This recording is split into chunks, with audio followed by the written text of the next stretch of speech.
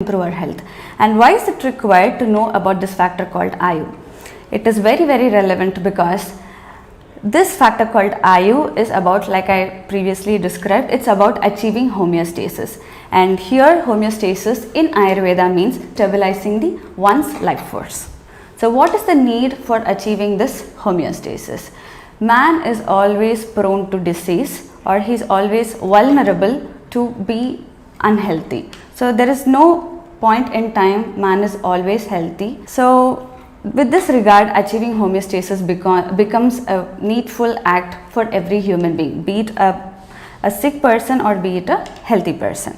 So like I said, the need for achieving this homeostasis according to the principles of Ayurveda is to reap the fruits of a long life.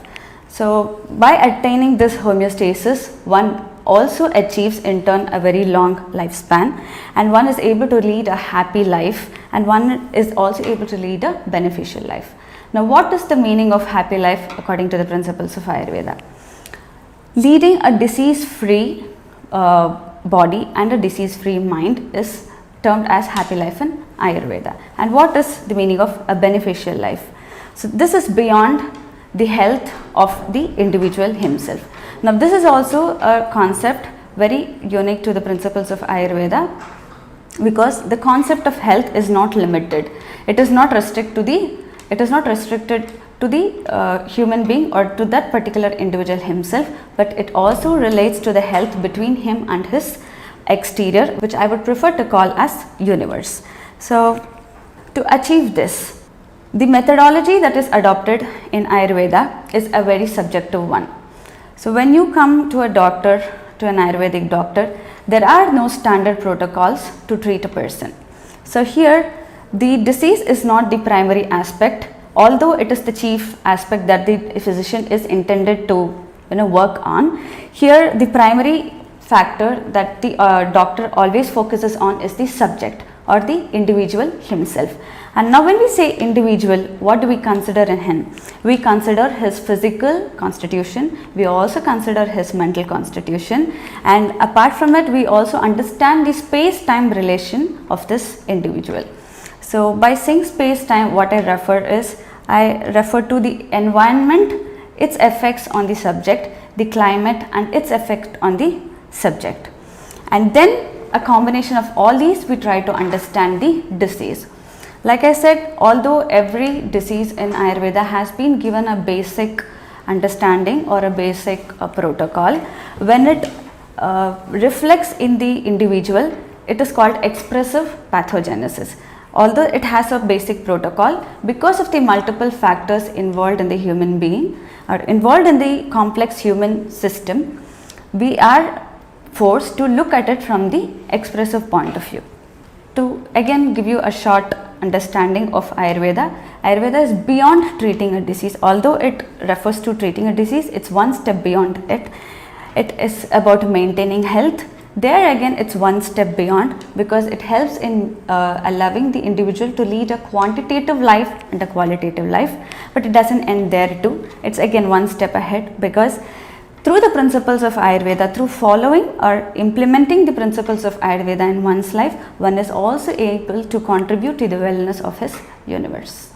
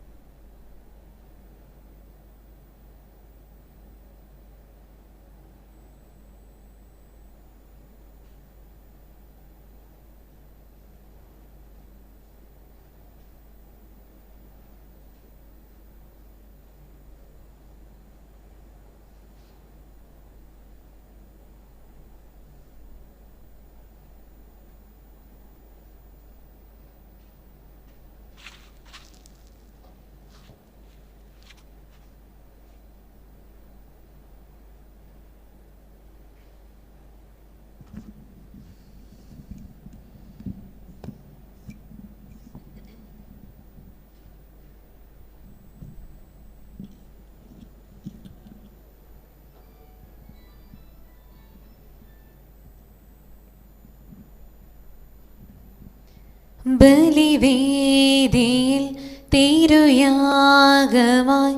അണിചേരുവിൻ ജനമേ, അതിശ്രേഷ്ഠമേ തിരുപൂജയിൽ ഭയമോടെ ആദരവാ. ബലിവേദിയിൽ തിരുയാഗമായി അണിചേരുവിൻ ജനമേ, അതിശ്രേഷ്ഠമേ തിരുപൂജയിൽ ഭയമോടെ ആദരവാ. അനുതാപമാർന്നണയാ അതിമോഹനം പരിപൂജിതം ബലിതൻ സമയം.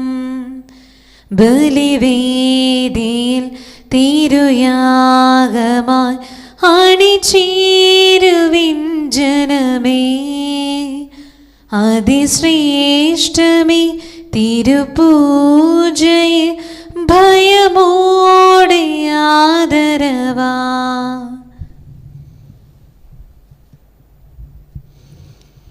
ഒന്നാം പെസഹ തിരുനാളിൽ കർത്താവരുളിയ കൽപ്പന പോൽ തിരുനാമത്തിൽ ചേർന്നിട ഒരുമയോടെ ബലിയർപ്പിക്കാം. അനുരഞ്ജിതരായി തീർന്നിടാം, നവമൊരു പീഠമൊരുക്കിയിടാം. ഗുരുവിൻ സ്നേഹമൊടിയാകം തിരുമുൻപാകെ അണച്ചിടാം. അത്യുന്നതമാം സ്വർലോകത്തിൽ സർവേശനു സ്തുതിഗീതം. ഭൂമിയിലെങ്ങും മർത്യനു ശാന്തി, പ്രത്യാശയുമെന്നേക്കും. അത്യുന്നതമാം സ്വർലോകത്തിൽ സർവേശനു സ്തുതിഗീതം. ഭൂമിയിലെങ്ങും മർത്യനു ശാന്തി, പ്രത്യാശയുമെന്നേക്കും. അത്യുന്നതമാം സ്വർലോകത്തിൽ സർവേശനു സ്തുതിഗീതം. ഭൂമിയിലെങ്ങും മർത്യനു ശാന്തി, പ്രത്യാശയുമെന്നേക്കും. സ്വർഗസ്ഥനായ ഞങ്ങളുടെ പിതാവേ, അങ്ങയുടെ നാമം പൂജിതമാകണമേ, അങ്ങയുടെ രാജ്യം വരണമേ. അങ്ങ് പരിശുദ്ധൻ പരിശുദ്ധൻ പരിശുദ്ധൻ. സ്വർഗസ്ഥനായ ഞങ്ങളുടെ പിതാവേ, അങ്ങയുടെ മഹത്വത്താൽ സ്വർഗവും ഭൂമിയും നിറഞ്ഞിരിക്കുന്നു. മാലാഖമാരും മനുഷ്യരും അങ്ങ് പരിശുദ്ധൻ പരിശുദ്ധൻ പരിശുദ്ധനെന്ന് ഉദ്ഘോഷിക്കുന്നു. സ്വർഗസ്ഥനായ ഞങ്ങളുടെ പിതാവേ, അങ്ങയുടെ നാമം പൂജിതമാകണമേ, അങ്ങയുടെ രാജ്യം വരണമേ. അങ്ങയുടെ തിരുമനസ്സ് സ്വർഗത്തിലെ പോലെ ഭൂമിയിലുമാകണമേ. ഞങ്ങൾക്ക് ആവശ്യമായ ആഹാരം ഇനി ഞങ്ങൾക്ക് തരണമേ. ഞങ്ങളുടെ കടക്കാരോട് ഞങ്ങൾ ക്ഷമിച്ചിരിക്കുന്നത് പോലെ ഞങ്ങളുടെ കടങ്ങളും പാപങ്ങളും ഞങ്ങളോട് ക്ഷമിക്കണമേ. ഞങ്ങളെ പ്രലോഭനത്തിൽ ഉൾപ്പെടുത്തരുതേ, ദുഷ്ടാരൂപീന ഞങ്ങളെ രക്ഷിക്കണമേ. എന്തുകൊണ്ടെന്നാൽ രാജ്യവും ശക്തിയും മഹത്വവും എന്നേക്കും അങ്ങയുടേതാകുന്നു. ആമേൻ. പിതാവിനും പുത്രനും പരിശുദ്ധാത്മാവിനും സ്തുതി. ആദ്യം മുതൽ എന്നേക്കും ആമേൻ. സ്വർഗസ്ഥനായ ഞങ്ങളുടെ പിതാവേ, അങ്ങയുടെ നാമം പൂജിതമാകണമേ, അങ്ങയുടെ രാജ്യം വരണമേ. അങ്ങ് പരിശുദ്ധൻ പരിശുദ്ധൻ പരിശുദ്ധൻ. സ്വർഗസ്ഥനായ ഞങ്ങളുടെ പിതാവേ, അങ്ങയുടെ മഹത്വത്താൽ സ്വർഗവും ഭൂമിയും നിറഞ്ഞിരിക്കുന്നു. മാലാഖമാരും മനുഷ്യരും അങ്ങ് പരിശുദ്ധൻ പരിശുദ്ധൻ പരിശുദ്ധനെന്ന് ഉദ്ഘോഷിക്കുന്നു. നമുക്ക് പ്രാർത്ഥിക്കാം. സമാധാനം നമ്മോടുകൂടെ. ഞങ്ങളുടെ കർത്താവായ ദൈവമേ, അങ്ങയുടെ നാമത്തിൽ ഒന്നിച്ചു കൂടിയിരിക്കുന്ന ഞങ്ങളെ തുർക്കൻ പാർക്കണമേ. അങ്ങയുടെ പ്രിയപുത്രന്റെ രക്ഷാരഹസ്യങ്ങൾ പരിശുദ്ധാത്മാവിന്റെ പ്രവർത്തനങ്ങൾ വഴി തിരുസഭയിൽ തുടരുകയും മനുഷ്യവംശത്തിന് ശാന്തിയും സമാധാനവും നൽകുകയും ചെയ്യുന്നുവല്ലോ. ഈ ദൈവിക രഹസ്യങ്ങൾ പരിക്രമം ചെയ്യുവാൻ ബലഹീനരായ ഞങ്ങളെ കാരുണ്യപൂർവ്വം യോഗ്യരാക്കണമേ.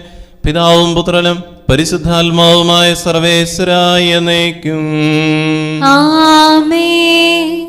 എന്നാത്മാവേ പാടുക നീ കർത്താവിൻ സ്തുതിഗീതങ്ങൾ.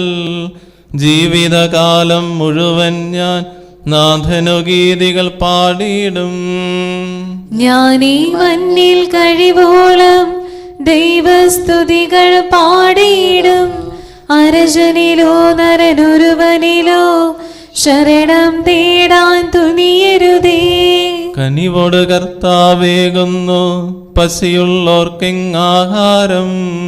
ബന്ധിതരായോർക്കെന്നെന്നും നാഥൻ മോചനമേകുന്നു.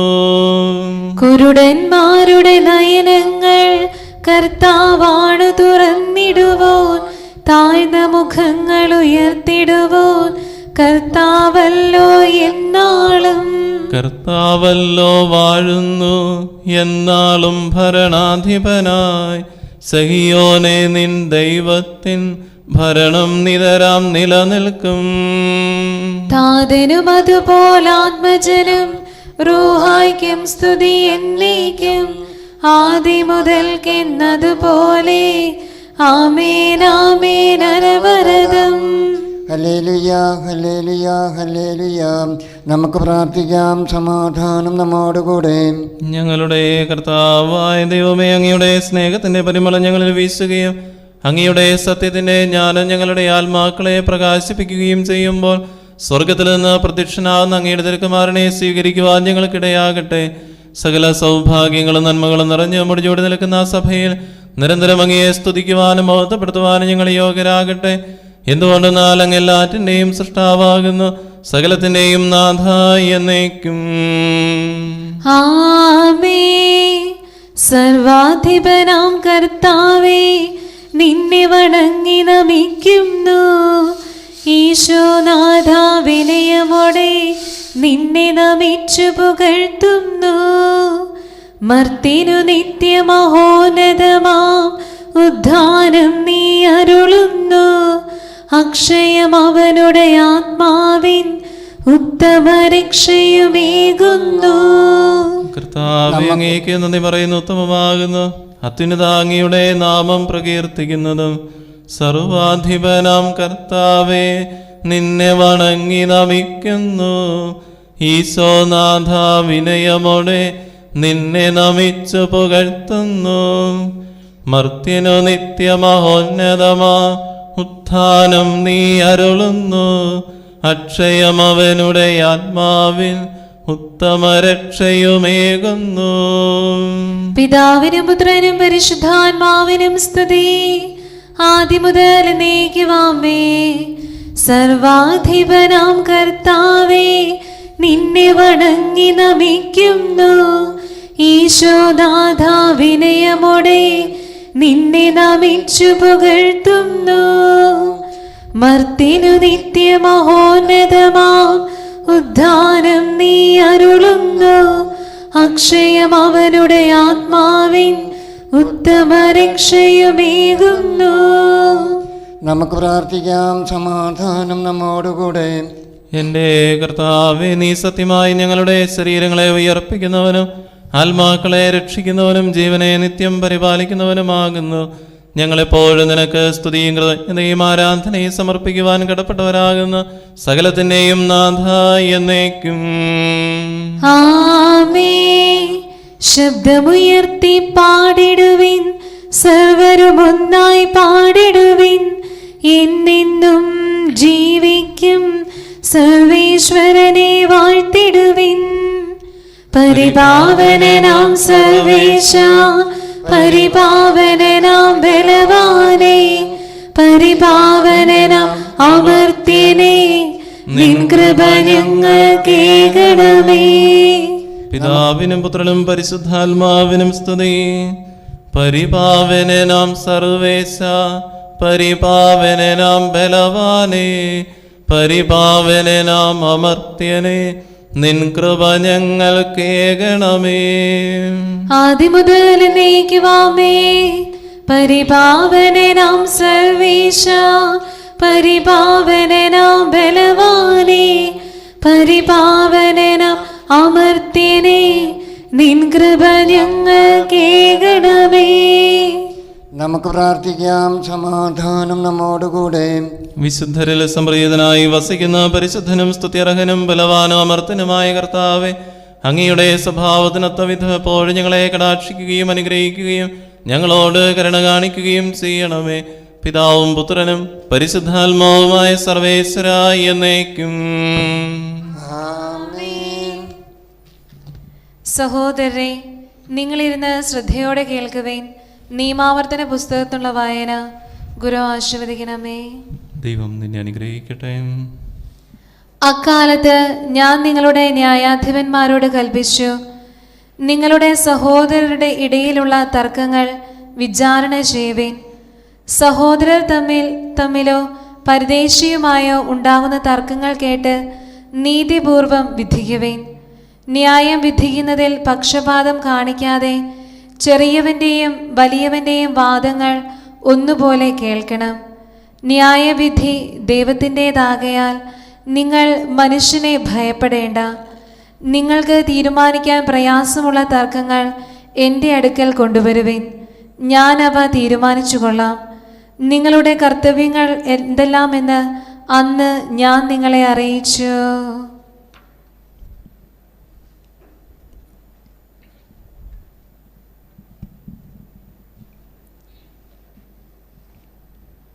രണ്ടാം വായന. സഹോദരരെ, നിങ്ങൾ ശ്രദ്ധയോടെ കേൾക്കുവേൻ. ഏശയ്യായുടെ പുസ്തകത്തിൽ നിന്നുള്ള വായന. ഗുരു ആശീർവദിക്കണമേ. ദൈവം നിന്നെ അനുഗ്രഹിക്കട്ടെ. സോദോമിൻ്റെ അധിപതികളെ, കർത്താവിൻ്റെ വചനം ശ്രവിക്കുവിൻ. ഗൊമോറ ജനമേ, നമ്മുടെ ദൈവത്തിൻ്റെ പ്രബോധനങ്ങൾ ശ്രദ്ധിക്കുവിൻ. കർത്താവ് അരുളി ചെയ്യുന്നു, നിങ്ങളുടെ നിരവധിയായ ബലികൾ എനിക്കെന്തിന്? മുട്ടാടുകളെ കൊണ്ടുള്ള ദഹനബലികളും കൊഴുത്ത മൃഗങ്ങളുടെ മേധസ്സും എനിക്ക് മതിയായി. കാളകളുടെയോ ആട്ടിൻകുട്ടികളുടെയോ മുട്ടാടിൻ്റെയോ രക്തം കൊണ്ട് ഞാൻ പ്രസാദിക്കുകയില്ല. എൻ്റെ സന്നിധിയിൽ വരാൻ, എൻ്റെ അങ്കണത്തിൽ കാലുകുത്താൻ ഇവ വേണമെന്ന് ആര് നിങ്ങളോട് പറഞ്ഞു? വ്യർത്ഥമായ കാഴ്ചകൾ ഇനിമേൽ അർപ്പിക്കരുത്. ധൂപം എനിക്ക് മ്ലേച്ഛ വസ്തുവാണ്. നിങ്ങളുടെ അമാവാസ്യയും സാബത്ത് സമ്മേളനങ്ങളും നിങ്ങളുടെ അനീതി നിറഞ്ഞ ഉത്സവങ്ങൾ എനിക്ക് സഹിക്കാനാവില്ല. നിങ്ങളുടെ അമാവാസ്യകളും ഉത്സവങ്ങളും ഞാൻ വെറുക്കുന്നു. അവ എനിക്ക് ഭാരമായിരിക്കുന്നു, എനിക്ക് ദുസ്സഹമായി തീർന്നിരിക്കുന്നു. നിങ്ങൾ കരങ്ങൾ ഉയർത്തുമ്പോൾ ഞാൻ നിങ്ങളിൽ നിന്ന് മുഖം മറയ്ക്കും.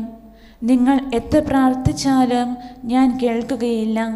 നിങ്ങളുടെ കരങ്ങൾ രക്തപങ്കിലമാണ്. നിങ്ങളെ തന്നെ കഴുകി വൃത്തിയാക്കുവിൻ. നിങ്ങളുടെ ദുഷ്കർമ്മങ്ങൾ എൻ്റെ സന്നിധിയിൽ നിന്ന് നീക്കിക്കളയുവിൻ. നിങ്ങളുടെ അകൃത്യങ്ങൾ അവസാനിപ്പിക്കുവിൻ. നന്മ പ്രവർത്തിക്കാൻ ശീലിക്കുവിൻ. നീതി അന്വേഷിക്കുവിൻ. മർദ്ദനം അവസാനിപ്പിക്കുവിൻ. അനാഥരോട് നീതി ചെയ്യുവിൻ. വിധവകൾക്ക് വേണ്ടി വാദിക്കുവിൻ. കർത്താവ് അരുളി ചെയ്യുന്നു, വരുവിൻ, നമുക്ക് രമ്യതപ്പെടാം. നിങ്ങളുടെ പാപങ്ങൾ കടും ചുമപ്പാണെങ്കിലും അവ മഞ്ഞുപോലെ വെണ്മയുള്ളതായിരിക്കണം. അവ രക്തവർണ്ണമെങ്കിലും കമ്പിളി പോലെ വെളുക്കും. അനുസരിക്കാൻ സന്നദ്ധരെങ്കിൽ നിങ്ങൾ ഐശ്വര്യം ആസ്വദിക്കും. അനുസരിക്കാതെ ധിക്കാരം തുടർന്നാൽ വാളിനിരയായിത്തീരും. കർത്താവ് അരുളി ചെയ്തിരിക്കുന്നു. ദൈവമായ കർത്താവിന് സ്തുതിയും. ഞങ്ങളുടെ കർത്താവായ ദൈവമേ, അങ്ങയുടെ ജീവദായകവും ദൈവികവുമായ കൽപ്പനകളുടെ മധുരസ്വരം ശ്രവിക്കുന്നതിനും ഗ്രഹിക്കുന്നതിനും ഞങ്ങളുടെ ബുദ്ധിയെ പ്രകാശിപ്പിക്കണമേ. അതുവഴി ആത്മശരീരങ്ങൾക്ക് ഉപകരിക്കുന്ന സ്നേഹവും ശരണവും രക്ഷയും ഞങ്ങളിൽ ഫലമണിയുന്നതിനും നിരന്തരം ഞങ്ങളങ്ങയെ സ്തുതിക്കുന്നതിനും അങ്ങയുടെ കാരുണ്യത്താലും അനുഗ്രഹത്താലും ഞങ്ങളെ സഹായിക്കണമേ. പിതാവും പുത്രനും പരിശുദ്ധാത്മാവുമായ സർവേശ്വരായി എന്നേക്കും. ആമേൻ. സഹോദരരെ, പൗലോസ് ശ്ലീഹ കോറിന്തോസിലെ സഭയ്ക്ക് എഴുതിയ ഒന്നാം ലേഖനം. ഗുരു ആശീർവദിക്കണമേ. മിശിഹ നിന്നെ അനുഗ്രഹിക്കട്ടെ. ഞാൻ എല്ലാവരിൽ നിന്ന് സ്വതന്ത്രനാണെങ്കിലും കൂടുതൽ പേരെ നേരിടേണ്ടതിന് ഞാൻ എല്ലാവർക്കും സ്വയം ദാസനായി തീർന്നു. യഹൂദരെ നേടേണ്ടതിന് യഹൂദർക്ക് യഹൂദനെ പോലെയായി. ഞാൻ തന്നെയും നിയമത്തിന് വിധേയനല്ലെങ്കിലും നിയമത്തിന് കീഴിലുള്ളവരെ നേടേണ്ടതിന് നിയമത്തിന് കീഴിലുള്ളവനെ പോലെയായി. എങ്കിലും ഞാൻ ദൈവ നിയമത്തിൽ നിന്ന് സ്വതന്ത്രനല്ല, മിശിഹായുടെ നിയമത്തിന് വിധേയനാണ്. നിയമമില്ലാത്തവരെ നേടേണ്ടതിന് ഞാൻ അവർക്ക് നിയമമില്ലാത്തവനെ പോലെയായി. ബലഹീനരെ നേടേണ്ടതിന് ഞാൻ അവർക്ക് ബലഹീനനായി. എല്ലാവിധത്തിലും കുറേ പേരെയെങ്കിലും രക്ഷിക്കേണ്ടതിന് ഞാൻ എല്ലാവർക്കും എല്ലാമായി. ഞാൻ സുവിശേഷത്തെ പ്രതി എല്ലാം ചെയ്യുന്നത് അതിൻ്റെ പങ്കുകാരനാകാനാണ്. ഓട്ടക്കളത്തിൽ എല്ലാ ഓട്ടക്കാരും ഓടുന്നുണ്ടെങ്കിലും ഒരുവൻ മാത്രം സമ്മാനം നേടുന്നു എന്ന് നിങ്ങൾക്കറിയില്ലേ? അതുകൊണ്ട് വിജയിക്കത്തക്ക വിധം ഓടുക. മത്സരത്തിൽ പങ്കെടുക്കുന്ന ഓരോരുത്തരും എല്ലാ ആത്മീയ നിയന്ത്രണവും പാലിക്കുന്നു. അവർ നശ്വരമായ കിരീടത്തിനു വേണ്ടി അപ്രകാരം ചെയ്യുന്നു. നമ്മളാകട്ടെ അനശ്വരമായതിനും. എന്നാൽ ഞാൻ ഓടുന്നത് ലക്ഷ്യമില്ലാതെയല്ല, വായുവിൽ ഇടിക്കുന്നവനെ പോലെയല്ല ഞാൻ മുഷ്ടിയുദ്ധം നടത്തുന്നത്.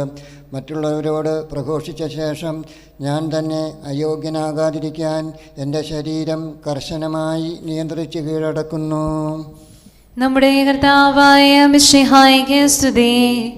ഹല്ലേലൂയ പാടാമൊന്നായി. ഹല്ലേലൂയ ഹല്ലേലൂയ. മിശിഹാതൻ പ്രിയ സ്നേഹിതരാകും സ്ലീഹന്മാരെ വണങ്ങാമൊന്നാ. കൈകളിലേന്തും സ്ലീവായാലെ വയലുകളെല്ലാം ഉഴുതുമറിക്കും. പുത്തൻ വിത്തുകൾ പാകുകയായവർ ചാലുകൾ തോറും തിരുവചനങ്ങൾ. താതനും അതുപോൽ സുതനും പരിശുദ്ധാത്മാവിനും സ്തുതിയുയരട്ടെ. ആദി മുതൽക്കേ ഇന്നും നിത്യവുമായി ഭവിച്ചിടട്ടെ. ആമേൻ. ഹല്ലേലൂയ പാടാമൊന്നായി. ഹല്ലേലൂയ ഹല്ലേലൂയ. നമുക്ക് ശ്രദ്ധാപൂർവം നിന്ന് പരിശുദ്ധ സുവിശേഷം ശ്രവിക്കാം. സമാധാനം നിങ്ങളോടുകൂടെ. അങ്ങയോടും അങ്ങയുടെ ആത്മാവോടും കൂടെ. വിശുദ്ധ ലൂക്കാ അറിയിച്ച നമ്മുടെ കർത്താവ് മിശിഹായുടെ പരിശുദ്ധ സുവിശേഷം. നമ്മുടെ കർത്താവായ മിശിഹായ്ക്ക് സ്തുതി. എന്നെ ശ്രവിച്ചുകൊണ്ടിരിക്കുന്ന നിങ്ങളോട് ഞാൻ പറയുന്നു, നിങ്ങളുടെ ശത്രുക്കളെ സ്നേഹിക്കുവിൻ, നിങ്ങളെ ദ്വേഷിക്കുന്നവർക്ക് നന്മ ചെയ്യുവിൻ, നിങ്ങളെ ശപിക്കുന്നവരെ അനുഗ്രഹിക്കുവിൻ, നിങ്ങളെ അധിക്ഷേപിക്കുന്നവർക്ക് വേണ്ടി പ്രാർത്ഥിക്കുവിൻ. ഒരു ചകിട്ട് തടിക്കുന്നവന് മറ്റേ ചകിട്ട് കൂടി കാണിച്ചു കൊടുക്കുക. നിന്റെ മേലങ്കി എടുക്കുന്നവന് കുപ്പായവും നിഷേധിക്കരുത്. നിന്നോട് ചോദിക്കുന്ന ആർക്കും കൊടുക്കുക. നിന്റെ വകകൾ എടുത്തുകൊണ്ട് പോകുന്നവനിൽ നിന്ന് തിരികെ ചോദിക്കരുത്. മറ്റുള്ളവർ നിങ്ങളോട് എങ്ങനെ പെരുമാറണമെന്ന് നിങ്ങൾ ആഗ്രഹിക്കുന്നുവോ അങ്ങനെ തന്നെ നിങ്ങൾ അവരോടും പെരുമാറുവിൻ. നിങ്ങളെ സ്നേഹിക്കുന്നവരെ നിങ്ങൾ സ്നേഹിക്കുന്നതിൽ എന്തു മേന്മയാണുള്ളത്? പാപികളും തങ്ങളെ സ്നേഹിക്കുന്നവരെ സ്നേഹിക്കുന്നുണ്ടല്ലോ. നിങ്ങൾക്ക് നന്മ ചെയ്യുന്നവർക്ക് നിങ്ങൾ നന്മ ചെയ്യുന്നതിൽ എന്തു മേന്മയാണുള്ളത്? പാപികളും അതുതന്നെ ചെയ്യുന്നുണ്ടല്ലോ. തിരിച്ചു കിട്ടുമെന്ന് പ്രതീക്ഷിച്ച് വായ്പ കൊടുക്കുന്നതിൽ എന്തു മേന്മയാണുള്ളത്? അത്രത്തോളം തിരിച്ചു കിട്ടുമെന്ന പ്രതീക്ഷയിൽ പാപികളും പാപികൾക്ക് വായ്പ കൊടുക്കുന്നില്ലേ? എന്നാൽ നിങ്ങൾ ശത്രുക്കളെ സ്നേഹിക്കുവിൻ. തിരിച്ചു കിട്ടുമെന്ന് പ്രതീക്ഷിക്കാതെ മറ്റുള്ളവർക്ക് നന്മ ചെയ്യുകയും വായ്പ കൊടുക്കുകയും ചെയ്യുവിൻ. അപ്പോൾ നിങ്ങളുടെ പ്രതിഫലം വലുതായിരിക്കും. നിങ്ങൾ അത്യുന്നതൻ്റെ പുത്രരായിരിക്കുകയും ചെയ്യും. എന്തെന്നാൽ അവിടുന്ന് നന്ദിഹീനരോടും ദുഷ്ടരോടും കരുണയുള്ളവനാണ്.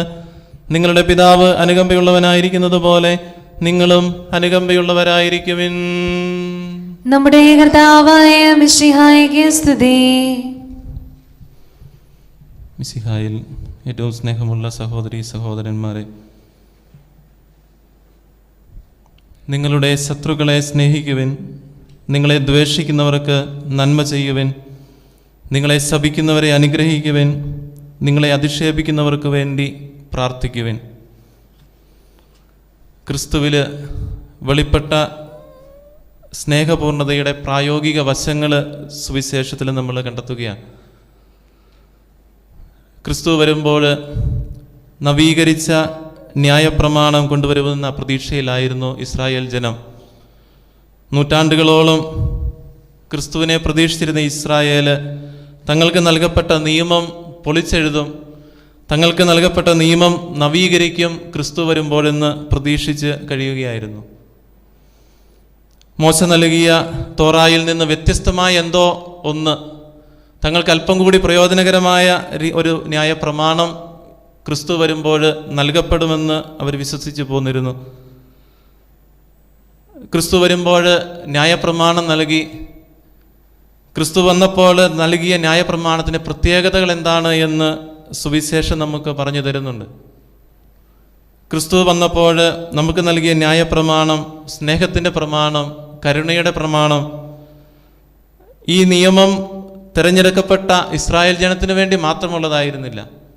മോശയ്ക്ക് നൽകപ്പെട്ട 613 നിയമങ്ങൾ, പ്രമാണങ്ങൾ, അത് ഇസ്രായേൽ ജനത്തിന് നൽകപ്പെട്ട പ്രമാണങ്ങളായിരുന്നു, നിയമങ്ങളായിരുന്നു. പക്ഷേ ഈശോയിലൂടെ വെളിപ്പെട്ട ന്യായപ്രമാണം അത് ഇസ്രായേലിന് വേണ്ടി മാത്രമുള്ളതല്ല, ഈശോയെ ശ്രവിക്കുന്ന എല്ലാ വ്യക്തികൾക്കും വേണ്ടിയുള്ളതാണ്. ഈശോയെ കേൾക്കുന്ന എല്ലാ വ്യക്തികൾക്കും വേണ്ടിയുള്ളതാണ്. ഈശോയെ പിൻചൊല്ലുന്ന എല്ലാവർക്കും വേണ്ടിയുള്ളതാണ്. ഈ ലോകം മുഴുവനും വേണ്ടി നൽകപ്പെട്ട ന്യായപ്രമാണമാണ്, സ്നേഹത്തിൻ്റെ പ്രമാണമാണ് ഈശോ നൽകിയത്. രണ്ടാമത്തെ ഈ സ്നേഹപ്രമാണത്തിൻ്റെ പ്രത്യേകത ഈശോ തന്നെ പറയുന്നുണ്ടല്ലോ, നീ പരിപൂർണനാകാൻ ആഗ്രഹിക്കുന്നെങ്കിൽ എന്നെ അനുഗമിക്കുക എന്ന്. മറ്റൊരു നിയമം, നിങ്ങൾ പാലിക്കേണ്ട ഒരു നിയമം മോശയ്ക്ക് നൽകിയെങ്കിൽ ഈശോ തന്നെയാണ് നിയമമെന്ന് ഈശോ നമ്മെ പറഞ്ഞ് വെളിപ്പെടുത്തുകയാണ്. ഈശോ തന്നെയായിരുന്നു സ്നേഹം, ഞാൻ സ്നേഹമാവുന്നു. ഈശോ തന്നെയാണ് അനുഗമിക്കേണ്ട കാര്യമെന്ന് ഈശോ നമ്മെ പറഞ്ഞു പഠിപ്പിക്കുകയാണ്. പ്രമാണം നൽകുന്നവനും പ്രമാണമായിരിക്കുന്നവനും ഈശോ തന്നെയാണ് എന്ന് നമുക്ക് വെളിവാക്കി തരികയാണ്. മൂന്നാമത്തെ ഒരു സവിശേഷത സ്നേഹത്തെ അതിൻ്റെ പാരമ്യത്തിൽ വെളിവാക്കി എന്നുള്ളതാണ്. ഒരു പ്രബോധനം നൽകുക മാത്രമല്ല ഈശോ ചെയ്തത്. ഞാൻ തന്നെയാണ് സ്നേഹം, എൻ്റെ ജീവിതശൈലിയാണ് സ്നേഹം, അതിനപ്പുറത്ത് മറ്റൊരു സ്നേഹമില്ല എന്ന് ഈശോ കാണിച്ചു തരികയാണ്. സ്നേഹത്തിൻ്റെ പൂർണ്ണത ഈശോയിൽ വെളിപ്പെടുകയാണ്. ഇന്നത്തെ സുവിശേഷം നമുക്ക് പറഞ്ഞു തരുന്നത് അത് തന്നെയാണ്. സ്നേഹത്തിൻ്റെ പൂർണ്ണത ഈശോയിൽ കണ്ടെത്താനായിട്ട് സാധിക്കും. അതിൻ്റെ ഏറ്റവും പാരമ്യം നമ്മൾ കണ്ടെത്തുക ശത്രുക്കളെ സ്നേഹിക്കുന്ന, കുരിശിൽ കിടന്ന ഈശോ ശത്രുക്കളെ സ്നേഹിക്കുമ്പോഴാണ്. ശത്രു സ്നേഹത്തിൻ്റെ 5 പ്രായോഗിക നിർദ്ദേശങ്ങൾ ഈശോ സുവിശേഷത്തിൽ നമുക്ക് പറഞ്ഞു തരുന്നുണ്ട്. ഇന്ന് നമ്മൾ വായിച്ചു കേട്ട സുവിശേഷത്തിൽ ഈശോ പറയുന്നുണ്ട്, നീ യഥാർത്ഥ ക്രിസ്തുവാകുന്നെങ്കിൽ ആരെയും ദ്വേഷിക്കാതിരുന്നാൽ മാത്രം പോരാ. നിന്നെ ദ്വേഷിക്കുന്നവരെ, അല്ലെങ്കിൽ നിന്നെ ദ്വേഷിക്കുന്നവർക്ക് നീ നന്മ ചെയ്യണം. നീ ദ്വേഷിക്കാതിരുന്നാൽ മാത്രം പോരാ, നിന്നെ ദ്വേഷിക്കുന്നവർക്ക് നീ നന്മ ചെയ്യണം. നീ ശപിക്കാതിരുന്നാൽ മാത്രം പോരാ, നിന്നെ ശപിക്കുന്നവരെ നീ അനുഗ്രഹിക്കണം. നീ ആരെയും അധിക്ഷേപിക്കാതിരുന്നാൽ മാത്രം പോരാ, നിന്നെ അധിക്ഷേപിക്കുന്നവർക്ക് വേണ്ടി നീ പ്രാർത്ഥിക്കണം. നീ ആരെയും ഉപദ്രവിക്കാതിരുന്നാൽ പോരാ, മറിച്ച് ഒരു ചെകിട്ടത്തടിക്കുന്നവന് അല്ലെങ്കിൽ നിനക്ക് ഉപദ്രവം വരുത്തുന്നവന് മറ്റേ ചെകിട് കൂടി അല്ലെങ്കിൽ മറ്റൊരു വശം കൂടി നീ കാണിച്ചു കൊടുക്കണം. ആരുടെയും വസ്തുക്കൾ തട്ടുകയോ അല്ലെങ്കിൽ മോഷ്ടിക്കുകയോ ചെയ്താൽ മാത്രം പോരാ, നിനക്കുള്ളതുകൂടി അവർക്ക് കൊടുക്കാനായിട്ട് നീ സന്മനസ് കാണിക്കണം. ചോദിക്കുന്നവന് അതിലേറെ കൊടുക്കാനുള്ള സന്മനസ് കാണിക്കണം. അവിടെയാണ് നിന്റെ സ്നേഹം പാരമ്യത്തിലെത്തുക. ഈശോ കാണിച്ചു തന്ന ജീവിതശൈലിയിലേക്ക് നിന്റെ ജീവിതത്തെ മാറ്റിയെടുക്കാനായിട്ട് നിനക്ക് സാധിക്കുക എന്ന് ഈശോ പഠിപ്പിക്കുകയാണ്. ശത്രു സ്നേഹമെന്നത് അനുദിനം പാലിച്ചു പോരേണ്ട ഒരു കാര്യമായിട്ട് ഈശോ നമ്മെ പഠിപ്പിക്കുകയാണ്. അനുദിനം നമ്മുടെ ജീവിതത്തിൻ്റെ ശൈലിയാക്കി മാറ്റേണ്ട ഒരു കാര്യമായിട്ട് ഈശോ നമ്മെ പഠിപ്പിക്കുകയാണ്. ഈശോ ഒരു പ്രബോധനം നൽകി പോവുകയല്ല ചെയ്തത്, തൻ്റെ ജീവിതത്തിലൂടെ ഈശോ നമുക്കത് കാണിച്ചു തന്നു.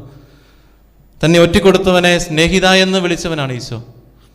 തന്നെ ദ്വേഷിക്കുന്നവർക്ക് അല്ലെങ്കിൽ തന്നെ ഒറ്റിക്കൊടുക്കാനിരിക്കുന്ന വ്യക്തിക്ക് കൂടി അവൻ്റെ പാദങ്ങൾ കഴുകിക്കൊടുത്തവനാണ് ഈശോ. അവനെ അപ്പം മുറിച്ച് അവന് കൂടി വിളമ്പിയവനാണ് ഈശോ. തന്നെ തള്ളിപ്പറഞ്ഞവരെ ചേർത്ത് നിർത്തി തള്ളിപ്പറഞ്ഞ വ്യക്തിയെ സഭയുടെ നേതൃസ്ഥാനത്തേക്ക് ഉയർത്തിയ വ്യക്തിയാണ് ഈശോ. പീഡിപ്പിക്കുകയും കുരിശിൽ തറയ്ക്കുകയും ചെയ്തവർക്ക് വേണ്ടി പ്രാർത്ഥിച്ചവനാണ്. മേലങ്കിയും പുറങ്കുപ്പായവും വീതിച്ചെടുത്തവർക്ക് സ്നേഹത്തിൻ്റെ പ്രമാണങ്ങൾ നൽകി അല്ലെങ്കിൽ സ്നേഹിക്കാനായിട്ട് അവരെ കാണിച്ചു കൊടുത്തവനാണ് ഈശോ. അടിച്ചപ്പോൾ ഈശോ പകരം അടിച്ചില്ല, നിന്ദിച്ചപ്പോൾ തിരിച്ച് നിന്ദിച്ചില്ല, തിരുവിലാവ് കുത്തി തുറന്നപ്പോൾ മാറി നിന്നില്ല, മറിച്ച് കാണിച്ചു കൊടുത്തു. അവൻ്റെ തിരുവിലാവ് കുത്തി തുറന്ന് അവിടെ നിന്ന് ജലവും രക്തവും പുറപ്പെടാനായിട്ട് മാനവരാശിയുടെ മുഴുവൻ രക്ഷയ്ക്ക് വേണ്ടി തന്നെ സ്വയം സമർപ്പിച്ചു. ശത്രുക്കളെ സ്നേഹിച്ചുകൊണ്ട് ഈശോ കാണിച്ചു തന്ന സ്നേഹം അതുതന്നെയാണ്. നമ്മളോടും ഈശോ പറയുന്ന കാര്യം അതാണ്, ശത്രുക്കളെ സ്നേഹിക്കുക. അതിനപ്പുറത്തൊരു സ്നേഹം ഇന്നത്തെ ലോകത്ത് പ്രത്യേകിച്ച് മനുഷ്യർക്ക് ഏറ്റവും അസാധ്യമായിട്ടുള്ള ഒരു കാര്യവും അതുതന്നെയാണ്, ശത്രുക്കളെ സ്നേഹിക്കുക. പഴയ നിയമത്തിൽ മോശയ്ക്ക് നിയമങ്ങൾ നൽകപ്പെട്ടു. നമ്മൾ ആദ്യത്തെ വായനയിൽ നിയമാവർത്തന പുസ്തകത്തിൽ കണ്ടത് അതാണ്. ആ നിയമങ്ങൾ എങ്ങനെ പാലിക്കണം, അല്ലെങ്കിൽ ആ പാലിക്കാത്തവർക്ക് എങ്ങനെ ന്യായവിധി നടത്തണമെന്ന് മോശ അവിടുത്തെ ന്യായാധിപന്മാർക്ക് കൊടുക്കുന്ന കൽപ്പനയാണ്.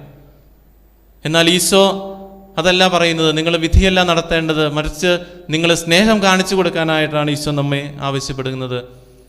ശത്രു സ്നേഹം, കുരിശിൽ കിടന്ന് ഈശോ കാണിച്ച ശത്രു സ്നേഹം കണ്ട ഒരു വ്യക്തിയുണ്ട്, ശതാധിപൻ അവസാനം ഒരു വലിയ സത്യം വെളിപ്പെടുത്തുന്നുണ്ട്. സത്യമായും കുരിശിൽ കിടക്കുന്നവന് അവന് ദൈവപുത്രനായിരുന്നു എന്ന്. തീർച്ചയായിട്ടും ഈശോയുടെ ഈ പ്രബോധനങ്ങൾ സ്വീകരിക്കുന്ന ഒരു വ്യക്തിയെ, ഈശോ കാണിച്ചു തന്ന ആ സ്നേഹപ്രമാണം പാലിക്കുന്ന വ്യക്തിയെ, ക്രൈസ്തവനെ കണ്ടാൽ തീർച്ചയായിട്ടും ഏതൊരു വ്യക്തിക്കും പറയാനായിട്ട് സാധിക്കണം, അവൻ സത്യമായും ദൈവപുത്രനായിരുന്നുവെന്ന്. സുവിശേഷത്തിൽ നമ്മൾ വായിച്ച് കേൾക്കുന്നുണ്ട്, നിങ്ങൾ അത്യുന്നതൻ്റെ പുത്രരായിരിക്കുകയും ചെയ്യും. ഞാൻ ഈ പറഞ്ഞ പ്രബോധനം അനുസരിച്ച് നിങ്ങൾ ജീവിച്ചാൽ നിങ്ങൾ അത്യുന്നതൻ്റെ പുത്രനായിരിക്കും. കുരിശിൽ കിടക്കുന്ന ഈശോയെ കണ്ട് ശതാധിപൻ പറഞ്ഞ വാക്യവും അത് തന്നെയാണ്, നീ സത്യമായും ദൈവപുത്രനായിരുന്നുവെന്ന്. നമ്മെക്കുറിച്ച്, ഓരോരുത്തരെയും കുറിച്ച് തീർച്ചയായിട്ടും മറ്റുള്ളവർക്ക് പറയാൻ സാധിക്കേണ്ട ഒരു കാര്യം അതാണ്. അതിന് നമ്മുടെ ജീവിതശൈലിയെ നമ്മൾ മാറ്റണം. ഒത്തിരിയേറെ പീഡനങ്ങൾ, ചിലപ്പോൾ പ്രയാസങ്ങൾ നേരിട്ടവരായിരിക്കാം നമ്മൾ. പക്ഷെ നമ്മൾ അവയോട് എങ്ങനെ പ്രതികരിക്കുന്നു എന്നതിനെ ആശ്രയിച്ചിരിക്കും ദൈവം നമ്മെ വിലയിരുത്തുന്നത്, മറ്റുള്ളവർ നമ്മെ വിലയിരുത്തുന്നത്. അവർ ചെയ്തതുപോലെ ചെയ്യുകയല്ല, മറിച്ച് അവർ ചെയ്യുന്നതിനപ്പുറത്ത്, നിയമം അനുശാസിക്കുകയല്ല, നിയമത്തിനപ്പുറത്ത് എന്ത് സ്നേഹം, കാരുണ്യം കാണിക്കാനായിട്ട് നമുക്ക് സാധിക്കും. അതാണ് ക്രൈസ്തവൻ്റെ ശൈലി, അതാണ് ഈശോ നമ്മെ പഠിപ്പിച്ച ശൈലി. അതനുസരിച്ച് ജീവിക്കാനായിട്ട് നമുക്ക് സാധിക്കണം. മറ്റുള്ളവരെ ദ്വേഷിക്കാനല്ല, അവരോടെപ്പോഴും, അവർക്ക് വേണ്ടി എപ്പോഴും പ്രാർത്ഥിക്കാനായിട്ട്. ഈശോ തന്നെ നമ്മളോട് പറയുന്നുണ്ടല്ലോ പല കാര്യങ്ങൾ ചെയ്യാനായിട്ട്. നിങ്ങൾ ശത്രുക്കളെ സ്നേഹിക്കണം. എങ്ങനെയാണ്? നിങ്ങളെ ദ്വേഷിക്കുന്നവർക്ക് എപ്പോഴും നന്മ ചെയ്യണം, ശപിക്കുന്നവരെ അനുഗ്രഹിക്കണം. നന്മ ചെയ്യണം, അനുഗ്രഹിക്കണം, പ്രാർത്ഥിക്കണം, മറ്റുള്ളവർക്ക് നിനക്കുള്ളതുകൂടി കൂടുതൽ കൊടുക്കാനായിട്ട് സാധിക്കണം. ഈ കാര്യങ്ങൾ ചെയ്യുമ്പോൾ ഈശോ പറഞ്ഞ പ്രബോധനം, ജീവിതശൈലി നമ്മൾ നമ്മുടെ ഹൃദയത്തിൽ ഏറ്റെടുക്കുകയാണ്. അപ്പോൾ തീർച്ചയായിട്ടും മറ്റുള്ളവർ നമ്മയും നോക്കി പറയും, അവൻ സത്യമായും ദൈവപുത്രനായിരുന്നു, അല്ലെങ്കിൽ അവൾ സത്യമായും ദൈവപുത്രിയായിരുന്നു. ആ ഒരു വാക്ക് കേൾക്കുന്നതാണ് ക്രൈസ്തവനെ സംബന്ധിച്ച് ഏറ്റവും വലിയ കാര്യം.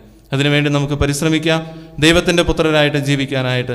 അപ്പോൾ തീർച്ചയായിട്ടും സുവിശേഷത്തിൽ നമ്മൾ അവസാനം കണ്ടെത്തുന്നത് പോലെ, പിതാവ് കരുണയുള്ളവനായിരിക്കുന്നത് പോലെ പുത്രർക്കും കരുണയുള്ളവരായിരിക്കാനായിട്ട് സാധിക്കും. അതിലേക്ക് എത്താനായിട്ട് പ്രത്യേകം നമുക്ക് പ്രാർത്ഥിക്കാം. ദൈവം നമ്മെ എല്ലാവരെയും സമൃദ്ധമായിട്ട് അനുഗ്രഹിക്കട്ടെ.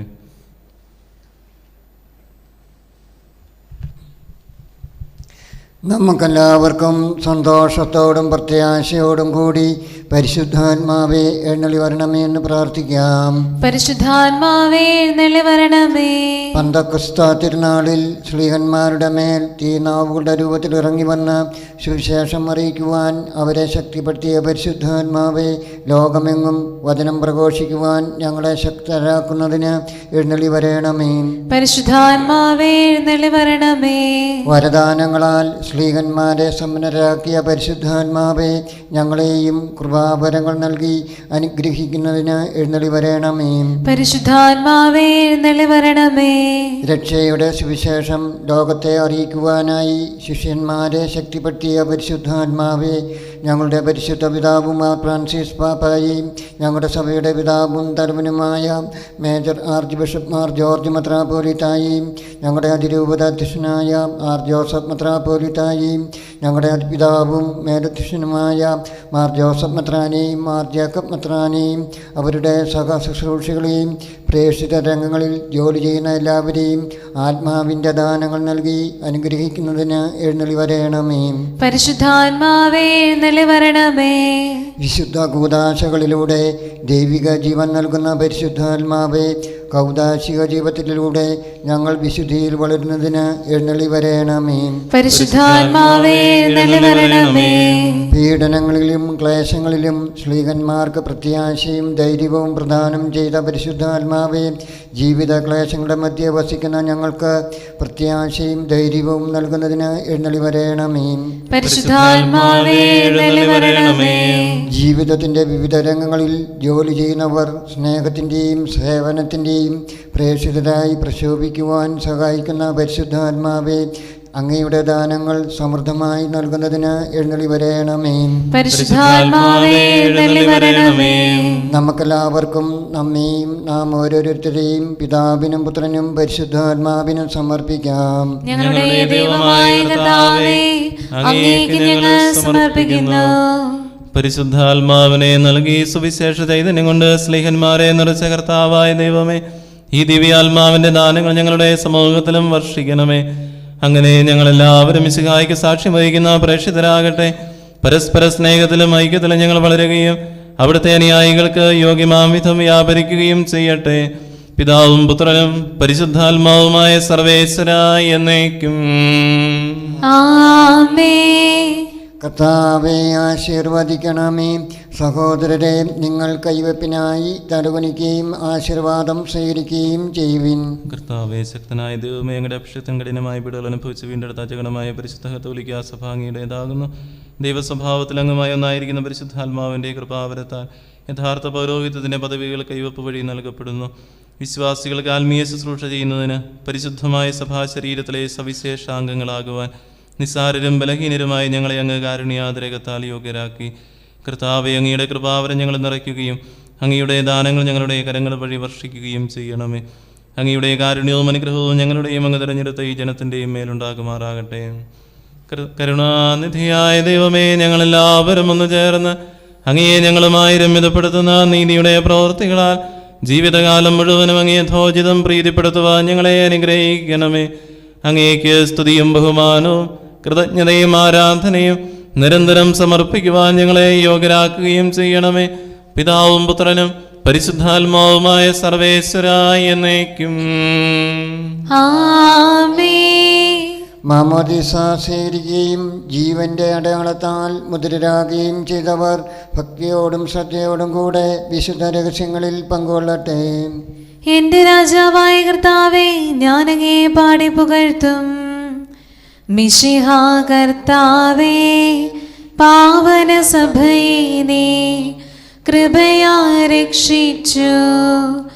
രക്തം ചിന്തിയും അതുപോലെ ഗാത്രം ബലിയായി അർപ്പിച്ചും ഞങ്ങളിതാ തിരുസന്നിധിയിൽ വാഴ്ത്താം വാനവരോടൊപ്പം എന്നെന്നും. നാഥാ, തിരുനാമം ഞങ്ങളെ വെറുത്തവരിൽ നിന്ന് നീ ഞങ്ങളെ രക്ഷിച്ചു. മിശിഹാ കർത്താവേ, പാവന സഭയെ നീ കൃപയാ രക്ഷിച്ചു. രക്തം ചിന്തിയും അതുപോലെ ഗാത്രം ബലിയായി അർപ്പിച്ചും ഞങ്ങളിതാ തിരുസന്നിധിയിൽ വാഴ്ത്താം വാനവരോടൊപ്പം എന്നെന്നും. നാഥാ, തിരുനാമം. പിതാവിനും പുത്രനും പരിശുദ്ധാത്മാവിനും സ്തുതി. ദൈവമാതാവായ കന്യകാമറിയത്തിന്റെയും നീതിമാനായ മാറിയ യോസേപ്പിന്റെയും സ്മരണ വിശുദ്ധ ബലിപീഠത്തിങ്കൽ ഉണ്ടാകട്ടെ. ആദ്യം മുതൽ എന്നേക്കുമാമേൻ. ദൈവപുത്രന്റെ സ്നേഹന്മാരെ, ഏകജാതന്റെ സ്നേഹിതരെ, ലോകത്തെ സമാധാനമുണ്ടാകുവാൻ വേണ്ടി പ്രാർത്ഥിക്കുവേ. ദൈവജനമെല്ലാം ആമേൻ ആമേൻ എന്ന് ഉദ്ഘോഷിക്കട്ടെ. വിജയം വരിച്ച നീതിമാന്മാരുടെയും അവിടഞ്ചൂടി രക്തസാക്ഷികളുടെയും സ്മരണയോടുകൂടെ നമ്മുടെ പിതാവായ മാർത്തോമാ സ്ലീഹായുടെ ഓർമ്മ വിശുദ്ധ ബലിപീഠത്തിങ്കൽ ഉണ്ടാകട്ടെ. ബലവാനായ കർത്താവ് നമ്മോടുകൂടെ, നമ്മുടെ രാജാവ് നമ്മോടുകൂടെ, നമ്മുടെ ദൈവം നമ്മോടുകൂടെ, യാക്കോബിന്റെ ദൈവം നമ്മുടെ സഹായം. ചെറിയവരും വലിയവരും നിന്റെ സ്തുത്യർഹമായ ഉത്ഥാനം വഴി നീ മഹത്വത്തോടെ ഉയർപ്പിക്കുമെന്ന പ്രതീക്ഷയിൽ മരിച്ചവരെല്ലാവരും നിദ്ര ചെയ്യുന്നു. അവിടുത്തെ സന്നിധിയിൽ നിങ്ങളുടെ ഹൃദയങ്ങൾ തുറക്കുവിൻ. ഉപവാസവും പ്രാർത്ഥനയും അനുതാപവും വഴി മിശിഹായെയും അവിടുത്തെ പിതാവിനെയും പരിശുദ്ധാത്മാവിനെയും നമുക്ക് പ്രസാദിപ്പിക്കാം. സർവശക്തനും പിതാവുമായ ഏകദൈവത്തിൽ ഞങ്ങൾ വിശ്വസിക്കുന്നു. ദൃശ്യവും അദൃശ്യവുമായ സകലത്തിന്റെയും സൃഷ്ടാവിൽ ഞങ്ങൾ വിശ്വസിക്കുന്നു. ദൈവത്തിന്റെ ഏകപുത്രനും സകല സൃഷ്ടികൾക്കുമുള്ള ആദിജാതനും യുഗങ്ങൾക്കെല്ലാം മുമ്പ് പിതാവിൽ നിന്ന് ജനിച്ചവനും എന്നാൽ സൃഷ്ടിക്കപ്പെടാത്തവനും ഏകകർത്താവുമായ ഈശോ മിശിഹായിൽ ഞങ്ങൾ വിശ്വസിക്കുന്നു. അവിടുന്ന് സത്യദൈവത്തിൽ നിന്നുള്ള സത്യദൈവവും പിതാവിനോടുകൂടെ ഏകസത്യവുമാകുന്നു.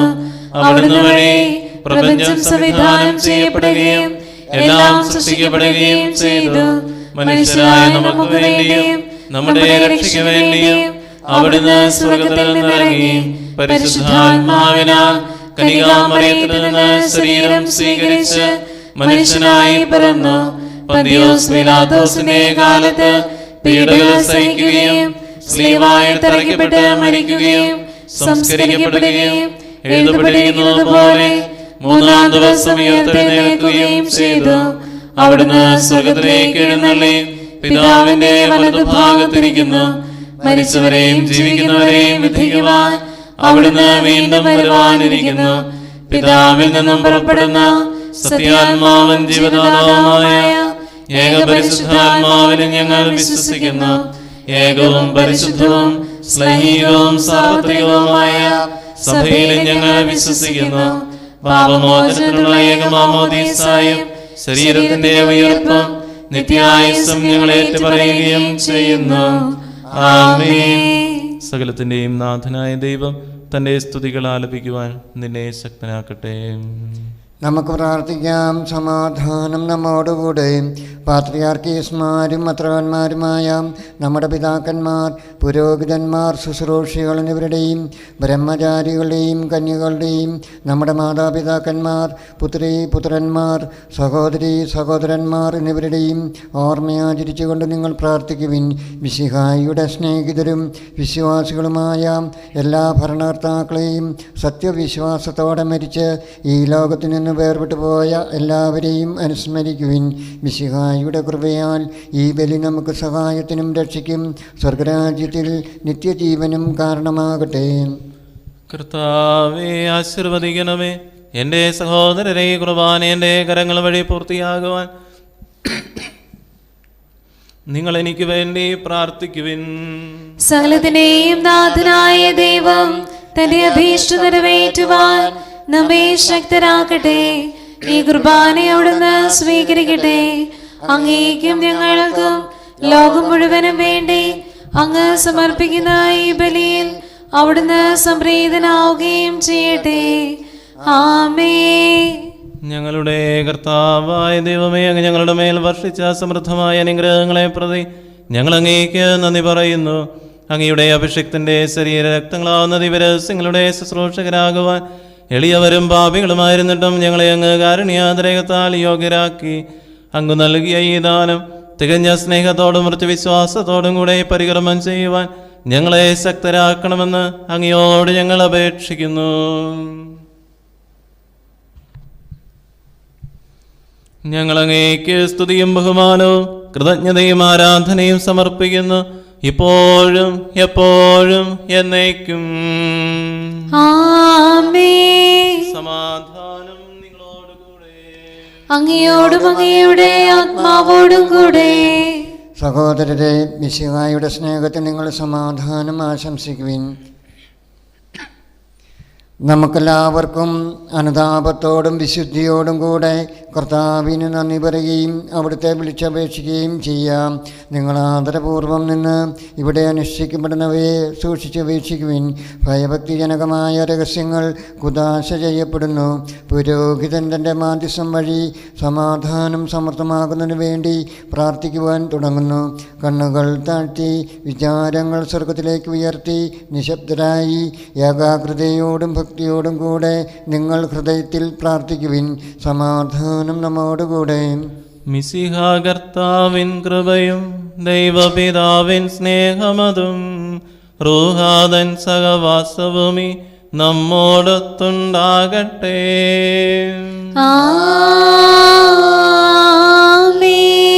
ഉയരങ്ങളിലേക്കുയരട്ടെ ഹൃദയവികാര വിചാരങ്ങൾ, ഉയരങ്ങളിലേക്കുയരട്ടെ ഹൃദയവികാര വിചാരങ്ങൾ. പൂർവപിതാവാം അബ്രാഹം ഇസഹാക്ക് യാക്കോബ് എന്നിവർ തൻ ദൈവമേ നിത്യം ആരാധ്യൻ, രാജാവേ നിൻ സന്നിധിയിൽ അഖില ചരാചര കർത്താവാം ദൈവത്തിനു ബലിയർപ്പിപ്പൂ. ന്യായവുമാണതു യുക്തവുമാ, ന്യായവുമാണതു യുക്തവുമാ. സമാധാനം നമ്മോടുകൂടെ. പിതാവും പുത്രനും പരിശുദ്ധാത്മാവുമായ സർവേശ്വരാങ്ങിയുടെ മൗത്തമറിയ ത്രിത്വത്തിന്റെ ആരാധ്യമായ നാമം എല്ലാ അധരങ്ങളിൽ നിന്ന് സ്തുതിയും എല്ലാ നാവുകളിൽ നിന്ന് കൃതജ്ഞതയും എല്ലാ സൃഷ്ടികളിൽ നിന്ന് പുകഴ്ചയും അർഹിക്കുന്നു. എന്തുകൊണ്ടെന്നാൽ അങ്ങ് ലോകത്തെയും അതിലുള്ള സകലത്തെയും കനിവോടെ സൃഷ്ടിക്കുകയും മനുഷ്യവംശത്തോട് അളവറ്റ കൃപ കാണിക്കുകയും ചെയ്തു. സ്വർഗവാസികളുടെ ആയിരങ്ങളും മാലാഖമാരുടെ 10,000 മഹോന്നതനായ അങ്ങയെ കുമ്പിട്ട് ആരാധിക്കുന്നു. അഗ്നിമയന്മാരും അരൂപികളുമായ സ്വർഗീയ സൈന്യങ്ങൾ അങ്ങയുടെ നാമം പ്രകീർത്തിക്കുന്നു. പരിശുദ്ധരും അരൂപികളുമായ ക്രോവന്മാരോടും ശ്രാപ്പന്മാരോടും ചേർന്ന് നാഥനായ അങ്ങേക്ക് അവർ ആരാധന സമർപ്പിക്കുന്നു. ഒന്നായുച്ചസ്വരത്തിലവർ തിരുസന്നിധിയിൽ അനവരതം സ്തുതിഗീതങ്ങൾ പാടുന്നു. ദൈവം നിത്യമഹത്വത്തിൻ കർത്താവെന്നും പരിശുദ്ധൻ, ബലവാനീശൻ പരിശുദ്ധൻ. മണ്ണും വിണ്ണും നിറയുന്നു മന്നവനവനുടെ മഹിമകളാ. ഉന്നത വീഥിയിലോശാന, ദാവീദിൻ സുതനോശാന. കർത്താവിൻ തിരുനാമത്തിൽ വന്നവനും യുഗരാജാവാ, വീണ്ടും വരവോനും ധന്യൻ.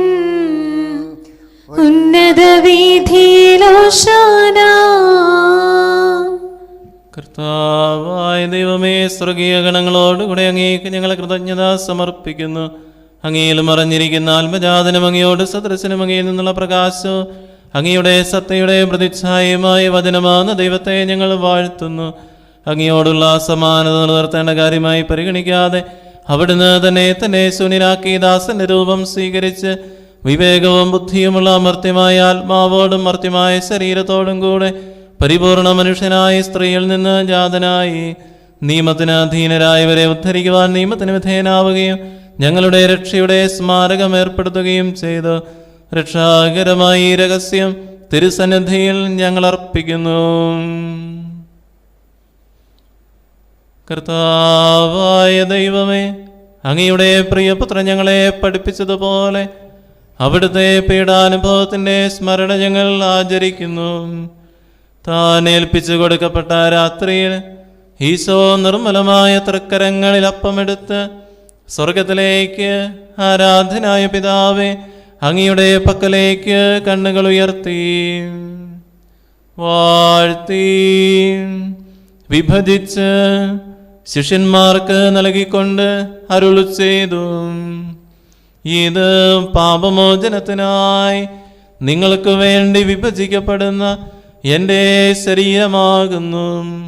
നിങ്ങളെല്ലാവരും ഇതിൽ നിന്ന് വാങ്ങി ഭക്ഷിക്കുവിൻ.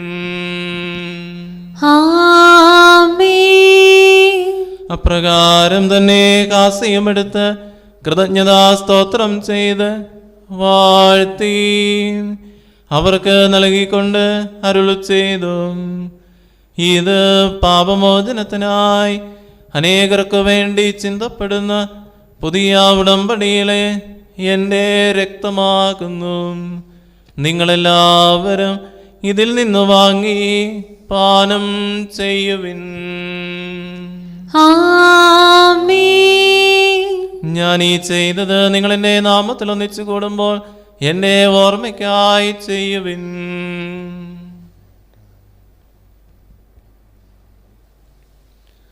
കർത്താവേ, നീ ഞങ്ങളോട് കൽപ്പിച്ചതുപോലെ എളിയവരും ബലഹീനരും ആകുലരുമായി ദാസർ നിന്റെ തിരുസന്നിധിയിൽ ഒരുമിച്ച് കൂടിയിരിക്കുന്നു.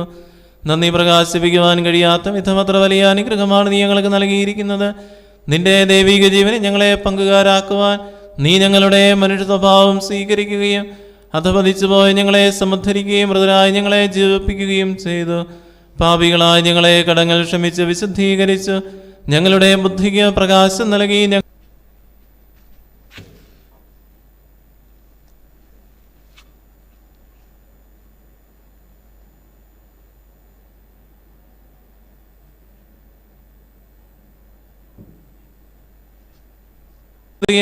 നിന്റെ സമൃദ്ധമായ അനുഗ്രഹത്താൽ മഹത്വമണിയിക്കുകയും ചെയ്തു. നീ ഞങ്ങൾക്ക് നൽകിയ എല്ലാ സഹായങ്ങൾക്കും അനുഗ്രഹങ്ങൾക്കുമായി ഞങ്ങൾ നിനക്ക് സ്തുതിയും ബഹുമാനവും ഹൃദയം കൊണ്ട് നിങ്ങൾ പ്രാർത്ഥിക്കുവിൻ. സമാധാനം നമ്മോടുകൂടെ. കർത്താവേ, ശക്തനായ ദൈവമേ, പ്രധാനാചാര്യനും സാർവത്രിക സഭയുടെ തലവനും ഭരണാധികാരിയുമായ റോമായിലെ മാർ ഫ്രാൻസിസ്കോസ് പാപ്പായ്ക്ക് വേണ്ടിയും ഞങ്ങളുടെ സഭയുടെ പിതാവും നിലവനുമായ major archbishop Mar Geevarghese മെത്രാപ്പൊലീത്തായ്ക്ക് വേണ്ടിയും ഞങ്ങളുടെ അതിരൂപതാധ്യക്ഷനായ മാർ യോസേപ്പ് മെത്രാപ്പൊലീത്തായ്ക്ക് വേണ്ടിയും ഞങ്ങളുടെ പിതാവും മേലധ്യക്ഷനുമായ മാർ യോസേപ്പ് മെത്രാന് വേണ്ടിയും മാർ യാക്കോബ് മെത്രാന് വേണ്ടിയും വിശുദ്ധ കത്തോലിക്കാ സഭ മുഴുവന് വേണ്ടിയും പുരോഹിതന്മാർ, സമർപ്പിതർ, ആത്മായ പ്രേക്ഷിതർ, ഭരണകർത്താക്കൾ, മേലധികാരികൾ എന്നിവർക്ക് വേണ്ടിയും എല്ലാ പ്രവാചകന്മാരുടെയും സ്ലിഹന്മാരുടെയും രക്തസാക്ഷികളുടെയും വന്ദകരുടെയും ബഹുമാനത്തിനു വേണ്ടിയും അങ്ങയുടെ സന്നിധിയിൽ പ്രീതിജനകമായ വിധം വർത്തിച്ച നീതിമാന്മാരും വിശുദ്ധരുമായ എല്ലാ പിതാക്കന്മാർക്കും വേണ്ടിയും ക്ലേശിതരും ദുഃഖിതരും ദരിദ്രരും പീഡിതരും രോഗികളും ആകുലരുമായ എല്ലാവർക്കും വേണ്ടിയും ഞങ്ങളുടെ ഇടയിൽ നിന്ന് അങ്ങയുടെ നാമത്തിൽ വേർപിരിഞ്ഞു പോയ എല്ലാ മരിച്ചവർക്കും വേണ്ടിയും അങ്ങയുടെ കാരുണ്യത്തെ പ്രത്യാശാപൂർവ്വം കാത്തിരിക്കുന്ന ഈ ജനത്തിനു വേണ്ടിയും അയോഗ്യനായ എനിക്ക് വേണ്ടിയും ഈ കുർബാന അങ്ങ് സ്വീകരിക്കണമേ. കർത്താവേ, ആശീർവദിക്കണമേ. എൻ്റെ സഹോദരരെ, നിങ്ങൾ എനിക്ക് വേണ്ടി പ്രാർത്ഥിക്കുവിൻ. മിശിഹായുടെ പ്രാർത്ഥന കേൾക്കുകയും കുർബാന സ്വീകരിക്കുകയും ചെയ്യട്ടെ. കർത്താവായ ദൈവമേ, അങ്ങ് ഞങ്ങളെ പഠിപ്പിച്ചതുപോലെ നിർമ്മലവും വിശുദ്ധവുമായ ബലിപീഠത്തിന്മേൽ അങ്ങയുടെ അഭിഷക്തൻ്റെ ശരീരരക്തങ്ങൾ ഞങ്ങൾ അർപ്പിക്കുന്നു. ഈ ഓർമ്മയാചരണത്തിൽ ദൈവമാതാവായ കനികാമറിയത്തിൻ്റെയും അങ്ങയുടെ തിരുസന്നിധിയിൽ സംപ്രീതി കണ്ടെത്തിയ നീതിമാന്മാരും വിശുദ്ധരുമായ പിതാക്കന്മാരുടെയും പാവനസ്മരണ അങ്ങയുടെ അവർണ്ണനീയവും സമൃദ്ധവുമായ കൃപയാൽ സംജാതമാക്കണമേ. ജീവിതകാലം മുഴുവൻ അങ്ങയുടെ ശാന്തിയും സമാധാനവും ഞങ്ങൾക്ക് നൽകണമേ. അങ്ങ് മാത്രമാണ് യഥാർത്ഥ പിതാവായ ദൈവമെന്നും അങ്ങയുടെ പ്രിയപുത്രനായ ഈശോ മിശിഹായെ അങ്ങ് അയച്ചുവെന്നും ഭൂവാസികളെല്ലാവരും അറിയട്ടെ. ഞങ്ങളുടെ കർത്താവും ദൈവവുമായ മിശിഹാ വന്ന് ജീവദായകമായ സുവിശേഷം വഴി പ്രവാചകന്മാർ, സ്ലിഹന്മാർ, രക്തസാക്ഷികൾ, വന്ദകന്മാർ, വേദപാരംഗതന്മാർ, മെത്രാന്മാർ, പുരോഹിതന്മാർ, ശുശ്രൂഷികൾ എന്നിവർക്കും വിശുദ്ധ മാമോദീസായുടെ സജീവവും ജീവദായകവുമായ അടയാളത്താൽ മുദ്രിതരും പരിശുദ്ധ കത്തോലിക്കാ സഭയുടെ സന്താനങ്ങളുമായ എല്ലാവർക്കും ആവശ്യകമായ നൈർമല്യത്തിൻ്റെയും വിശുദ്ധിയുടെയും മാർഗം പഠിപ്പിച്ചുവെന്നും എല്ലാ മനുഷ്യരും അറിയട്ടെ. കർത്താവേ, എളിയവരും ബലഹീനരും ക്ലേശിതരുമായി ദാസരും അങ്ങ് നൽകിയ മാതൃക പരമ്പരാഗതമായി സ്വീകരിച്ച് അങ്ങയുടെ നാമത്തിൽ ഒരുമിച്ച് കൂടി ഇപ്പോൾ തിരുസന്നിധിയിൽ നിൽക്കുന്നു. ഞങ്ങളുടെ നാഥനും രക്ഷകനുമായി ഈശോ മിശിഹായുടെ പീഡാനുഭവത്തിൻ്റെയും മരണത്തിൻ്റെയും സംസ്കാരത്തിൻ്റെയും ഉത്ഥാനത്തിൻ്റെയും മഹനീയവും ഭയഭക്തിജനകവും പരിശുദ്ധവും ജീവദായകവും ദൈവികവുമായ ഈ രഹസ്യത്തെ സന്തോഷത്തോടെ ഞങ്ങൾ സ്മരിക്കുകയും സ്തുതിക്കുകയും അനുഷ്ഠിക്കുകയും ചെയ്യുന്നു. കർത്താവേ, നിന്റെ പരിശുദ്ധാത്മാവ് എഴുന്നള്ളി വരട്ടെ. നിങ്ങൾ നിശബ്ദരായി ആദരപൂർവം പ്രാർത്ഥിക്കുവിൻ. സമാധാനം നമ്മോടുകൂടെ. നിന്റെ ദാസരുടെ കുർബാനയിൽ അവിടുന്ന് ആവസിച്ചതിനെ ആശീർവദിക്കുകയും പൗത്രീകരിക്കുകയും ചെയ്യട്ടെ. ഇത് ഞങ്ങൾക്ക് കടങ്ങളുടെ പ്രതിക്കും പാപങ്ങളുടെ മോചനത്തിനും മരിച്ചവരുടെ ഉറപ്പിനുള്ള ആ വലിയ പ്രത്യാശയ്ക്കും നിന്നെ പ്രീതിപ്പെടുത്തിയ എല്ലാവരോടും ഒന്നിച്ച് സ്വർഗരാജ്യത്തിൽ നവമായ ജീവിതത്തിനും കാരണമാകട്ടെ. കർത്താവായ ദൈവമേ, ഞങ്ങൾക്ക് വേണ്ടിയുള്ള അങ്ങയുടെ മഹനീയവും വിസ്മയാവകവുമായ രക്ഷാപദ്ധതിയെക്കുറിച്ച് അങ്ങയെ ഞങ്ങൾ നിരന്തരം പ്രകീർത്തിക്കുന്നു. അങ്ങയുടെ അഭിഷേകത്തിൻ്റെ അമൂല്യ രക്തത്താൽ രക്ഷിക്കപ്പെട്ട സഭയിൽ സന്തോഷത്തോടും പ്രത്യാശയോടും കൂടെ ഞങ്ങൾ അങ്ങേക്ക് കൃതജ്ഞതയർപ്പിക്കുകയും ചെയ്യുന്നു. സജീവവും പരിശുദ്ധവും ജീവദായകവുമായ അങ്ങയുടെ നാമത്തിന് സ്തുതിയും ബഹുമാനവും കൃതജ്ഞതയും ആരാധനയും ഞങ്ങൾ സമർപ്പിക്കുന്നു. ഇപ്പോഴും എപ്പോഴും എന്നേക്കും. ആമേൻ. ദൈവമേ, അങ്ങയുടെ കാരുണ്യത്തിനൊത്ത വിധം എന്നോട് ദയ തോന്നണമേ. അങ്ങയുടെ കാരുണ്യാദ്രേകത്തിനനുസൃതമായി എന്റെ പാപങ്ങൾ മായിച്ചു കളയണമേ. കർത്താവേ, അനുഗ്രഹിക്കണമേ. ഞങ്ങളുടെ കർത്താവായ ദൈവമേ, ഞങ്ങൾ അയോഗ്യരാകുന്നു, ഞങ്ങൾ തീർത്തും അയോഗ്യരാകുന്നു. എങ്കിലും സ്തുത്യർഹവും പരിശുദ്ധവും ജീവദായകവും ദൈവികവുമായ രഹസ്യങ്ങളിലേക്ക് അങ്ങയുടെ കാരുണ്യം ഞങ്ങളെ അടുപ്പിക്കുന്നു.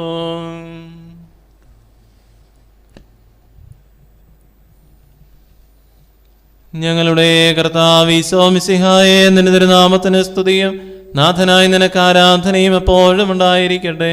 സജീവവും ജീവദായകവുമായി ഈ അപ്പം സ്വർഗത്തിൽ നിന്നിറങ്ങിയതും ലോകത്തിന് മുഴുവനും ജീവൻ നൽകുന്നതുമാകുന്നു. ഇത് ഭക്ഷിക്കുന്നവർ മരിക്കുകയില്ല, പ്രത്യുത പാപമോചനവും രക്ഷയും പ്രാപിക്കുകയും നിത്യം ജീവിക്കുകയും ചെയ്യും. ഞാൻ സ്വർഗത്തിൽ നിന്നിറങ്ങിയ ജീവനുള്ള അപ്പമാകുന്നു. രക്ഷകനീശോദൻ ശിഷ്യരെ അറിയിച്ച ദിവ്യരഹസ്യമിതാ, സ്വർഗത്തിൽ നിന്നാഗതമാ ജീവൻ നൽകിടുമപ്പം ഞാൻ.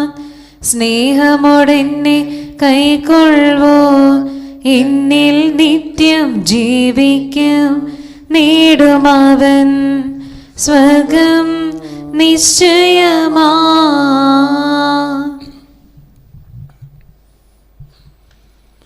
നമ്മുടെ കർത്താവ് ഈശോ മിശിഹായുടെ കൃപയും പിതാവായ ദൈവത്തിന്റെ സ്നേഹവും പരിശുദ്ധാത്മാവിന്റെ സഹവാസവും നാം എല്ലാവരോടും കൂടെ ഉണ്ടായിരിക്കട്ടെ, ഇപ്പോഴും എപ്പോഴും എന്നേക്കും. ആമേൻ. നമ്മുടെ രക്ഷകന്റെ അമൂല്യമായ ശരീരരക്തങ്ങളുടെ രഹസ്യങ്ങളെ നമുക്കെല്ലാവർക്കും ഭക്തിയാദരങ്ങളോടെ സമീപിക്കാം. അനുതാപത്തിൽ നിന്നുളവാകുന്ന ശരണത്തോടെ അപരാധങ്ങളിൽ നിന്ന് പിന്തിരിഞ്ഞുകൊണ്ടും പാപങ്ങളെക്കുറിച്ച് പശ്ചാത്തപിച്ചുകൊണ്ടും സഹോദരരുടെ തെറ്റുകൾ ക്ഷമിച്ചുകൊണ്ടും നമുക്ക് സകലത്തിൻ്റെയും നാഥനായ ദൈവത്തോട് കൃപയും പാപമോചനവും യാചിക്കുകയും ചെയ്യാം. കർത്താവേ, അങ്ങയുടെ ദാസരുടെ പാപങ്ങളും അപരാധങ്ങളെ ക്ഷമിക്കണമേ. ഭിന്നതകളും കലഹങ്ങളും വെടിഞ്ഞ് നമ്മുടെ മനസാക്ഷിയെ ശുദ്ധീകരിക്കാം. കർത്താവേ, അങ്ങയുടെ ദാസരുടെ പാപങ്ങളും അപരാധങ്ങളെ ക്ഷമിക്കണമേ. ശത്രുതയിലും വിദ്വേഷത്തിലും നിന്ന് നമ്മുടെ ആത്മാക്കളെ വിമുക്തമാക്കാം. കർത്താവേ, അങ്ങയുടെ ദാസരുടെ പാപങ്ങളും അപരാധങ്ങളെ ക്ഷമിക്കണമേ. വിശുദ്ധ കുർബാന സ്വീകരിക്കുകയും പരിശുദ്ധാത്മാവിനാൽ പവിത്രീകരിക്കപ്പെടുകയും ചെയ്യാം. കർത്താവേ, അങ്ങയുടെ ദാസരുടെ പാപങ്ങളും അപരാധങ്ങളും ക്ഷമിക്കണമേ. യോജിപ്പോടും ഐക്യത്തോടും കൂടെ ദിവ്യ രഹസ്യങ്ങളിൽ പങ്കുകൊള്ളാം. കർത്താവേ, അങ്ങയുടെ ദാസരുടെ പാപങ്ങളും അപരാധങ്ങളും ക്ഷമിക്കണമേ. കർത്താവേ, ഇവ ഞങ്ങളുടെ ശരീരങ്ങളുടെ വിയർപ്പിനും ആത്മാക്കളുടെ രക്ഷയ്ക്കും കാരണമാകട്ടെ, നിത്യജീവനും കാരണമാകട്ടെ. എന്നേക്കും ആമേൻ. നമുക്ക് പ്രാർത്ഥിക്കാം. സമാധാനം നമ്മോടുകൂടെ. കർത്താവായ ദൈവമേ, അങ്ങയുടെ ദാസരുടെ പാപങ്ങളും അപരാധങ്ങളും കാരുണ്യപൂർവ്വം ക്ഷമിക്കണമേ. മഹോന്നതയുമായ അങ്ങയെ സ്വർഗരാജ്യത്തിൽ സകല വിശുദ്ധരുടെ മുന്നിൽ സ്തുതിക്കുവാൻ ഞങ്ങളുടെ അധരങ്ങളെ പൗത്രീകരിക്കുകയും ചെയ്യണമേ. കർത്താവായ ദൈവമേ, കാരുണ്യപൂർവ്വം അങ്ങ് ഞങ്ങൾക്ക് നൽകിയ മനോവിശ്വാസത്തോടുകൂടെ അങ്ങയുടെ സന്നിധിയിൽ എപ്പോഴും നിർമ്മല ഹൃദയരും പ്രസന്നവദനരും നിഷ്കളങ്കരുമായി വ്യാപരിക്കുവാൻ ഞങ്ങളെ യോഗ്യരാക്കണമേ. ഞങ്ങളെല്ലാവരും ഒന്നു ചേർന്ന് അങ്ങയെ വിളിച്ച് ഇപ്രകാരം അപേക്ഷിക്കുന്നു. സ്വർഗസ്ഥനായ ഞങ്ങളുടെ പിതാവേ, അങ്ങയുടെ നാമം പൂജിതമാകണമേ. അങ്ങയുടെ രാജ്യം വരണമേ. അങ്ങയുടെ തിരുമനസ്സ് സ്വർഗത്തിലെ പോലെ ഭൂമിയിലുമാകണമേ. ഞങ്ങൾക്ക് ആവശ്യമായ ആഹാരം ഇനി ഞങ്ങൾക്ക് തരണമേ. ഞങ്ങളുടെ കടക്കാരോട് ഞങ്ങൾ ക്ഷമിച്ചിരിക്കുന്നത് പോലെ ഞങ്ങളുടെ കടങ്ങളും പാപങ്ങളും ഞങ്ങളോടും ക്ഷമിക്കണമേ. ഞങ്ങളെ പ്രലോഭനത്തിൽ ഉൾപ്പെടുത്തരുതേ, ദുഷ്ടാരൂപിയിൽ നിന്ന് ഞങ്ങളെ രക്ഷിക്കണമേ. എന്തുകൊണ്ടെന്നാൽ രാജ്യവും ശക്തിയും മഹത്വവും എന്നേക്കും അങ്ങയുടേതാകുന്നു. ആമേൻ. കർത്താവേ, ശക്തനായ സർവേശ്വര, നല്ലവനായ ദൈവമേ, കൃപാപൂർണനായ ഞങ്ങളുടെ പിതാവേ, അങ്ങയുടെ കാരുണ്യം ഞങ്ങൾ കേണപേക്ഷിക്കുന്നു. ഞങ്ങളെ പ്രലോഭനത്തിൽ ഉൾപ്പെടുത്തരുതേ, ദുഷ്ടാരൂപിയിൽ നിന്ന് അവൻ്റെ സൈന്യങ്ങളിൽ നിന്ന് ഞങ്ങളെ രക്ഷിക്കണമേ. എന്തുകൊണ്ടെന്നാൽ സ്വർഗത്തിലും ഭൂമിയിലും രാജ്യവും ശക്തിയും പ്രാബല്യവും അധികാരവും അങ്ങയുടേതാകുന്നു, ഇപ്പോഴും എപ്പോഴും എന്നേക്കും. ആമേൻ. സമാധാനം നിങ്ങളോടുകൂടെ. അങ്ങയോടും അങ്ങയുടെ ആത്മാവോടും കൂടെ. ഏകപിതാവ് പരിശുദ്ധനാകുന്നു, ഏകപുത്രൻ പരിശുദ്ധനാകുന്നു, ഏകരൂഹ പരിശുദ്ധനാകുന്നു. പിതാവിനും പുത്രനും പരിശുദ്ധാത്മാവിനും എന്നേക്കും സ്തുതി. ആമേൻ. ജീവിക്കുന്ന ദൈവത്തെ നിങ്ങൾ പ്രകീർത്തിക്കുവിൻ. വിശുദ്ധ പ്രകാശത്തിന്റെ സ്ഥലത്ത് തങ്ങളുടെ കണ്ണുകൾ ഉറപ്പിച്ചു. അവർ മിശിഹായുടെ സ്നേഹത്തോട് പ്രത്യുത്തരിക്കുകയും എല്ലാ ക്ലേശങ്ങളും പീഡനങ്ങളും സഹിക്കുകയും ചെയ്തു. സുവിശേഷ പ്രകാരം ഒരുക്കിയിരിക്കുന്ന അവാച്യമായ സൗഭാഗ്യത്തിൽ അവരോടൊപ്പം നമുക്ക് പങ്കുചേരാം. നമ്മെ ജീവിപ്പിക്കുന്ന കർത്താവ് ഈശോ മിശിഹായുടെ കൃപാവരം അവിടുത്തെ കാരുണ്യത്താൽ നാം എല്ലാവരിലും സമ്പൂർണ്ണമാകട്ടെ, എപ്പോഴും എന്നേക്കും. ആമേൻ. സഹോദരരെ, സ്വർഗരാജ്യത്തിലുള്ള വിശ്വാസത്തോടെ ദൈവപുത്രൻ്റെ ശരീരം സ്വീകരിക്കുവാനും അവിടുത്തെ രക്തം പാനം ചെയ്യുവാനും തിരുസഭ നിങ്ങളെ ക്ഷണിക്കുന്നു.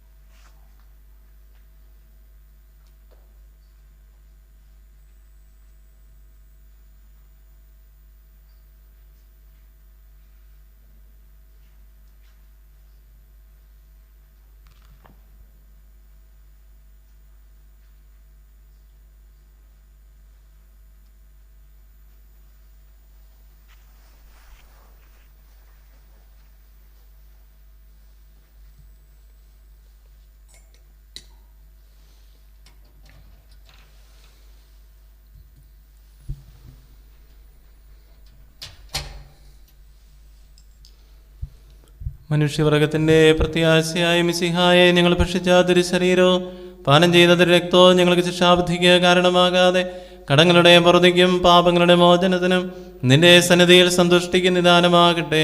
സകലത്തിന്റെയും നാഥ എന്നേക്കും. ആമേൻ. കർത്താവിൻ തിരുമുൻപിൽ വന്നതി ഭക്തി വിശ്വാസ പൂർവകം ഞങ്ങൾ കൈക്കൊണ്ടോരീ രഹസ്യങ്ങൾ പാപമോചനമേകട്ടെ. ഉന്നതൻ യുഗരാജാവായിടും കന്യകാ സുതനേശുവേ, ദാസന്റേതുപോൽ സൃഷ്ടാവിൻ്റെയും സാദൃശ്യം നീ നിനയ്ക്കുകിൽ. നിന്നിൽ വിശ്വസിച്ചാശ്രയിച്ചവർ നിന്റെ സംഗീതം തേടിയോ. നിന്റെ മാംസനിടങ്ങളാൽ പാപ മോചനം നേടി ധന്യരാ. പരിശുദ്ധാത്മാവിൻ്റെ കൃപാവരത്താൽ ശുദ്ധ്യർഹവും പരിശുദ്ധവും ജീവദായകവും ദൈവികവുമായ ഈ രഹസ്യങ്ങളെ സമീപിച്ച് ഇവയിൽ പങ്കുകൊള്ളുവാൻ യോഗ്യരാക്കപ്പെട്ട നമുക്കെല്ലാവർക്കും ഇവയുടെ ദാതാവായ ദൈവത്തിന് സ്തുതിയും കൃതജ്ഞതയും സമർപ്പിക്കാം. ഔന്നത്യമായ ദാനത്തെക്കുറിച്ച് കർത്താവേ അങ്ങേക്ക് സ്തുതി. നമുക്ക് പ്രാർത്ഥിക്കാം. സമാധാനം നമ്മോടുകൂടെ. കർത്താവായ ദൈവമേ, പാപികളും ബലഹീനരുമായ ഞങ്ങളെ അങ്ങയുടെ ദിവ്യദാനങ്ങൾ നൽകി അനുഗ്രഹിച്ചതിന് ഞങ്ങൾ നന്ദി പറയുന്നു. മിശിഹായുടെ കുരിശിലെ ബലി വഴി ഞങ്ങളുടെ പാപങ്ങളെല്ലാം പുറത്ത് ദൈവരാജ്യത്തിന് അങ്ങ് ഞങ്ങളെ അർഹരാക്കി. അങ്ങയുടെ അനന്തമായ സ്നേഹത്തിന് നിരന്തരം കൃതജ്ഞതയർപ്പിക്കുവാൻ ഞങ്ങൾ കടപ്പെട്ടവരാകുന്നു. പിതാവും പുത്രനും പരിശുദ്ധാത്മാവുമായ സർവേശ്വരായി എന്നേക്കും. ആമേൻ. കർത്താവേ ആശീർവദിക്കണമേ. ഞങ്ങളുടെ കർത്താവും രക്ഷകനുമായ മിശിഹായെ നിന്റെ ശരീരവും രക്തവും നൽകിക്കൊണ്ട് സ്വർഗീയ ജീവിതത്തിന് നീ ഞങ്ങളെ അർഹരാക്കി. വിചാരത്തിലും വചനത്തിലും പ്രവൃത്തിയിലും വിശുദ്ധീകരിക്കപ്പെട്ട് സ്വർഗത്തിൽ നിത്യമഹത്വം അനുഭവിക്കുവാൻ ഞങ്ങൾക്കിടയാകട്ടെ. സ്വർഗവാസികളോടും ഭൂവാസികളോടും ചേർന്ന് ഈ അനന്തദാനത്തിന് നിനക്ക് ഞങ്ങൾ കൃതജ്ഞത അർപ്പിക്കുന്നു. സകലത്തിന്റെയും നാഥായ എന്നേക്കും. ആമേൻ. സ്നേഹപിതാവാം സകലേശൻ സൃഷ്ടിച്ചല്ലോ മാനവരെ, രക്ഷിച്ചങ്ങേ തിരുസുതനാൽ നൽകി റൂഹാദാനങ്ങൾ. ആമേൻ. ദിവ്യരഹസ്യം കൈക്കൊള്ളും നമ്മെ നയിക്കും നിഖിലേശൻ. പാടാം ദൈവസ്തുതികൾ നാം വാഴ്ത്താമെന്നും തിരുമുൻപിൽ. ആമേൻ. പരിപാവനമീ യാഗത്തിൽ പങ്കാളികളായി തീർന്നവരാം നമ്മെ നിതാന്തം സകലേശൻ പ്രേഷിതരായി നയിക്കട്ടെ.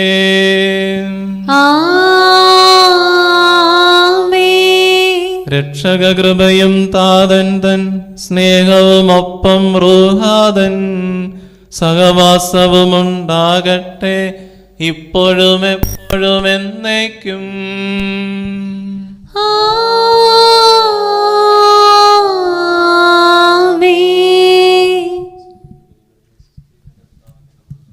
നിത്യപുരോഹിതനായ യേശു അങ്ങേ ദാസന്മാരായ വൈദികർക്ക് യാതൊരു ആപത്തും വരാതെ അങ്ങേ തിരുഹൃദയത്തിൽ അഭയം നൽകണമേ. അങ്ങേ പരിശുദ്ധമായ ശരീരത്തെ ദിവസം തോറും എടുക്കുന്ന അവരുടെ കരങ്ങളെ മലിനമാകാതെ കാക്കണമേ. അങ്ങേ വിലയേറിയ തിരുരക്തത്താൽ നനയുന്ന അവരുടെ നാവുകളെ നിർമ്മലമായി കാത്തുകൊള്ളണമേ. ശ്രേഷ്ഠമായ അങ്ങേ പൗരോഹിത്യത്തിന്റെ മഹനീയ മുദ്ര പതിപ്പിച്ചിരിക്കുന്ന അവരുടെ ഹൃദയങ്ങളെ ലോകവസ്തുക്കളിൽ നിന്ന് അകറ്റണമേ. അങ്ങയോടുകൂടെ ആയിരിക്കുവാനും വചനം പ്രഘോഷിക്കുവാനും തിന്മയെ ചെറുക്കുവാനും അവർ സദാ ഉത്സുകരാകട്ടെ. അങ്ങയുടെ മഹത്വത്തിനു വേണ്ടിയുള്ള അവരുടെ പ്രയത്നങ്ങൾ ഫലസമൃദ്ധങ്ങളായി ഭവിക്കട്ടെ. അവരുടെ ശുശ്രൂഷ ലഭിക്കുന്നവർ ഇഹത്തിൽ അവരുടെ ആനന്ദവും ആശ്വാസവും പരത്തിൽ നിത്യ സൗഭാഗ്യത്തിന്റെ മകുടവുമായി തീരട്ടെ. ലോകരക്ഷകനായ യേശു അങ്ങേ പുരോഹിതരെയും വൈദിക ശുശ്രൂഷകരെയും ശുദ്ധീകരിക്കണമേ. കർത്താവേ, അങ്ങയുടെ സഭയ്ക്ക് വിശുദ്ധരായ വൈദികരെയും സന്യാസിനെയും സന്യാസികളെയും അൽമായ പ്രേക്ഷിതരെയും പ്രദാനം ചെയ്യണമേ. വൈദികരുടെ രാജ്ഞിയായ പരിശുദ്ധ മറിയമേ, വൈദികർക്ക് വേണ്ടി പ്രാർത്ഥിക്കണമേ.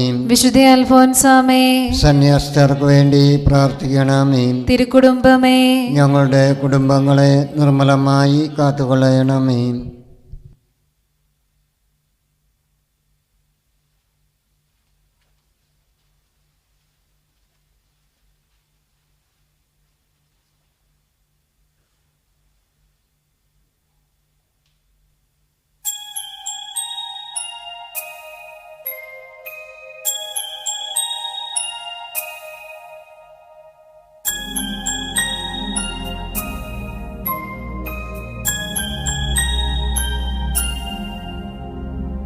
ഉരുകി ഉരുകി തീർന്നിടാം ഒരു മെഴുകുതിരി പോൽ ഞാൻ, എൻ്റെ ഉള്ളിൽ നീ വരാനായി കാത്തിരിപ്പു ഞാൻ.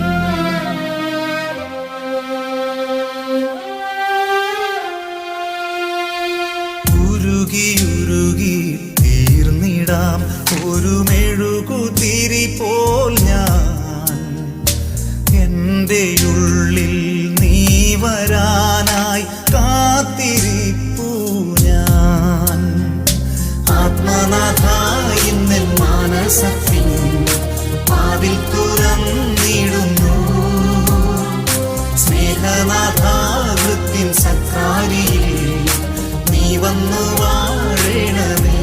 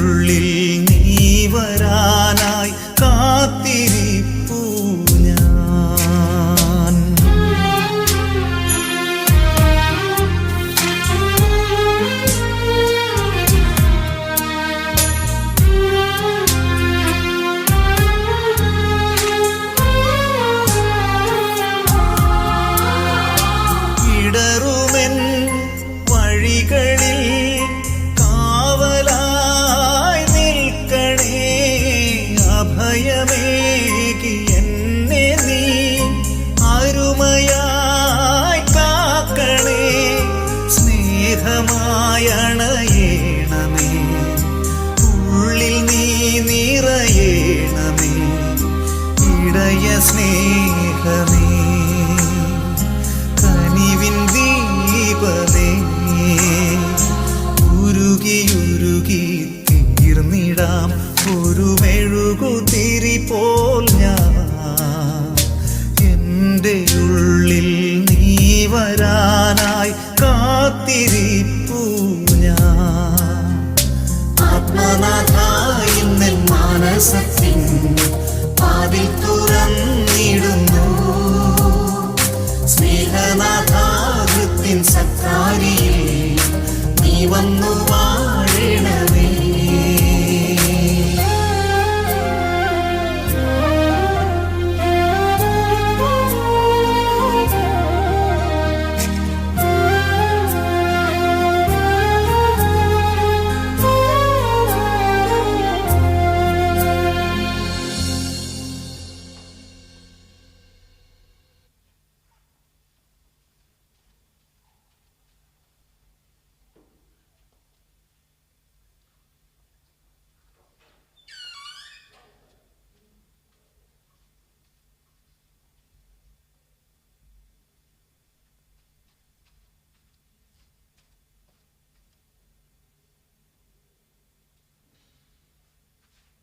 സഹായം കൂടെ നമുക്കിവിടെ ഉണ്ട്. അപ്പം ബാക്കി എല്ലാ അത്യാധുനിക മോഡേൺ എക്യുപ്മെന്റ്സും നമുക്കിവിടെ ഉള്ളത് കാരണം നമുക്ക് ഒരു പരിധിവരെ നമുക്ക് മോർട്ടാലിറ്റിയും കാര്യങ്ങളും കുറയ്ക്കാനുള്ള കഴിവ് ഉണ്ട്. നമുക്കിവിടെ സമയത്തിന് എത്തുക എന്നുള്ളതാണ് കാര്യം. മൾട്ടി ഡിസിപ്ലിനറി സേവനം നമുക്കൊരു സമയത്തിന് കൊടുത്തു കഴിഞ്ഞാൽ നമുക്ക് പ്രോഗ്നോസിസ് വളരെ നല്ലതായിട്ട് നൽകാൻ കഴിയുന്നതാണ്.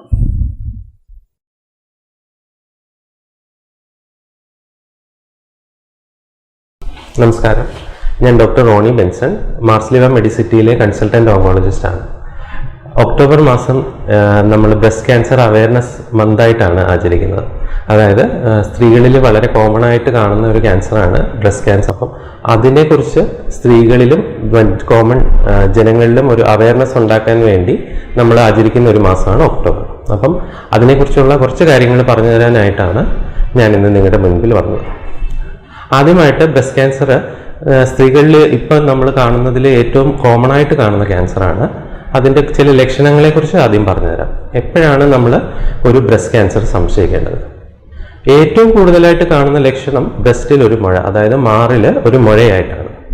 പലപ്പോഴും മാറിലെ മുഴയായിട്ട് കാണുന്നതെല്ലാം ബ്രസ്റ്റ് ക്യാൻസർ ആയിരിക്കണമെന്നില്ല. എന്നാലും ഈ ഒരു മുഴയായിട്ട് നമുക്ക് തോന്നുമ്പോൾ അത് ബ്രസ്റ്റ് ക്യാൻസർ അല്ല എന്ന് ഉറപ്പുവരുത്തേണ്ടത് നമ്മുടെ ഒരു ആവശ്യമാണ്. അതുപോലെ തന്നെ ഇപ്പം ചെറിയ പ്രായത്തിലുണ്ടാകുന്ന മുഴകൾ പലപ്പോഴും ബ്രസ്റ്റ് ക്യാൻസേഴ്സ് ആയിരിക്കത്തില്ല. എന്നാൽ പ്രായം കൂടിയ സ്ത്രീകളിൽ 40 വയസ്സും 50 വയസ്സും ഒക്കെ വരുന്ന സ്ത്രീകളിൽ പ്രത്യേകിച്ച് മുഴയായിട്ട് കാണുന്നത് ബ്രസ്റ്റ് ക്യാൻസർ ആവാനാണ് സാധ്യത.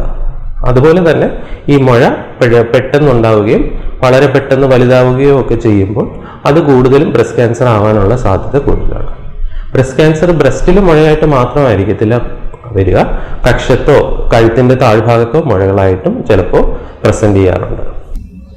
ബ്രസ്റ്റിൽ കാണുന്ന മുഴ കഴിഞ്ഞാൽ ഏറ്റവും കൂടുതലായിട്ട് സ്ത്രീകളിൽ കാണപ്പെടുന്നത് തൊലിപ്പുറത്തുണ്ടാകുന്ന മാറ്റങ്ങളോ അല്ലെങ്കിൽ നിപ്പിൾ എന്ന് പറയുന്ന നടുഭാഗത്തു നിന്നുണ്ടാകുന്ന വെള്ളം, രക്തം പോലുണ്ടാകുന്ന ഡിസ്ചാർജോ ഒക്കെയാണ്. തൊലിപ്പുറത്തുണ്ടാകുന്ന മാറ്റങ്ങൾ യൂഷ്വലി ഒരു ചുമന്ന നിറത്തിലോ അല്ലെങ്കിൽ ഓറഞ്ചിന്റെ തൊലി പോലത്തെ ഉള്ള മാറ്റങ്ങൾ ബ്രസ്റ്റ് ക്യാൻസർ ഉള്ളിലുള്ളതിന്റെ ഒരു ലക്ഷണമായിട്ട് കാണാം. അതുപോലെ തന്നെ നിപ്പിളിനകത്തൂടെ രക്തനിറത്തിലോ രക്തം കലർന്നതായിട്ടുള്ള നിറത്തിലോ ഉള്ള ഡിസ്ചാർജുകൾ അത് പ്രായം കൂടിയ സ്ത്രീകളിൽ വരികയാണെങ്കിൽ അത് കൂടുതലും നമ്മൾ ശ്രദ്ധിക്കേണ്ട കാര്യമാണ്. ഇങ്ങനെയുള്ള ലക്ഷണങ്ങൾ കണ്ടാൽ നമ്മൾ എന്താണ് ചെയ്യേണ്ടതെന്ന് വെച്ചാൽ അടുത്തുള്ള ഒരു ഗൈനക്കോളജിസ്റ്റിനെയോ സർജനെയോ കാണുകയും മാമോഗ്രാം എടുക്കുകയും ചെയ്യേണ്ടതാണ്. എന്തെങ്കിലും സംശയം ജനിപ്പിക്കുന്ന മുഴയുണ്ടെങ്കിൽ അതിൽ നിന്ന് ഒരു കുത്തി പരിശോധന, ഫൈൻ നീഡിൽ ആസ്പിറേഷൻ സൈറ്റോളജിയോ ബയോപ്സിയോ എടുത്തിട്ട് അത് ക്യാൻസർ അല്ല എന്ന് ഉറപ്പിക്കേണ്ടതും അത്യാവശ്യമാണ്. അപ്പോൾ ഇങ്ങനെയൊക്കെ ലക്ഷണങ്ങൾ കാണുമ്പോൾ എത്രയും പെട്ടെന്ന് ഡോക്ടറെ സമീപിക്കുകയും ആവശ്യമെങ്കിൽ മാമോഗ്രാം എടുക്കേണ്ടതും അത്യാവശ്യമാണ്. ഇതിന്റെ പ്രാധാന്യം എന്താണെന്ന് വെച്ചാൽ നമ്മൾ ബ്രസ്റ്റ് ക്യാൻസർ തുടക്കത്തെ സ്റ്റേജിൽ കണ്ടുപിടിക്കുകയും അതിന് ഫലപ്രദമായ ചികിത്സ നൽകുകയും ചെയ്താൽ അത് പൂർണ്ണമായിട്ടും മാറപ്പെടുന്ന ഒരു അസുഖമാണ്. പിന്നെ തിരിച്ചു വരാനുള്ള സാധ്യത വളരെ കുറവുമാണ്. അതേസമയം നമ്മൾ അതിനെ അവഗണിക്കുകയും ആ മുഴ വലുതാവുകയും വേറെ ഭാഗങ്ങളിലേക്ക് വ്യാപിക്കുന്ന ഒരു സ്റ്റേജിലേക്ക് എത്തുകയാണെങ്കിൽ നമുക്കത് പലപ്പോഴും സുഖപ്പെടുത്തി പൂർണ്ണമായും മാറ്റിയെടുക്കാൻ പ്രയാസമാണ്. അപ്പം ഈ ബ്രസ്റ്റ് ക്യാൻസർ അവയർനെസ് വീക്കിന്റെ ലക്ഷ്യം എന്ന് പറയുന്നത് നിങ്ങളെ ബ്രസ്റ്റ് ക്യാൻസറിന്റെ സിംറ്റംസും അത് അതിൻ്റെ ലക്ഷണങ്ങളും മനസ്സിലാക്കി തരാനും അങ്ങനെ തോന്നുമ്പോൾ നിങ്ങളെ എത്രയും പെട്ടെന്ന് വൈദ്യപരിശോധന ലഭ്യമാക്കാനും അതുവഴി ബ്രസ്റ്റ് ക്യാൻസർ നേരത്തെ ഉള്ള സ്റ്റേജിൽ കണ്ടുപിടിക്കുകയും അതിന് ഫലപ്രദമായ ചികിത്സ നൽകുകയാണ്.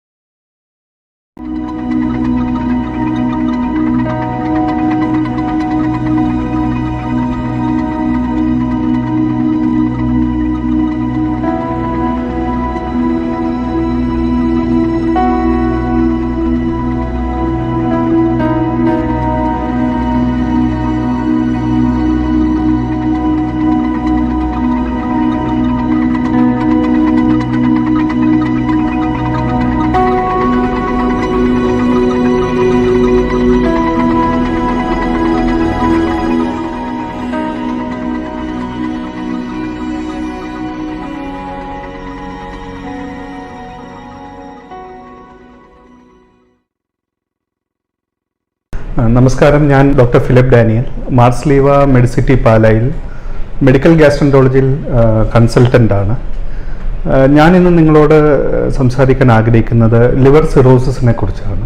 ലിവർ സിറോസിസ് എന്നാൽ കരളിലെ കോശങ്ങൾ നശിക്കുകയും കരൾ ചുരുങ്ങുകയും ചെയ്യുന്ന ഒരു അസുഖമാണ്. നമുക്ക് ഇവർക്കറിയാവുന്ന പോലെ ലിവർ നമ്മുടെ ശരീരത്തിലൊരു പ്രധാന ഘടകമാണ്, വളരെയധികം പ്രധാന പ്രവർത്തനങ്ങൾ ചെയ്യുന്ന ഒരു ഓർഗനാണ്. അപ്പം നമ്മുടെ സമൂഹത്തിൽ ലിവർ സിറോസിസ് ഏറ്റവും അധികം കാരണമാകുന്നത് രണ്ട് കാരണങ്ങൾ കൊണ്ടാണ്. ഒന്ന്, അമിതമായ മദ്യപാനം. രണ്ട്, non alcoholic fatty liver disease എന്ന് പറയുന്നത്.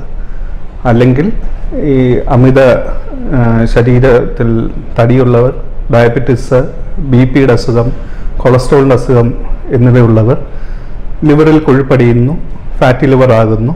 അത് ക്രമേണ പ്രോഗ്രസ് ചെയ്ത് ലിവർ സിറോസിസ് ആകുന്നു. അപ്പോൾ ലിവർ ഒരു ശരീരത്തിൻ്റെ ഫാക്ടറി ആണെന്ന് തന്നെ നമുക്ക് വേണമെങ്കിൽ പറയാം. ഇപ്പോൾ നമ്മുടെ ശരീരത്തിൽ ഒരു മുറിവുണ്ടായാൽ ആ മുറിവ് ഉണക്കാനുള്ള ക്ലോട്ടിംഗ് ഫാക്ടേഴ്സ് ഉണ്ടാക്കുന്നത് നമ്മൾ കഴിക്കുന്ന ആഹാരത്തിലെ വിഷാംശങ്ങൾ ഡീടോക്സിഫൈ ചെയ്യുക, അല്ലെങ്കിൽ വിഷാംശങ്ങൾ ഇല്ലാതാക്കുക എന്ന ഒരു ഫംഗ്ഷൻ, നമ്മൾ കഴിക്കുന്ന മരുന്നുകളുടെ മെറ്റബോളിസം, ഇങ്ങനെ നിരവധി പ്രധാനപ്പെട്ട പല പ്രവർത്തനങ്ങളും കരൾ നമ്മുടെ ശരീരത്തിൽ ചെയ്യുന്നു. അപ്പോൾ കരളിലൊരു രോഗമുണ്ടായാൽ ഈ നോർമൽ ബോഡി ഫങ്ഷൻസിൽ പ്രശ്നം വരികയും രോഗലക്ഷണങ്ങൾ പതുക്കെ രോഗികൾ കാണിക്കാൻ തുടങ്ങുകയും ചെയ്യും. അപ്പം സിറോസിസ്, കരളിലെ സിറോസിസിൻ്റെ രോഗലക്ഷണങ്ങൾ അതതിൻ്റെ സിറോസിൻ്റെ സിവിറിറ്റി അനുസരിച്ചാണ് നമുക്ക് കാണാൻ പറ്റുക. ലിവർ സിറോസിസ് 3 സിവിറിറ്റിയായി തരംതിരിച്ചിരിക്കുന്നു. ഒന്ന്, സ്റ്റാർട്ടിങ്ങിൽ സിവിറിറ്റി A. ഈ ഒരു സ്റ്റേജിൽ രോഗികൾ അധികം രോഗലക്ഷണങ്ങൾ കാണിക്കുകയില്ല. പക്ഷെ നമ്മളൊരു അൾട്രാസൗണ്ട് സ്കാൻ എടുക്കുകയോ അല്ലെങ്കിൽ ഒരു ബ്ലഡിലെ ടെസ്റ്റുകൾ നടത്തുകയോ ചെയ്യുകയാണെങ്കിൽ ലിവറിൽ ഡാമേജ് ഉള്ളതായി നമുക്ക് കണ്ടുപിടിക്കാൻ സാധിക്കും. ക്രമേണ ഈ രോഗം മൂർച്ഛിച്ചു വരുമ്പോൾ സ്റ്റേജ് എയിൽ നിന്നും ഇത് സ്റ്റേജ് ബിയും പിന്നെ അത് സ്റ്റേജ് സിയുമായി മാറുന്നു. ഒരു സ്റ്റേജ് B-C ആ ഒരു സ്റ്റേജ് ആകുമ്പോഴത്തേനും ശരീരത്തിൽ ആവശ്യമായ പ്രോട്ടീനുകൾ ഇല്ലാത്തത് മൂലം വയറിലും കാലിലുമെല്ലാം നീർക്കെട്ടുണ്ടാകുക, വയറിലെ രക്തക്കുഴലിലെ പ്രഷർ കൂടിയിട്ട് രക്തസ്രാവം ഉണ്ടാവുക, അന്നനാളത്തിലെ ബ്ലഡ് വെസൽസ് എല്ലാം ഡൈലേറ്റ് ആവുക, അത് പൊട്ടുക, രക്തസ്രാവം ഉണ്ടാവുക. പിന്നെ നമ്മുടെ കഴിക്കുന്ന ഭക്ഷണ പദാർത്ഥങ്ങളിലെ വിഷാംശങ്ങൾ അല്ലെ രക്തത്തിലെ വിഷാംശങ്ങൾ ക്ലീൻ ചെയ്യുന്ന ഒരു ഫങ്ഷണൽ പ്രോബ്ലം ഉണ്ടായിട്ട് ബോധം നശിക്കുക, അല്ലെ ഹെപ്പാറ്റിക് എൻകെഫലോപ്പതി എന്ന് പറയും, അല്ലെ കോമയിലോട്ട് പോവുക എന്നീ തരം രോഗലക്ഷണങ്ങൾ കാണാൻ തുടങ്ങും. മാത്രമല്ല സിറോസിസ് കുറച്ച് അഡ്വാൻസ് ആകുമ്പോഴത്തേനും കരളിലെ ക്യാൻസർ ഉണ്ടാകാനുള്ള റിസ്ക്കും വളരെയേറെ വർദ്ധിക്കുന്നു. മാത്രമല്ല ഒരു ഓർഗൻ ഡാമേജ് ആകുമ്പോഴത്തേനും മറ്റു ഓർഗനുകളിലും ഇത് കാര്യമായി ക്ഷതമേൽപ്പിക്കുന്നു. വൃക്കയ്ക്കുള്ള തകരാർ, ഹൃദയത്തിനുള്ള തകരാർ എന്നിവയും ഉണ്ടാകുന്നു കാലക്രമേണ. അപ്പോൾ ലിവർ സിറോസിസിൽ നമ്മുടെ സമൂഹത്തിൽ ഏറ്റവും അധികം കാരണമാകുന്നത് അമിത മദ്യപാനം തന്നെയാണ്. അമിതമായി മദ്യപിക്കുന്ന ഒരാൾ പലതവണയും നമ്മൾ ടെസ്റ്റുകൾ ചെയ്യുമ്പോഴോ അതുമായുള്ളൊരു സ്കാൻ ചെയ്യുമ്പോഴോ ലിവർ സിറോസിസ് ഉള്ളതായി കണ്ടുപിടിക്കപ്പെടുന്നു. അതും യൂഷ്വലി സ്റ്റാർട്ടിങ് സ്റ്റേജ് എയിൽ തന്നെ കണ്ടുപിടിക്കപ്പെടുന്നു.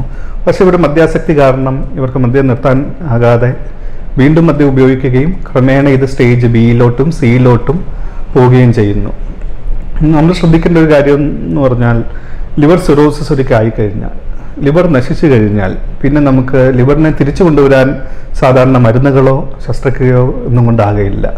ലിവറിനെ തിരിച്ചു കൊണ്ടുവരാൻ ഏകമാർഗം കരൾ മാറ്റിവെക്കൽ ശസ്ത്രക്രിയയാണ്. ഇതിനാൽ നമ്മൾ ആദ്യത്തെ സ്റ്റേജിൽ തന്നെ കണ്ടുപിടിക്കുകയും അത് പ്രോഗ്രസ് ചെയ്യാതിരിക്കാൻ നമ്മൾ ആ റിസ്ക് ഫാക്ടേഴ്സ് അവോയ്ഡ് ചെയ്യുക. എന്ന് പറഞ്ഞാൽ മദ്യപിക്കുന്ന ഒരാളാണെങ്കിൽ കഴിയുന്നതും ലിവറിന് ഡാമേജ് വരാതിരിക്കുവാനും, ഇൻ കേസ് ഡാമേജ് വന്ന് ലിവർ സിറോസിസിൻ്റെ തുടക്കമാണെങ്കിൽ രോഗം മൂർച്ഛിക്കാതിരിക്കുവാനും മദ്യം മാക്സിമം ഒഴിവാക്കണം. മദ്യം കംപ്ലീറ്റായി ഒഴിവാക്കണം. മദ്യം തുടർന്നു കഴിഞ്ഞാൽ ലിവർ കൂടുതൽ കേടാവുകയും പിന്നെ കരൾ മാറ്റ ശസ്ത്രക്രിയ അല്ലാതെ വേറെ ഒരു മാർഗമില്ലാതാവുകയും ചെയ്യും. രണ്ടാമത് നമ്മുടെ സമൂഹത്തിൽ ഏറി വരുന്ന ഒരു പ്രശ്നമാണ് ഈ non alcoholic fatty liver disease. എന്ന് പറഞ്ഞാൽ ആളുകളിൽ ഇപ്പോൾ ഭക്ഷണ രീതികൾ മാറുകയും അധികം കൊഴുപ്പുള്ള ഭക്ഷണങ്ങൾ കഴിക്കുന്നു, അധികം കാർബോഹൈഡ്രേറ്റ് അടങ്ങിയ ഭക്ഷണങ്ങൾ കഴിക്കുന്നു, പിന്നെ വ്യായാമമില്ലാതെ കുത്തിയിരുന്നുള്ള ജോലികൾ. ഇതെല്ലാം കാരണം ശരീരത്തിൽ അമിതമായി വണ്ണം വയ്ക്കുന്നു, ഡയബറ്റീസ് വരുന്നു, ഹൈപ്പർ ടെൻഷൻ വരുന്നു, കൊളസ്ട്രോളിൻ്റെ അസുഖം വരുന്നു. ഇങ്ങനത്തെ ആളുകളിൽ ശരീരത്തിൽ കൊഴുപ്പടിയുന്ന പോലെ തന്നെ ലിവറിലും കൊഴുപ്പടിയുന്നു. ഇത് പതുക്കെ ഫാറ്റി ലിവർ ആകുന്നു. ഒരു കൂട്ടം ആളുകളിൽ ഈ ഫാറ്റി ലിവർ പതുക്കെ ക്രമേണ പ്രോഗ്രസ് ചെയ്ത് ലിവർ സിറോസിസിലോട്ട് വരുന്നു. അപ്പോൾ ഫാറ്റി ലിവറിനെ നമ്മൾ പേടിക്കേണ്ടതില്ല. പക്ഷേ നമ്മൾ ഫാറ്റി ലിവർ ഒരിക്കൽ കണ്ടു കഴിഞ്ഞാൽ നമ്മുടെ ജീവിത രീതികൾ മാറ്റണം, ജീവിതം ചിട്ടപ്പെടുത്തണം, നമ്മുടെ ഭക്ഷണം ക്രമീകരിക്കണം, ഭക്ഷണത്തിലെ കൊഴുപ്പും ഭക്ഷണത്തിലെ അമിതമായ കാർബോഹൈഡ്രേറ്റ് ഒഴിവാക്കണം, വ്യായാമം നമ്മുടെ ജീവിതത്തിൻ്റെ ഒരു ഭാഗമാക്കണം, പിന്നെ റെഗുലറായി നമ്മൾ ഫോളോ അപ്പ് ചെയ്യണം. ഈ ഫാറ്റി ലിവർ ഒരിക്കലും കൂടി സിറോസിസ് ആകുവാൻ അനുവദിക്കരുത്. കാരണം ഒരിക്കൽ സിറോസിസ് ആയി കഴിഞ്ഞാൽ പിന്നെ റെഗുലറായുള്ള ഹോസ്പിറ്റൽ ഫോളോ അപ്പ് വേണം. വളരെയധികം ശ്രദ്ധാലുക്കളായിരിക്കണം. Thank you.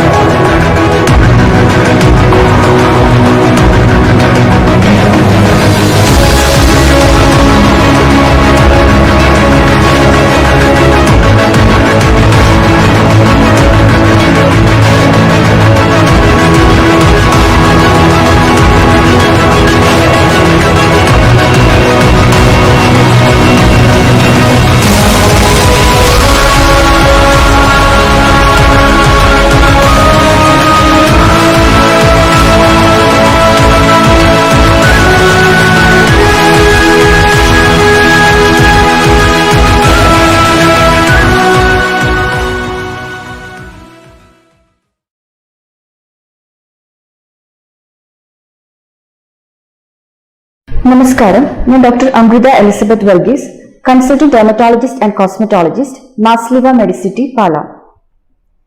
ഇനി ഞാൻ സംസാരിക്കാൻ പോകുന്ന വിഷയം ഡബിൾ ചിൻ റിഡക്ഷനെ കുറിച്ചാണ്. നമ്മൾ എല്ലാവരും ബോധ ചെയ്യുന്ന ഒന്നാണ് ഡബിൾ ചിൻ, അല്ലേ? ഈവൻ ഒരു സെൽഫി എടുക്കുകയാണെങ്കിലും ഒരു സ്ട്രെയിറ്റ് ഫോട്ടോ എടുക്കുകയാണെങ്കിലും അതിൽ ഡബിൾ ചിൻ ഉണ്ടെങ്കിൽ പലപ്പോഴും നമ്മുടെ കോൺഫിഡൻസ് കളയാറുണ്ട്.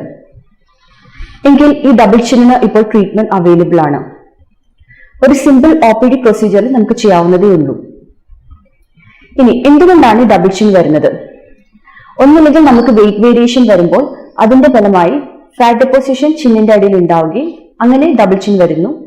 ഓറൽസ് നമുക്ക് ഹെറിഡിറ്ററി പാരമ്പര്യമായിട്ടും വരുന്നവരുണ്ട്. ഈവൻ പേരൻസിനോ ഡബിൾ ചിൻ ഉണ്ടെങ്കിൽ അതിന്റെ ഭാഗമായിട്ടും ചിലർ ഡബിൾ ചിൻ കാണാറുണ്ട്. ഇനി എങ്ങനെയാണ് ഡബിൾ ചിൻ ഇഞ്ചെക്ഷൻസ്? പലർക്കും ഒരു ഭയമുണ്ടാകും, അതിന് പെയിൻഫുൾ ആണോ, അത് എങ്ങനെയായിരിക്കും എന്നുള്ളത്. എങ്കിൽ ഡബിൾ ചിൻ ഇഞ്ചെക്ഷൻ പെയിൻഫുൾ ആണോ എന്ന് ചോദിച്ചാൽ ചെറുതായിട്ടൊരു പെയിൻ ഉണ്ട്. എങ്കിൽ ആ പെയിൻ കുറയ്ക്കുന്നതിന് വേണ്ടിയിട്ട് നമ്മൾ ലോക്കൽ അനസ്തെറ്റിക്, അത് മരവിപ്പിക്കാൻ വേണ്ടിയിട്ടുള്ള ക്രീംസ് അപ്ലൈ ചെയ്യുന്നുണ്ട്. അതൊരു 35 minutes to 40 minutes ഇട്ടതിന് ശേഷമാണ് നമ്മൾ മൾട്ടിപ്പിൾ ടൈം ഇഞ്ചെക്ഷൻസ് തരുന്നത്. എന്താണ് ഡബിൾ ചിൻ ഇഞ്ചെക്ഷൻസ് ചെയ്യുന്നത്? എങ്ങനെയാണ് ഡബിൾ ചിൻ അതുഫലമായി കുറയുന്നത്? ഡബിൾ ചിൻ ഇഞ്ചെക്ഷൻസ് ചെയ്യുമ്പോൾ ആ ഇഞ്ചെക്ഷൻസ് നമ്മുടെ ഫാറ്റിനെ മെൽറ്റ് ചെയ്യുന്നു, ഡിസോൾവ് ചെയ്യിക്കുകയാണ് ചെയ്യുന്നത്. അതിന്റെ ഫലമായി പതുക്കെ പതുക്കെ ഡബിൾ ചിൻ കുറയുന്നു. അത് ഒരു സിറ്റിംഗിലുള്ളതല്ല, മൾട്ടിപ്പിൾ സിറ്റിംഗ്സ് വേണ്ടി വരും. എത്ര സിറ്റിംഗ്സ് എന്നുള്ളത് ഓരോരുത്തരും വേരി ചെയ്തിരിക്കും. ഇപ്പോൾ അധികം നല്ല ഫാറ്റ് ഡെപ്പോസിഷൻ ഉള്ള ഒരാളാണെങ്കിൽ ഒരു 4 or 5 സിറ്റിംഗ്സ് വേണ്ടി വരും. എങ്കിൽ അധികം ഇല്ലാത്തവരാണെങ്കിൽ ഒരു 2 or 3 സിറ്റിംഗ്സിൽ നമുക്ക് ചെയ്യാവുന്നതേ ഉള്ളൂ. ഞാൻ ഇപ്പോൾ ചെയ്ത ഒരു പേഷ്യന്റിന്റെ ബിഫോർ ആൻഡ് ആഫ്റ്റർ പിക്ചർ ഞാൻ ഡിസ്പ്ലേ ചെയ്യുന്നുണ്ട്. ഒരു 4-5 സിറ്റിംഗ്സിന് ശേഷമുള്ള റിസൾട്ട് ആണത്. ഓരോ സിറ്റിംഗ്സും നമുക്കൊരു 3 weeks to 4 weeks ഗ്യാപ്പിലാണ് ചെയ്യപ്പെടുന്നത്. ഡബിൾ ചിൻ ഇഞ്ചക്ഷന് ശേഷം എന്തൊക്കെയാണ് after care? Double chin injection ശേഷം ഒരു 1 വീക്കിലേക്ക് ചെറുതായി ഒരു പെയിൻ ഉണ്ടാകാം, ചെറിയൊരു റെഡ്നെസ്സും സ്വെല്ലിങ്ങും ഉണ്ടാകാം. അപ്പോൾ നമ്മൾ ശ്രദ്ധിക്കേണ്ടത് ആ ഡബിൾ ചിൻ ഇഞ്ചക്ഷൻ ചെയ്ത ഭാഗത്ത് നമ്മൾ അധികം മസാജിങ്ങോ ഓർ പാർലറിൽ ചെയ്ത് ഫേഷ്യലോ ഒന്നും ചെയ്യാതിരിക്കുക. അങ്ങനെ ചെയ്യുമ്പോൾ ചിലപ്പോൾ ഇൻഫ്ലമേഷൻ കൂടാൻ ചാൻസ് ഉണ്ട്.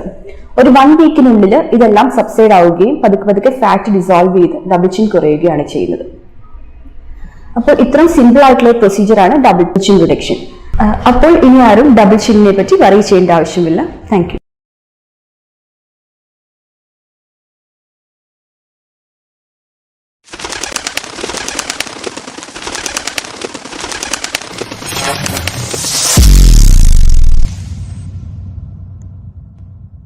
ഞാൻ doctor JC Thomas, Mar Sleeva medicity പാലായിലെ പൾമനോളജി വിഭാഗം സീനിയർ കൺസൾട്ടൻ്റാണ്. ഇന്ന് ലോകം മുഴുവൻ കൊറോണ വൈറസ് എന്ന വിപത്തിനെതിരെ ഒറ്റക്കെട്ടായിട്ട് യുദ്ധം ചെയ്തുകൊണ്ടിരിക്കുന്ന ഒരു സമയമാണ്. തീർച്ചയായും നമ്മൾ അത് അതിജീവിക്കുക തന്നെ ചെയ്യും. സാമൂഹിക അകലം പാലിച്ചും മാസ്ക് ധരിച്ചും കൈകൾ ശുദ്ധമാക്കിയുമെല്ലാം നമുക്കറിയാവുന്ന മാർഗങ്ങളിലൂടെ ഈ വൈറസിനെ ചെറുക്കാൻ നാം ഓരോരുത്തരും ശ്രമിക്കുന്നു.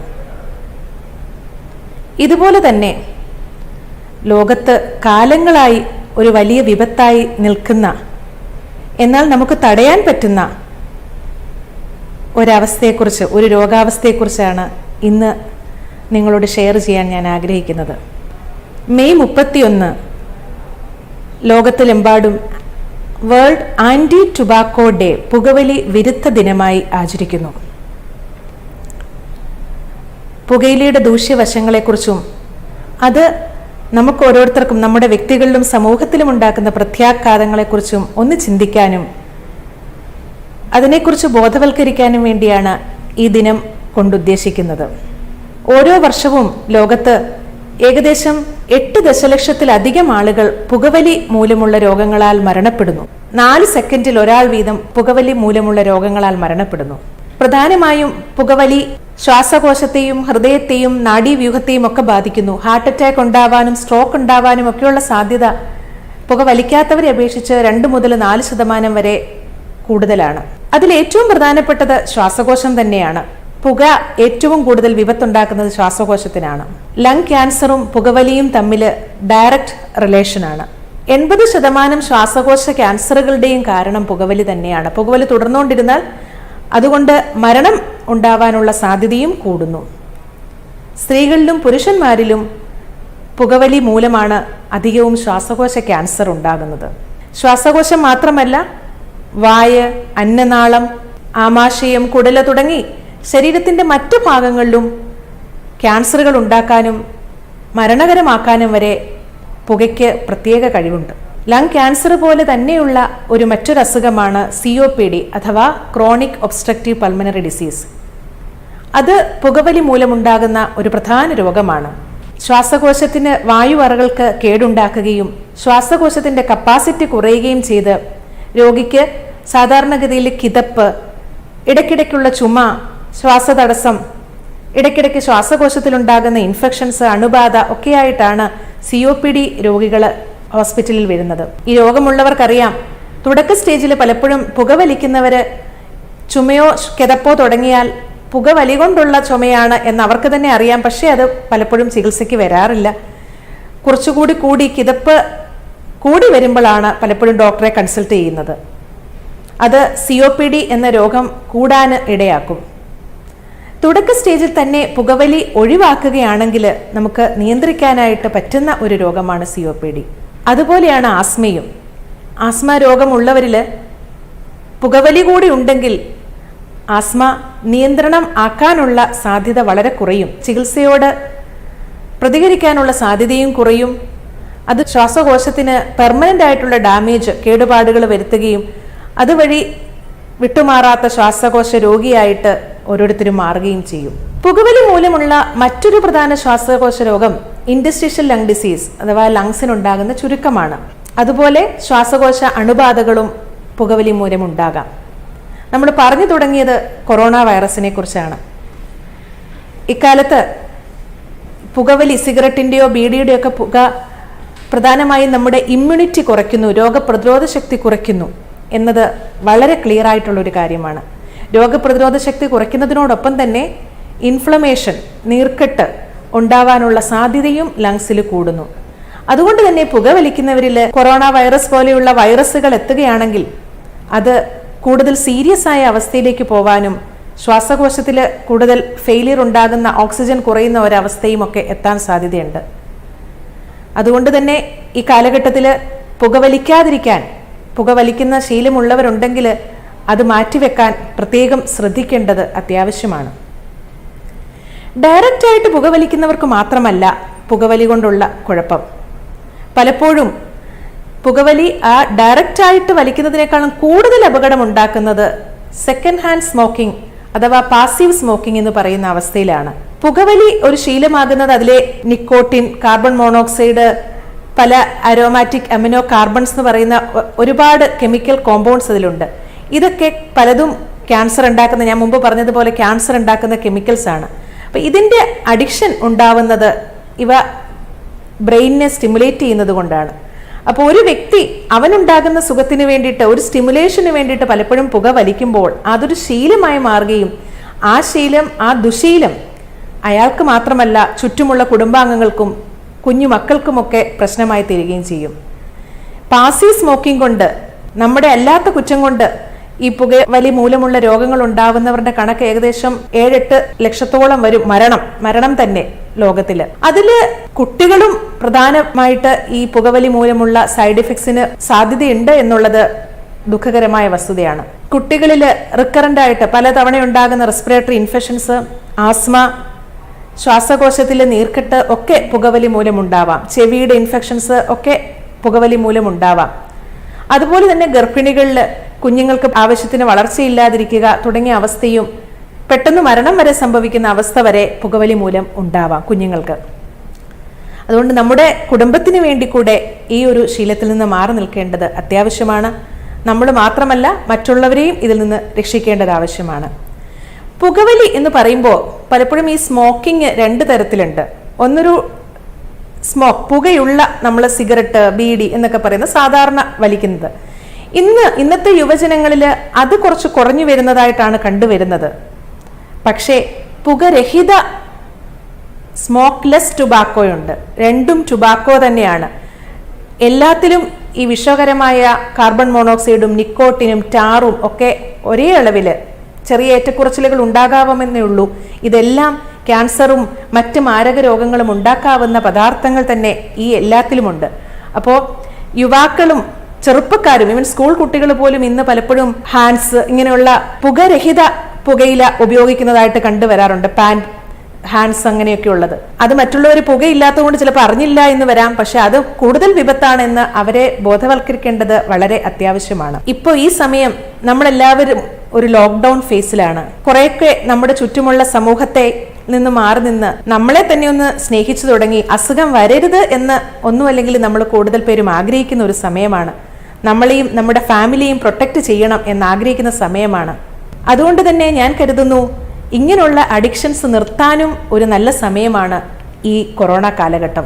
പുകവലി നിർത്തണം എന്നുണ്ടെങ്കിൽ തീർച്ചയായിട്ടും അതിനൊരു സ്ട്രോങ് വില്ല് വേണം. ഒരു അഡിക്ഷൻ ആവുന്നതിന് മുമ്പ് കുട്ടികൾക്കൊക്കെ അത് നിർത്താൻ കുറച്ചുകൂടി എളുപ്പമാണ്. പ്രായമായവർക്ക് നമ്മൾ ഒരുപാട് സപ്പോർട്ട് വേണ്ടി വരും. നമ്മൾ തന്നെ തീരുമാനിക്കണം.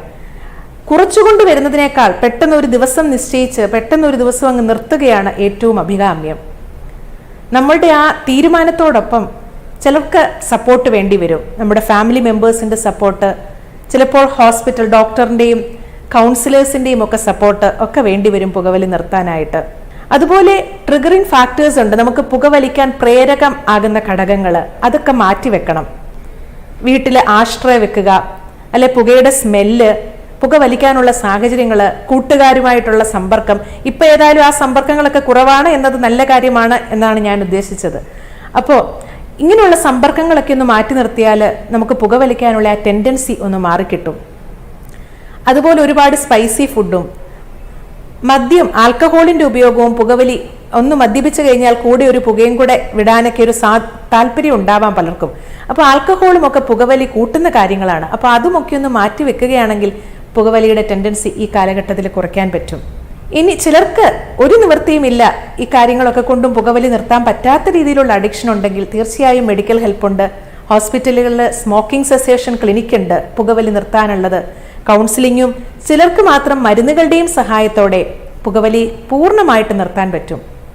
നമ്മുടെ രോഗികളെ കാണുമ്പോൾ പലപ്പോഴും കാണുന്നതാണ്, ചിലപ്പോൾ പുകവലി നിർത്തണമെന്ന് ഉപദേശിച്ചാൽ അവരാദ്യം ചെവിക്കൊള്ളണമെന്നില്ല.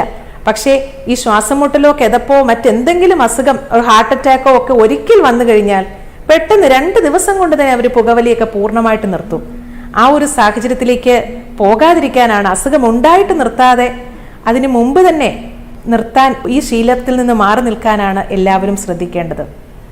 അങ്ങനെ ഈ വേൾഡ് നോ ടുബാക്കോ ഡേയിൽ, ഈ കൊറോണ കാലഘട്ടത്തിൽ നമ്മുടെ ഇമ്മ്യൂണിറ്റി കൂട്ടാൻ തന്നെ ഈ പുകവലി എന്ന വിപത്തിനെയും നമുക്ക് മാറ്റി നിർത്താം. അതുവഴി പ്രത്യേകിച്ച് നമ്മുടെ തന്നെ ആരോഗ്യം നമുക്ക് കൂട്ടാം, ഈ അസുഖങ്ങളിൽ നിന്ന് മാറി നിൽക്കാം, നമ്മുടെ കുഞ്ഞുങ്ങളെയും നമ്മുടെ കുടുംബത്തെയും സംരക്ഷിക്കാം. ചുറ്റുമുള്ള എൻവയോൺമെൻറ്റ് അതും ഇമ്പോർട്ടൻ്റ് ആണ്.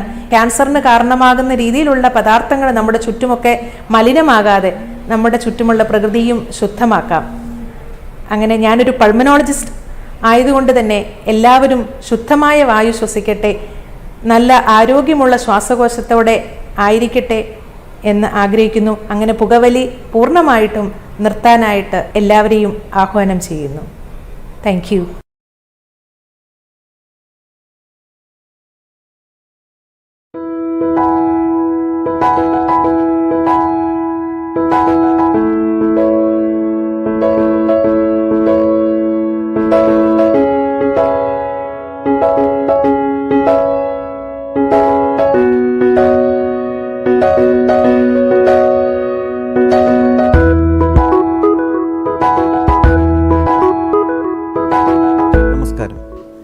ഞാൻ doctor Eby John, senior consultant anaesthesiologist, Sleeva medicity Palai. ഒരു അനസ്തറ്റിസ്റ്റിൻ്റെ ഉത്തരവാദിത്വം എന്താണ്? അദ്ദേഹം തൻ്റെ രോഗികളെ എങ്ങനെയാണ് ചികിത്സിക്കുന്നത്? ഇവയെപ്പറ്റി നിങ്ങളോട് കുറച്ച് കാര്യങ്ങൾ ഷെയർ ചെയ്യാനാണ് ഞാൻ ഉദ്ദേശിക്കുന്നത്. നമുക്കറിയാം, നമ്മുടെ ശരീരത്തിൽ എവിടെയെങ്കിലും ഒരു തടിപ്പോ മുഴയോ വല്ലതും ഉണ്ടാവുകയാണെങ്കിൽ നമ്മളത് നീക്കം ചെയ്യാൻ തീരുമാനിക്കുമ്പോഴോ, അല്ലെങ്കിൽ നമുക്ക് തീവ്രമായ ഒരു പൊള്ളലേൽക്കുകയോ അല്ലെങ്കിൽ നമുക്ക് ഒരു റോഡ് ട്രാഫിക് ആക്സിഡൻറ്റ് ഉണ്ടാവുകയോ ചെയ്യുമ്പോഴാണ് സാധാരണ നമ്മൾ അനസ്തറ്റിസ്റ്റിൻ്റെ സേവനം തേടുന്നത്. അങ്ങനെ ഒരു അനസ്തറ്റിസ്റ്റിൻ്റെ സേവനം തേടി നിങ്ങൾ അദ്ദേഹത്തിൻ്റെ അടുത്ത് നിന്ന് ഇരിക്കുമ്പോൾ നിങ്ങളൊരു കാര്യം മനസ്സിലാക്കണം. ഓപ്പറേറ്റിംഗ് റൂമിലും അതുപോലെ തന്നെ അതിനുശേഷമുള്ള തീവ്രപരിചരണ വിഭാഗത്തിലും നിങ്ങളെ ട്രീറ്റ് ചെയ്യുന്ന ഒരു ഇൻറ്റൻസീവ് കെയർ ഫിസിഷ്യനാണ് അനസ്തീസിയോളജിസ്റ്റ്. മെഡിക്കൽ ടേംസിൽ അദ്ദേഹത്തിനെ പെരി ഓപ്പറേറ്റീവ് ഫിസിഷ്യൻ എന്നാണ് വിശേഷിപ്പിക്കുന്നത്. നിങ്ങൾക്ക് നിങ്ങളുടെ ഹൃദയ സംബന്ധമായ അസുഖങ്ങൾ, ശ്വാസകോശ സംബന്ധമായ അസുഖങ്ങൾ, അതുപോലെ കിഡ്നി സംബന്ധമായ, കരൾ സംബന്ധമായ അസുഖങ്ങൾ, അതുപോലെ തന്നെ നിങ്ങൾ കഴിക്കുന്ന മരുന്നുകളുടെ ലിസ്റ്റ്, അതുപോലെ നിങ്ങളുടെ അനസ്തീസിയ, നിങ്ങൾക്ക് എന്തെങ്കിലും പർട്ടിക്കുലർ അനസ്തീസിയ പ്ലാൻസ് താല്പര്യമുണ്ടെങ്കിൽ അതെല്ലാം അനസ്തറ്റിസ്റ്റുമായിട്ട് ഡിസ്കസ് ചെയ്ത് ഒന്നിച്ച് ഒരു കളക്റ്റീവായിട്ടുള്ള ഒരു ഡിസിഷൻ എടുത്ത് മുമ്പോട്ട് പോകാനുള്ള ഒരു അവസരം നമ്മൾ മാർസ്ലിവ മെഡിസിറ്റിയിൽ ഒരുക്കിയിട്ടുണ്ട്. അങ്ങനെ നിങ്ങൾ ഡിസ്കസ് ചെയ്യുമ്പോൾ നിങ്ങൾ പ്ലാൻ ചെയ്യുന്ന സർജിക്കൽ പ്രൊസീജിയറിൽ നിങ്ങൾ എത്രത്തോളം സുരക്ഷിതരാണ്, നിങ്ങളിൽ പ്ലാൻ ചെയ്യുന്ന അനസ്തീസിയ പ്രൊസീജിയറിൽ നിങ്ങൾ എത്രത്തോളം സുരക്ഷിതരാണ്, നിങ്ങൾക്ക് ഒരു അനസ്തീഷ്യ തന്ന് സർജറി കണ്ടക്ട് ചെയ്യുമ്പോൾ നിങ്ങൾക്കുണ്ടാവാൻ സാധ്യതയുള്ള ഹൃദയ സംബന്ധമായ കോംപ്ലിക്കേഷൻസ്, ശ്വാസകോശ സംബന്ധമായിട്ടുള്ള കോംപ്ലിക്കേഷൻസ്, അതുപോലെ ബ്ലീഡിങ്, ഇതിനുള്ള സാധ്യതകൾ ഇവയെല്ലാം അനസ്തറ്റിസ്റ്റ് അസസ് ചെയ്യുന്നു. ഓപ്പറേഷൻ കഴിഞ്ഞിട്ട് സർജിക്കൽ ICUവിൽ നിങ്ങൾക്ക് വെന്റിലേറ്റർ സപ്പോർട്ട് വേണമെങ്കിൽ അതും, ഓപ്പറേഷൻ കഴിയുമ്പോഴുള്ള മാരകമായ വേദന അത് നിങ്ങൾ അറിയാതിരിക്കാൻ വേണ്ടി അനസ്തറ്റിസ്റ്റ് നിങ്ങളിൽ ചെയ്യുന്ന പ്രൊസീജിയേഴ്സ്, ഇവയെല്ലാം ഡിസ്കസ് ചെയ്ത് ഓപ്പറേറ്റിംഗ് റൂമിലും സർജിക്കൽ ICUവിലും ഉള്ള നിങ്ങളുടെ യാത്ര വളരെ സുഗമവും സുരക്ഷിതവും ടെൻഷൻ ഫ്രീയുമായി പോകുവാനുള്ള ഒരു അവസരം നിങ്ങൾക്ക് ലഭിക്കുകയാണ് ചെയ്യുന്നത്. ഒരു കാര്യം ഉറപ്പിക്കാം, നിങ്ങളുടെ ജീവൻ്റെ സുരക്ഷിതത്വമാണ് അനസ്തറ്റിസ്റ്റിൻ്റെ ഏറ്റവും പരമപ്രധാനമായ ഉത്തരവാദിത്വം. So we are the guarding Angeles of your life in operating room and surgical ICU. Thank you.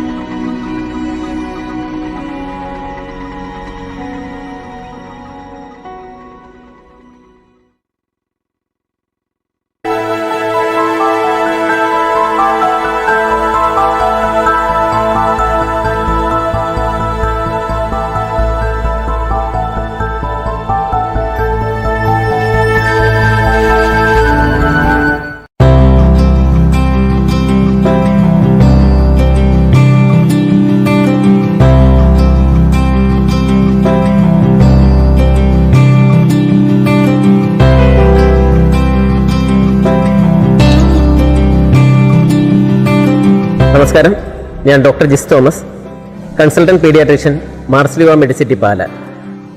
അപ്പോൾ ഞാനിപ്പം വന്നത്, ഞങ്ങളിവിടെ ഒരു അലർജി ക്ലിനിക്ക് സ്റ്റാർട്ട് ചെയ്തിട്ടുണ്ട് നമ്മുടെ മാർസ്ലിവ മെഡിസിറ്റിയിൽ. കുട്ടികൾക്കായിട്ടുള്ള ഒരു അലർജി ആസ്മ ക്ലിനിക്ക്. അത് മെയിനായിട്ടും ശ്വാസകോശ രോഗ നിർണയത്തിന് വേണ്ടിയിട്ടാണ് നമ്മളത് നടത്തി വരുന്നത്.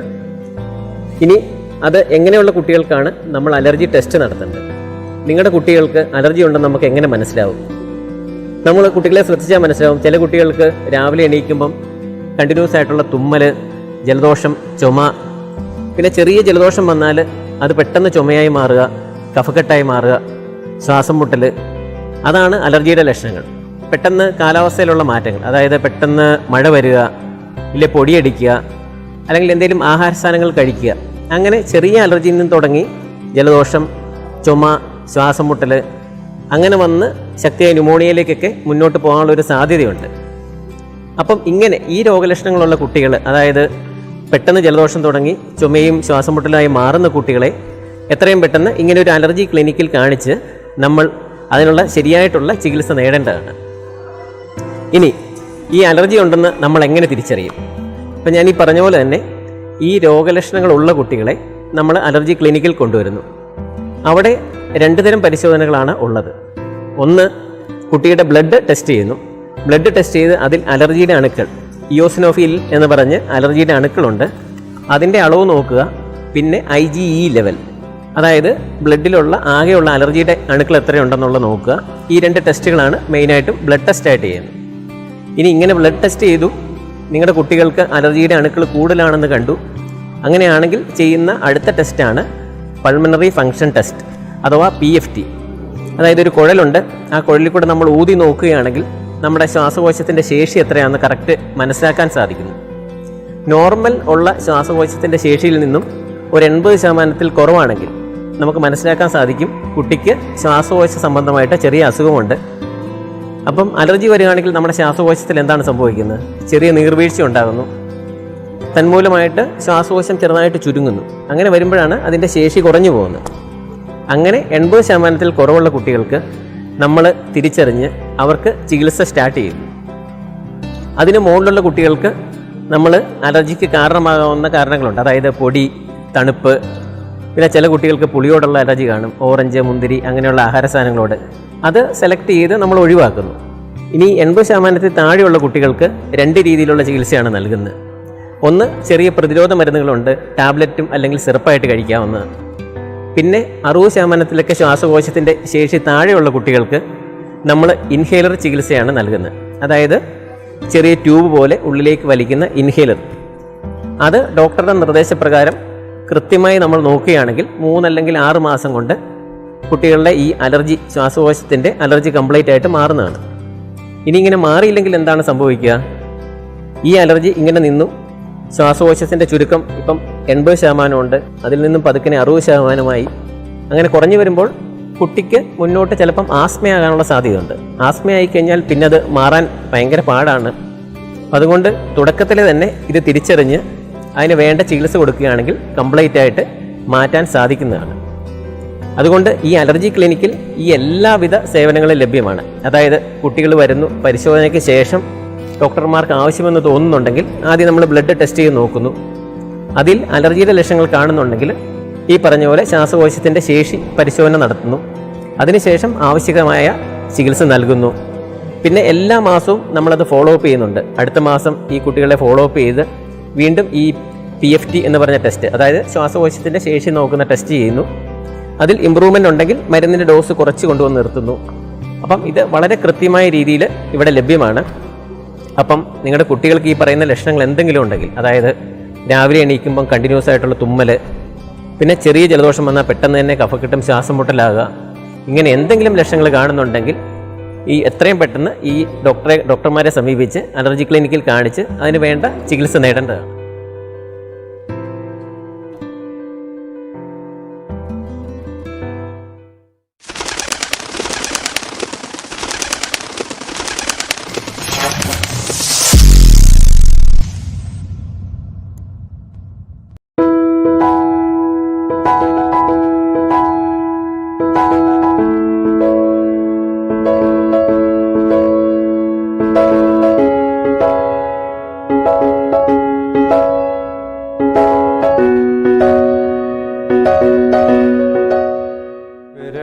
Doctor B Venugopal. ഞാനിവിടെ senior consultant hepatobiliary and liver transplant surgery ഡിപ്പാർട്ട്മെൻറ്റിൽ വർക്ക് ചെയ്യുന്നു. കരളിനെ ബാധിക്കുന്ന അർബുദം ഈ അടുത്ത കാലത്തായി വർദ്ധിച്ചു വരുന്നതായി കാണുന്നു. മനുഷ്യനെ ബാധിക്കുന്ന ക്യാൻസറുകൾ ഇതിന് 5ാം സ്ഥാനവും മരണകാരണങ്ങളിൽ 2ാം സ്ഥാനവുമാണെന്നുള്ളത്. ഒരു വർഷം ഏകദേശം 8.5 ലക്ഷം ആൾക്കാർക്ക് ലിവർ ക്യാൻസർ ബാധിക്കുന്നതായി കണക്കാക്കപ്പെടുന്നു. ഇതിൽ 8 ലക്ഷത്തോളം ആൾക്കാർ ഈ ക്യാൻസർ മൂലം മരണപ്പെടുന്നു. 90% ലിവർ ക്യാൻസറുകളും ഉണ്ടാകുന്നത് മറ്റ് കരൾ രോഗങ്ങളുള്ളവരിലാണ്. ഹെപ്പറ്റൈറ്റിസ് ബി മൂലമുള്ള അണുബാധയാണ് പ്രധാന കാരണം. ഹെപ്പറ്റൈറ്റിസ് സി, ജീവിത ശൈലീ രോഗമായ ഫാറ്റി ലിവർ, അമിത മദ്യപാനം പോലുള്ള സിറോസിസ് എന്നിവ മറ്റ് കാരണങ്ങളാണ്. മറ്റ് അർബുദം എന്ന പോലെ രോഗം വന്നതിന് ശേഷം ചികിത്സിക്കുന്നതിനേക്കാൾ രോഗം പ്രതിരോധിക്കുന്നതാണ് ലിവർ ക്യാൻസറിലും പ്രധാനം. ലിവർ ക്യാൻസർ എങ്ങനെ പ്രതിരോധിക്കാം? ഞാൻ മുൻപ് പറഞ്ഞതുപോലെ ഹെപ്പറ്റൈറ്റിസ് ബി ആണല്ലോ പ്രധാന കാരണം. ഹെപ്പറ്റൈറ്റിസ് ബിക്ക് ഫലപ്രദമായ പ്രതിരോധ കുത്തിവയ്പ് ഇന്ന് നിലവിലുണ്ട്. പ്രതിരോധ കുത്തിവയ്പ് എടുത്ത് ഹെപ്പറ്റൈറ്റിസ് ബി പ്രതിരോധിക്കുകയാണെങ്കിൽ അതുമൂലമുണ്ടാകുന്ന ലിവർ ക്യാൻസറും ഒരു പരിധിവരെ തടയാനാകും. ഹെപ്പറ്റൈറ്റിസ് സിക്ക് പ്രതിരോധ കുത്തിവയ്പ് ലഭ്യമല്ല. പക്ഷേ ഹെപ്പറ്റൈറ്റിസ് സി ചികിത്സിക്കാനായി ഫലപ്രദമായ ഔഷധങ്ങൾ ലഭ്യമാണ്.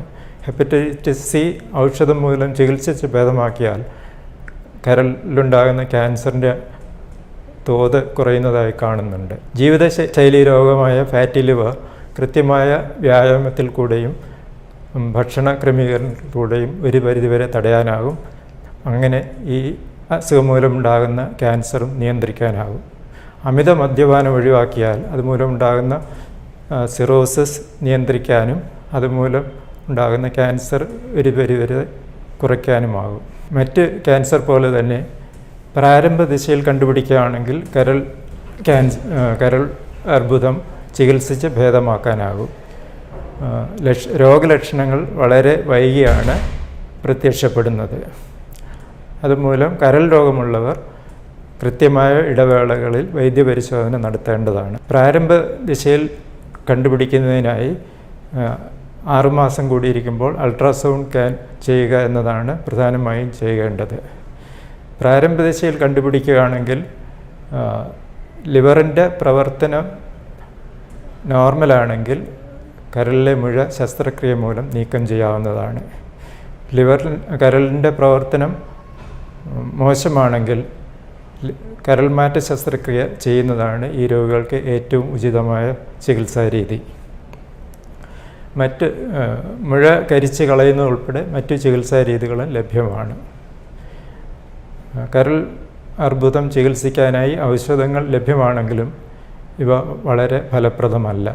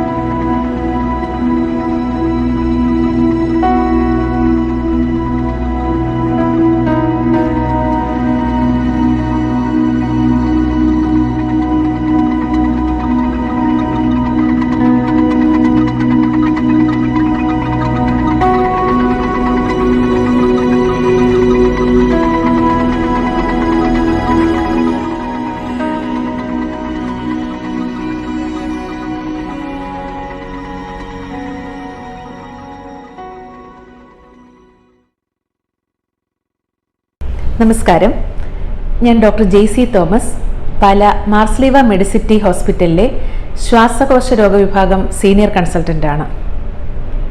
മാർച്ച് 24 ലോകമെമ്പാടും ക്ഷയരോഗ ദിനമായിട്ടാണ് ആചരിക്കപ്പെടുന്നത്. 1882 മാർച്ച് 24 പുരാതന കാലം മുതൽക്ക് തന്നെ ലോകത്തിൽ ലക്ഷക്കണക്കിന് ആളുകളുടെ മരണത്തിന് കാരണമാവുകയും ഒരുപാട് പേരെ രോഗികളെ ആക്കുകയും ചെയ്ത ഒരു സൂക്ഷ്മാണുവിനെ സർ റോബർട്ട് കോച്ച് എന്ന ശാസ്ത്രജ്ഞൻ ലോകത്തിന് മുമ്പിൽ പരിചയപ്പെടുത്തിയത്. മൈക്കോ ബാക്ടീരിയം ട്യൂബർക്കുലോസിസ് എന്ന ഈ ബാക്ടീരിയ ഉണ്ടാക്കുന്ന അണുബാധയാണ് ക്ഷയരോഗം അഥവാ ട്യൂബർക്കുലോസിസ്. ഈ രോഗാണുവിനെ കണ്ടെത്തിയിട്ട് ഏകദേശം 140 വർഷങ്ങൾ ആയെങ്കിലും ഇന്നും പൂർണ്ണമായിട്ട് രോഗത്തെ നിയന്ത്രിക്കാനോ നിർമ്മാർജ്ജനം ചെയ്യാനോ നമുക്ക് സാധിച്ചിട്ടില്ല എന്നുള്ളതൊരു വസ്തുതയാണ്. ഇപ്പോഴും ഈ 2019 കണക്ക് നോക്കുകയാണെങ്കിൽ ലോകത്തിൽ ഏകദേശം 1 കോടിയിലധികം ക്ഷയരോഗബാധിതർ ഉണ്ടായി. അതിൽ 14 ലക്ഷത്തോളം പേർ മരണപ്പെടുകയും ചെയ്തു. ഒരു ദിവസം 4000-ഓളം ആളുകൾ ക്ഷയരോഗം മൂലം ലോകത്ത് മരിക്കുന്നുണ്ട്. ഈ കണക്കില് ഇന്ത്യയാണ് ലോക ക്ഷയരോഗവാഹകരിൽ 5-1, 20% പേർ ഇന്ത്യയിലാണ് എന്ന് മനസ്സിലാക്കുമ്പോഴാണ് ഈ ക്ഷയരോഗ നിർമ്മാർജ്ജനത്തിൽ നമുക്ക് വലിയ പങ്ക് വഹിക്കാനുണ്ട് എന്നുള്ളത് നമ്മൾ മനസ്സിലാക്കുന്നത്. അതുകൊണ്ട് തന്നെ ദേശീയ ക്ഷയരോഗ നിർമ്മാർജ്ജന പരിപാടി നാഷണൽ TB എലിമിനേഷൻ പ്രോഗ്രാം എന്ന പ്രൊജക്റ്റിലൂടെ ക്ഷയരോഗം നമ്മുടെ രാജ്യത്ത് നിർമ്മാർജ്ജനം ചെയ്യേണ്ടതിൻ്റെ ആവശ്യകതയെക്കുറിച്ച് ആളുകളെ ബോധവാന്മാരാക്കുകയും രോഗനിർണയത്തിലും രോഗനിയന്ത്രണത്തിലും ചികിത്സയിലും ധാരാളം കാര്യങ്ങൾ നടത്തുകയും ചെയ്യുന്നുണ്ട്. അതുവഴി രോഗത്തെ നിയന്ത്രിക്കാൻ നമുക്ക് സാധിക്കുന്നെങ്കിലും പൂർണ്ണമായിട്ട് നിർമ്മാർജ്ജനം ചെയ്യാൻ നമുക്ക് ഇതുവരെയും കഴിഞ്ഞിട്ടില്ല. ഈ 2020 വർഷം, അതും ഒരു മാർച്ച് മാസം തൊട്ട് ഈ മാർച്ച് മാസം വരെ COVID-19 എന്ന വൈറസ് നമ്മളെ ഒരുപാട് കാര്യങ്ങൾ പഠിപ്പിച്ചു. ക്ഷയരോഗം പോലെ തന്നെ കോവിഡും ഒരു ശ്വാസകോശ അണുബാധയാണ്. രണ്ടും വായു വഴി സമ്പർക്കം വഴി പകരുന്ന അണുബാധകളാണ്. സാംക്രമിക രോഗങ്ങളുടെ, പ്രത്യേകിച്ചും വായു വഴിയുള്ള സാംക്രമിക രോഗങ്ങളുടെ പ്രതിരോധത്തിലും ചികിത്സയിലും കോവിഡ് ഒരുപാട് കാര്യങ്ങൾ നമ്മളെ പഠിപ്പിച്ചു. ക്ഷയരോഗവും ഒരു രോഗിയിൽ നിന്ന് രോഗി സംസാരിക്കുമ്പോഴോ ചുമയ്ക്കുമ്പോഴോ തുമ്മുമ്പോഴോ ഒക്കെ അന്തരീക്ഷത്തിൽ കലരുന്ന ബാക്ടീരിയ ആരോഗ്യമുള്ള ഒരാളുടെ ശ്വാസകോശത്തിലെത്തുകയും പിന്നീട് രോഗകാരണമാവുകയും ചെയ്യുകയാണ് ചെയ്യുന്നത്. നമുക്ക് കൂടുതൽ കാര്യങ്ങൾ ഈ രോഗത്തെക്കുറിച്ച് അറിയേണ്ടതുമുണ്ട്. എല്ലാ അവയവങ്ങളെയും, അതായത് തലച്ചോറ് തൊട്ട് സ്കിൻ വരെ എല്ലാ അവയവങ്ങളെയും ക്ഷയരോഗം ബാധിക്കാമെങ്കിലും ഏറ്റവും കൂടുതൽ പ്രശ്നമുണ്ടാക്കുന്നതും അപകടകരമാകുന്നതും കൂടുതൽ രോഗികൾ ഉണ്ടാകുന്നതും ശ്വാസകോശ ക്ഷയരോഗബാധ മൂലമാണ്. സാംക്രമികമാകുന്നതും ശ്വാസകോശ ക്ഷയരോഗബാധയാണ്.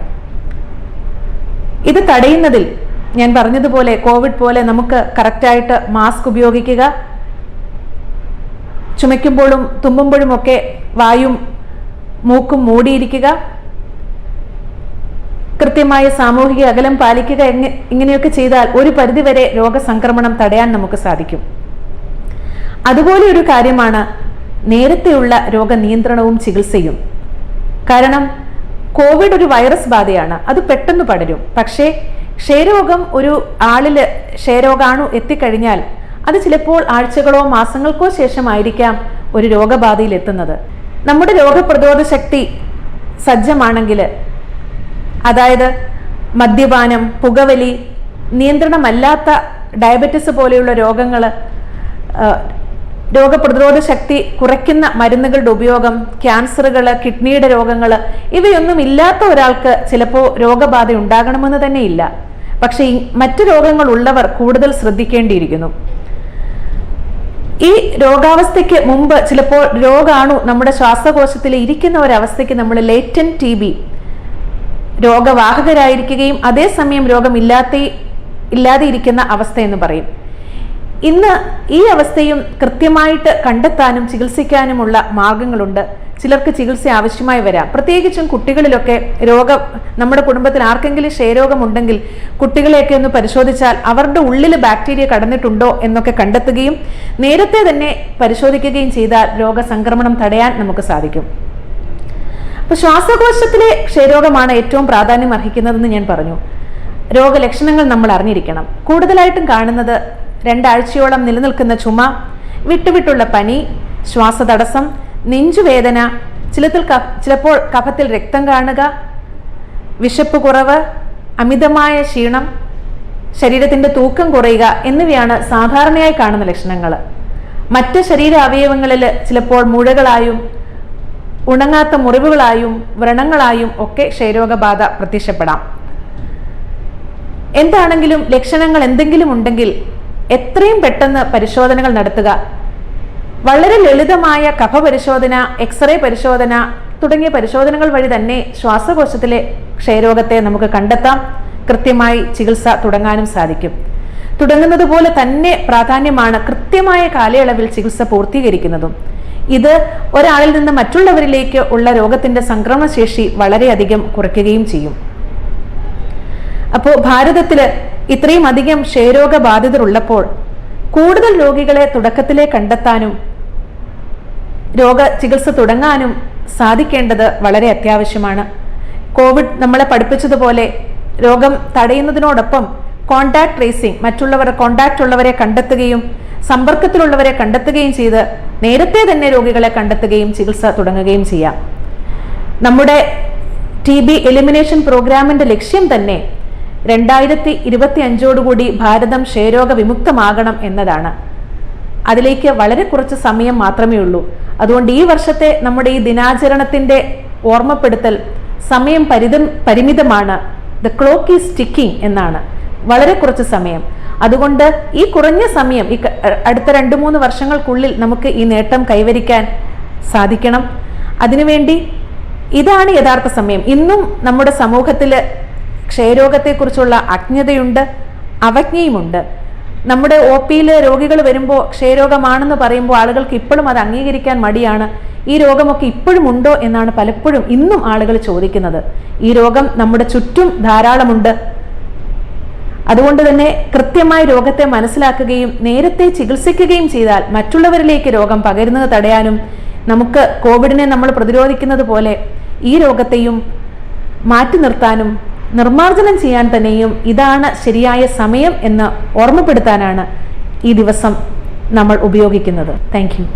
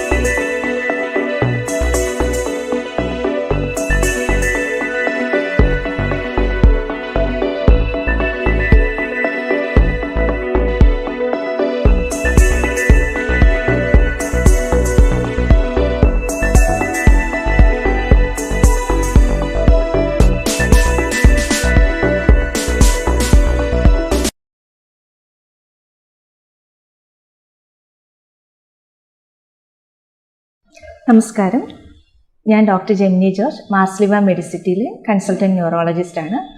ഇന്ന് ലോകമെമ്പാടും ഇൻ്റർനാഷണൽ എപ്പിലെപ്സി ഡേ ആയിട്ട് ആചരിക്കുകയാണ്. എപ്പിലെപ്സി അഥവാ അപസ്മാരം എന്ന് പറഞ്ഞു കഴിഞ്ഞാൽ നമുക്ക് എല്ലാവർക്കും പരിചിതമായിട്ടുള്ള ഒരു രോഗാവസ്ഥയാണ്. നമ്മുടെ ബ്രെയിനിൽ ലക്ഷക്കണക്കിന് ന്യൂറോൺസ് അഥവാ നാഡീകോശങ്ങളുണ്ട്. ഈ നാഡീകോശങ്ങൾ തമ്മിൽ കമ്മ്യൂണിക്കേറ്റ് ചെയ്യുന്നതിൻ്റെ ഭാഗമായിട്ട് അവിടെ ഒരു നോർമലി ബ്രെയിനിൽ ഒരു ഇലക്ട്രിക്കൽ ആക്ടിവിറ്റി നടക്കുന്നുണ്ട്, ഒരു ഇലക്ട്രിക്കൽ ഡിസ്ചാർജ് വരുന്നുണ്ട്. അപ്പോൾ എന്തെങ്കിലും കാരണങ്ങളാൽ ഈ ഇലക്ട്രിക്കൽ ആക്ടിവിറ്റി അബ്നോർമൽ ആവുന്നതാണ്. അതായത് അബ്നോർമലി ഇലക്ട്രിക്കൽ ഡിസ്ചാർജസ് നമ്മുടെ ബ്രെയിനിൽ പ്രൊഡ്യൂസ് ചെയ്യുന്നത് തന്നെയാണ് ഫിറ്റ്സ് അഥവാ സീഷർ എന്ന് പറയുന്നത്. ഫിറ്റ്സ് എന്ന് പറഞ്ഞാൽ സീഷർ അഥവാ ഫിറ്റ്സ് എന്ന് പറഞ്ഞു കഴിഞ്ഞാൽ പ്രധാനമായിട്ടും 2 തരമാണുള്ളത്. അതായത് ജനറലൈസ്ഡ് സീഷറും ഉണ്ട്, ഫോക്കൽ സീഷറും ഉണ്ട്. ജനറലൈസ്ഡ് സീഷർ എന്ന് പറഞ്ഞു കഴിഞ്ഞാൽ നമ്മുടെ ബ്രെയിനിൻ്റെ 2 ഹാഫും, അതായത് റൈറ്റ് ഹാഫും ലെഫ്റ്റ് ഹാഫും, രണ്ടിൽ നിന്നും ഈ ഇലക്ട്രിക്കൽ ഡിസ്ചാർജസ് ജനറേറ്റ് ചെയ്യപ്പെടുന്നു. അപ്പോൾ പൊതുവെ നമ്മൾ സാധാരണ കാണുന്നത് ജനറലൈസ്ഡ് സീഷറാണ്. എന്ന് പറഞ്ഞു കഴിഞ്ഞാൽ നമ്മൾക്ക് യൂഷ്വലി നമ്മൾ കാണുന്നത് സീഷർ എന്ന് പറയുമ്പോൾ നമ്മളുടെ പേഷ്യൻ്റ് പെട്ടെന്ന് നിന്ന നിൽപ്പിന് അൺകോൺഷ്യസ് ആവുന്നു. അവർക്ക് ചിലപ്പോൾ കണ്ണൊക്കെ മേലോട്ട് മറിഞ്ഞു പോകുന്നു, കൈയും കാലും ബലം പിടിക്കുന്നു, കഴുത്തൊരു വശത്തേക്ക് തിരിഞ്ഞു പോകുന്നു, വായിക്കൂടെ നിറയും പതയും വരുന്നു, അറിയാതെ യൂറിനോ മോഷനോ പോകുന്നു. ഇതൊക്കെയാണ് യൂഷ്വലി ജനറലൈസ്ഡ് സീഷർ എന്ന് പറയുന്നത്. അപ്പം അത് ഒരു കുറച്ച് മിനിറ്റുകൾ നേരത്തേക്ക് യൂഷ്വലി കാണും. അത് കഴിയുമ്പോൾ തനിയെ അത് സബ്സൈഡ് ചെയ്യും. പിന്നെ കുറച്ച് സമയത്തേക്ക് രോഗി ഒരു കൺഫ്യൂസ്ഡ് സ്റ്റേറ്റിലായിരിക്കും. അത് കഴിയുമ്പോൾ പയ്യെ റിക്കവർ ചെയ്യും. ഇതാണ് ജനറലൈസ്ഡ് സീഷർ.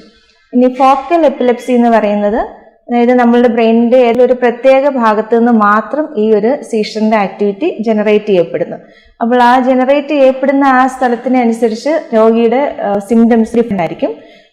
ഫോർ എക്സാമ്പിൾ, നമ്മൾക്ക് ചിലപ്പോൾ പേഷ്യൻറ്റിന് അബ്നോർമൽ ആയിട്ടുള്ള ചില സ്മെല്ല് ഫീൽ ചെയ്യുന്നു, ചിലപ്പോൾ ചില സൗണ്ട് കേൾക്കുന്നു, ചിലപ്പോൾ ഇല്ലാത്ത കാഴ്ചകൾ കാണുന്നു, ഉള്ള കാഴ്ചകൾ വികൃതമായിട്ട്, രൂപങ്ങൾ വികൃതമായിട്ട് തോന്നുന്നു, കാഴ്ച മങ്ങിപ്പോകുന്നു, വയറ്റിൽ നിന്ന് ഉരുണ്ട് കയറി വരുന്നത് പോലെ തോന്നുന്നു. ഇങ്ങനെ പല രീതിയിൽ അത് മാനിഫെസ്റ്റ് ചെയ്യാം. അതിനുശേഷം ചിലപ്പോൾ അതിൻ്റെ കൂടുതൽ മുഖം ഒരു വശത്തേക്ക് ടേൺ ചെയ്യുമോ, അല്ലെങ്കിൽ ഒരു സൈഡിൽ മാത്രം കുറച്ചൊരു ജെർക്സ്, ഒരു വെട്ടൽ പോലെ വരികയോ ഒക്കെ ചെയ്യാം. അപ്പം അതാണ് ഫോക്കൽ എപ്പിലെപ്സി എന്ന് പറയുന്നത്. അതിൽ തന്നെ 2 രീതിയിലുണ്ട്, വിത്ത് അവയർനെസ്സും വിത്തൗട്ട് അവയർനെസ്സും. അതായത് നമ്മളുടെ രോഗി ബോധം മറഞ്ഞു പോകുന്ന രീതിയിലുള്ളതുകൊണ്ട് രോഗിക്ക് ബോധത്തോടെ തന്നെ ഇത് സംഭവിക്കുന്നതുമുണ്ട്. ഇത് 2 സീഷേഴ്സ്. പിന്നെ അതിൻ്റെ കൂടെയുള്ള വേറെയും പല ടൈപ്പ് ഉണ്ട്. അതാണ് ആബ്സെൻസ് എപ്പിലെപ്സി, എക്ടോണിക് സീഷർ എന്ന് പറയുന്നത്. ആബ്സെൻസ് എപ്പിലെപ്സി എന്ന് പറയുന്നത് പ്രധാനമായിട്ടും കുട്ടികളിൽ സ്കൂളിൽ പഠിക്കുന്ന സമയത്ത് ക്ലാസ്സിലിരിക്കുമ്പോൾ പെട്ടെന്ന് ഇടയ്ക്ക് ബ്ലാങ്ക് ആയി പോകുന്നു, പലതവണ ബ്ലാങ്ക് ആയി പോകുന്നു. പലപ്പോഴും ടീച്ചേഴ്സ് ആയിരിക്കും ഇത് നോട്ടീസ് ചെയ്യുന്നതും കംപ്ലയിൻറ്റ് ചെയ്യുന്നതും. അങ്ങനെ നമ്മൾ ഇവാലുവേറ്റ് ചെയ്ത് വരുമ്പോഴായിരിക്കും ഒരു പക്ഷേ അത് സീഷറാണെന്നുള്ളത് ഐഡൻറ്റിഫൈ ചെയ്യുന്നത്. ഇതാണ് പ്രധാനമായിട്ടുള്ള സീഷർ ടൈപ്സ്.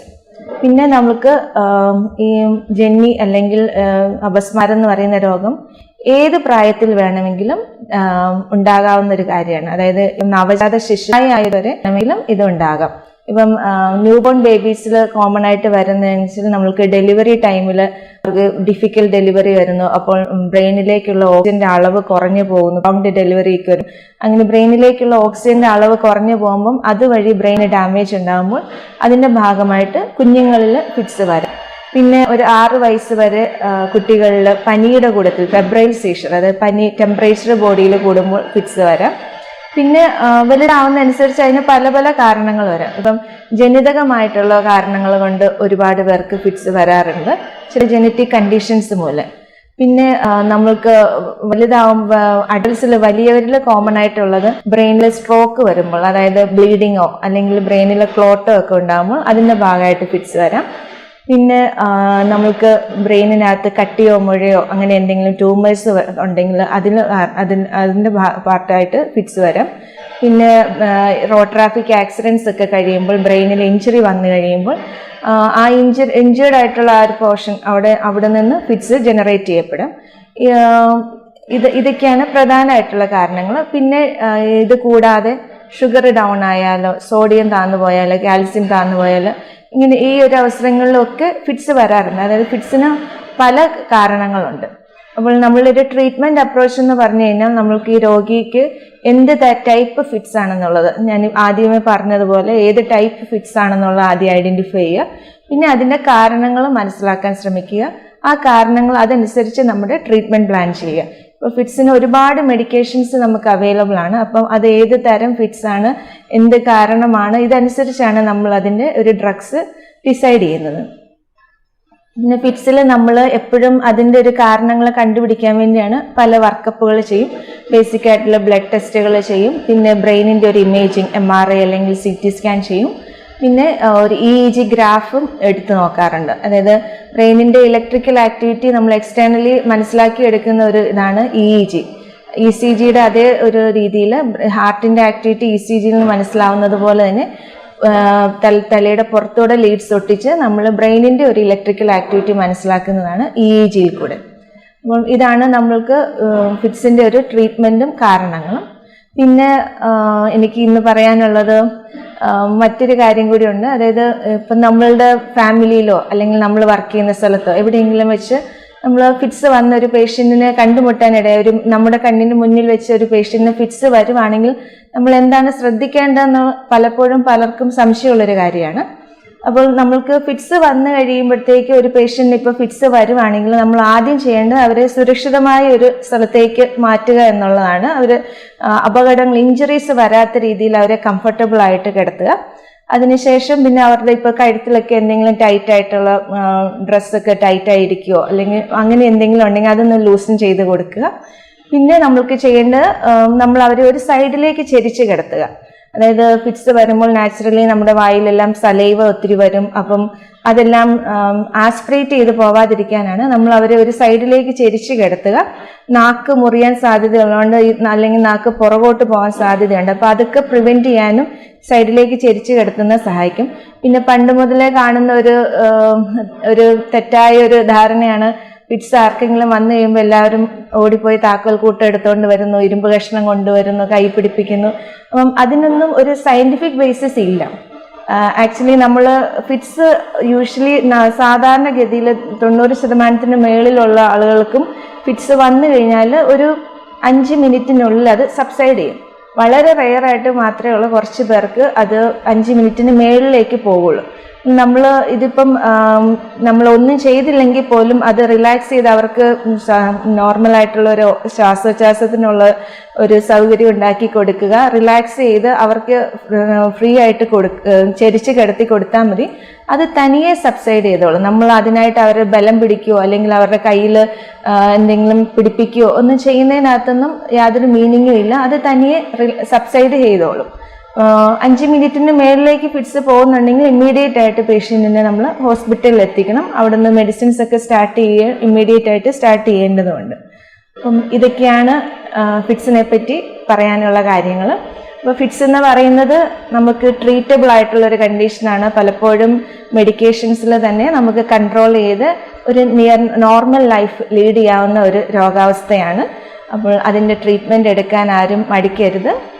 പ്രോപ്പറായിട്ടുള്ള ട്രീറ്റ്മെൻറ്റിൽ നമുക്ക് കൺട്രോൾ ചെയ്ത് നിർത്താവുന്ന ഒരു രോഗാവസ്ഥയാണ് എപ്പിലെപ്സി എന്ന് പറയുന്നത്. Thank you.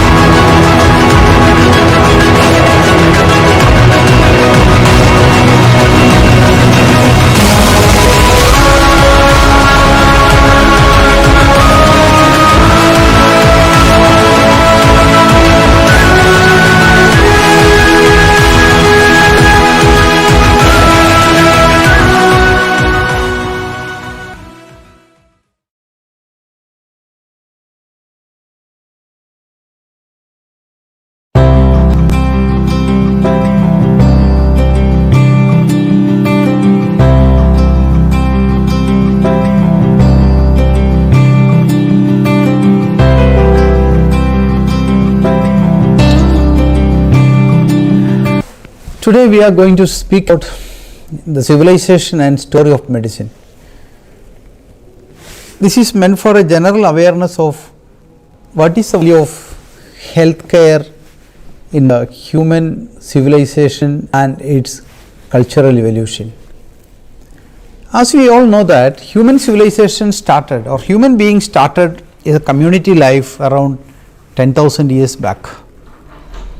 So that's the time human civilization started settling down around the major rivers around the world and starting a civilization.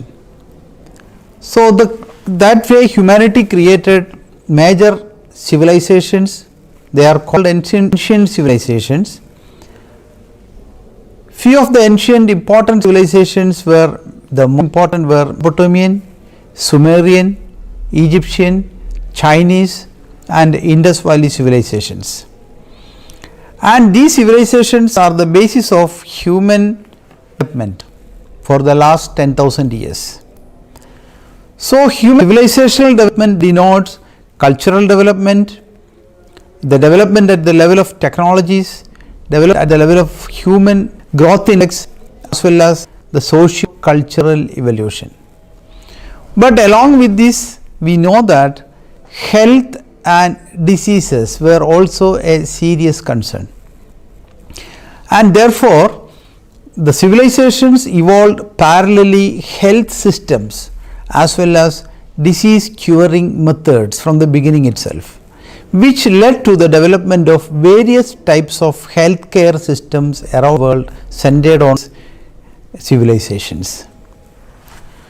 So as we know that all major ancient civilizations evolved healthcare systems at particular age, and it was clear at that because in each stage of evolution of human civilization, healthcare system also evolved into the next stage, and that is basically an advancement of human healthcare system for the last 10,000 years, step by step. And as we know that, we may think that healthcare system is something which is well evolved today, and all the systems were outdated, or all the systems were archaic, or we can say that unscientific thoughts will come to our mind. But one thing we should understand very clearly, as the science grows with civilization, all the previous thoughts will get upgraded into new stages, and the new stage is not an end in itself. Current knowledge or the knowledge of ancient period is up to that date. Beyond that, it gets outdated. So what is this outdated knowledge which we think is not outdated knowledge? It is a stepping stone to the next stage of human evolution of knowledge. That is applicable in every area of human development, not only in medicine. So when we look at medicine, we know that even Egyptians practiced surgical procedures. They had their own medical approach. It was a good approach of that time. And we know that every ancient civilization, whether it is Sumerian, whether it is Egyptian, whether it is Chinese or Indus Valley civilization, these ancient civilizations built up their own systems of medicine and a public health system. We know that underground drainage, piped water supply, and all the centralized system for healthcare was evidently present in the Egyptian civilization, and you can find the clear evidence of highly evolved underground drainage system and water supply system in Valley civilization. It all happened thousands of years back. So one thing we should understand, that medicine and public health was a serious concern from the beginning of human civilization itself. Definitely we are in a different stage now because our technological advancement and scientific knowledge is much superior.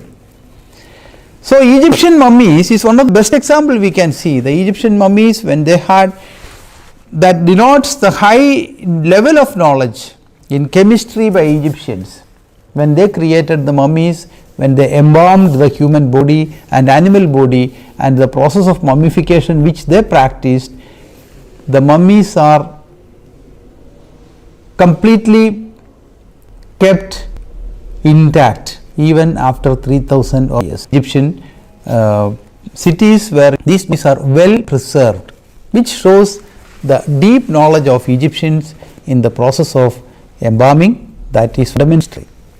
So the Egyptian medicine is one of the oldest medicine, and this oldest medicine, Egyptian system of medicine, had a specific and well trained system for educating the physicians, a well evolved system for educating the physicians. It was centered around the temple Imhotep. Imhotep was the god of medicine for them, and we will come to the contributions of Imhotep later.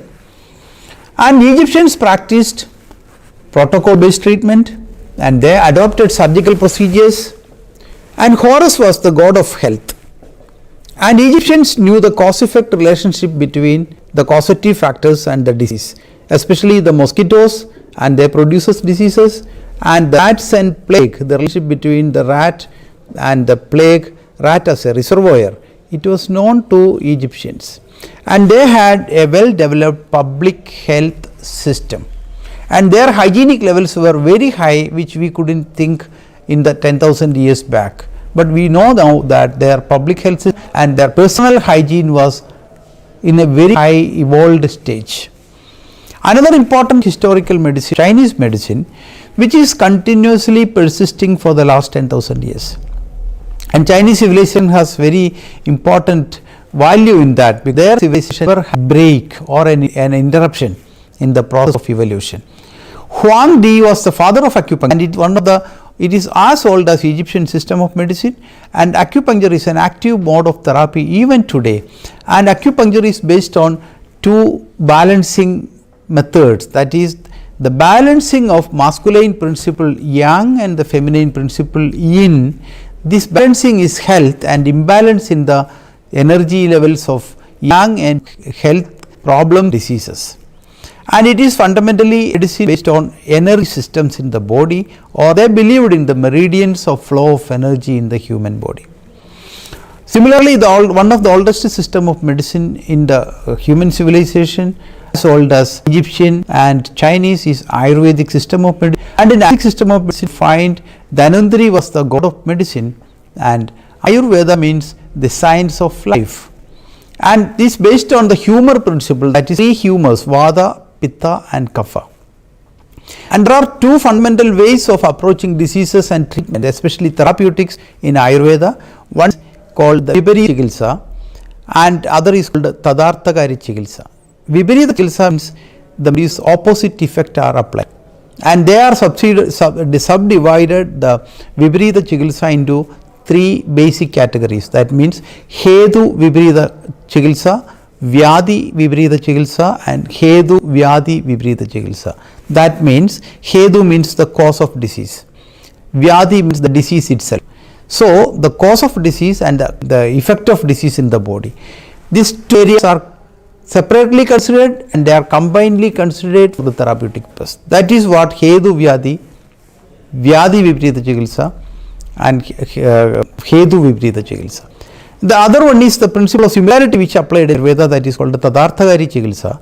There Hetu Tadarthakari Chikitsa, Vyadi Tadarthakari and Hetu Vyadi Tadarthakari. That is 3 stages of similarity in the disease and the treatment of the diseases.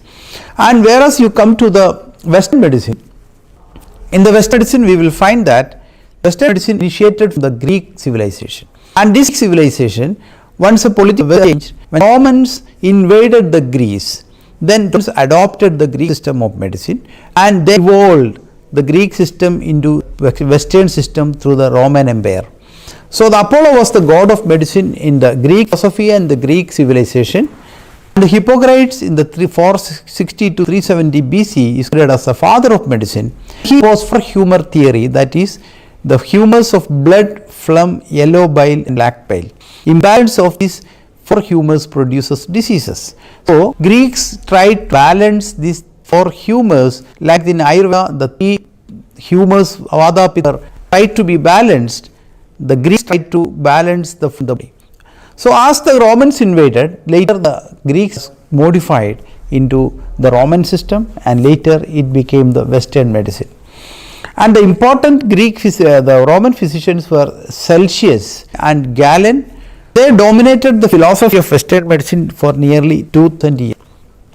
And it was based on predisposing of disease, exciting cause of disease and the environmental factors. And the treatment also was focused on factors, exciting factors and environmental factors of diseases. And the Greek and Roman system together contributed well into the development of the current modern medicine in the world.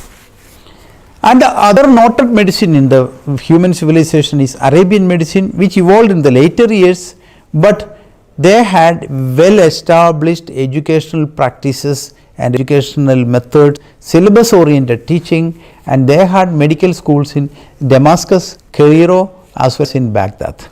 Avicenna and Rhasis as well as Abbas were the 3 majorities of the Arabian system of medicine. They had diagnostic procedures and treatment protocols. They had trained physicians and they had trained male and female nurses for the medical healthcare industry. But another important person after a long period happened in the ancient civilization, later in the 1st millennium AD. But in the 2nd millennium AD, around 4th century, one of the pioneer physicians in the West was Paracelsus. Paracelsus was a Swiss physician. He pioneered the revolution for Renaissance. And his period was 1493 to 1541. And he tried to suggest that urine analysis is the very basic for clinical diagnosis. And even today we practice what is advised by Paracelsus. So the evolution of Western medicine started from the Greek, later from the Romans, and after nearly 2000 years later through the Paracelsus, and the Paracelsus revolutionized the process of the Western medicine in the 14th century, but it further evolved by the process of discoveries. One of the most important personality in the current modern medicine is Rudolf Virchow. Rudolf Virchow, the pathologist who proposed the cellular pathology as the basis of disease in 1868. Therefore, he is considered as the father of modern pathology. And another important person is Louis Pasteur. Louis Pasteur, the father of microbiology, he proposed the germ theory in 1885. And Robert proved that bacterium Bacillus anthracis causes anthrax. The cause-effect relationship between pathogenic organisms and disease formation was well established by Louis Pasteur and Robert Koch, and their postulates linked the disease and germs and formed the basic philosophy and bacteriology and microbe in the current day world. And another important person in that stream is Edward Jenner. He is the father of immunology, of vaccination world. His period was 1749 to 1823. But one thing we should know that even before the vaccination practice in the West, vaccination was practiced in Egyptian civilization, Chinese civilization, and it was predominantly practiced in Indian civilization also. But a structured vaccination method in a scientific way was proposed, and it was evolved through Jenner. And another important discovery in the current medical world is by the Alexander Fleming in 1928, discovery of first antibiotic, that is a penicillin. And also the later by John Bosley Singler in 1954, he discovered anabolic steroids.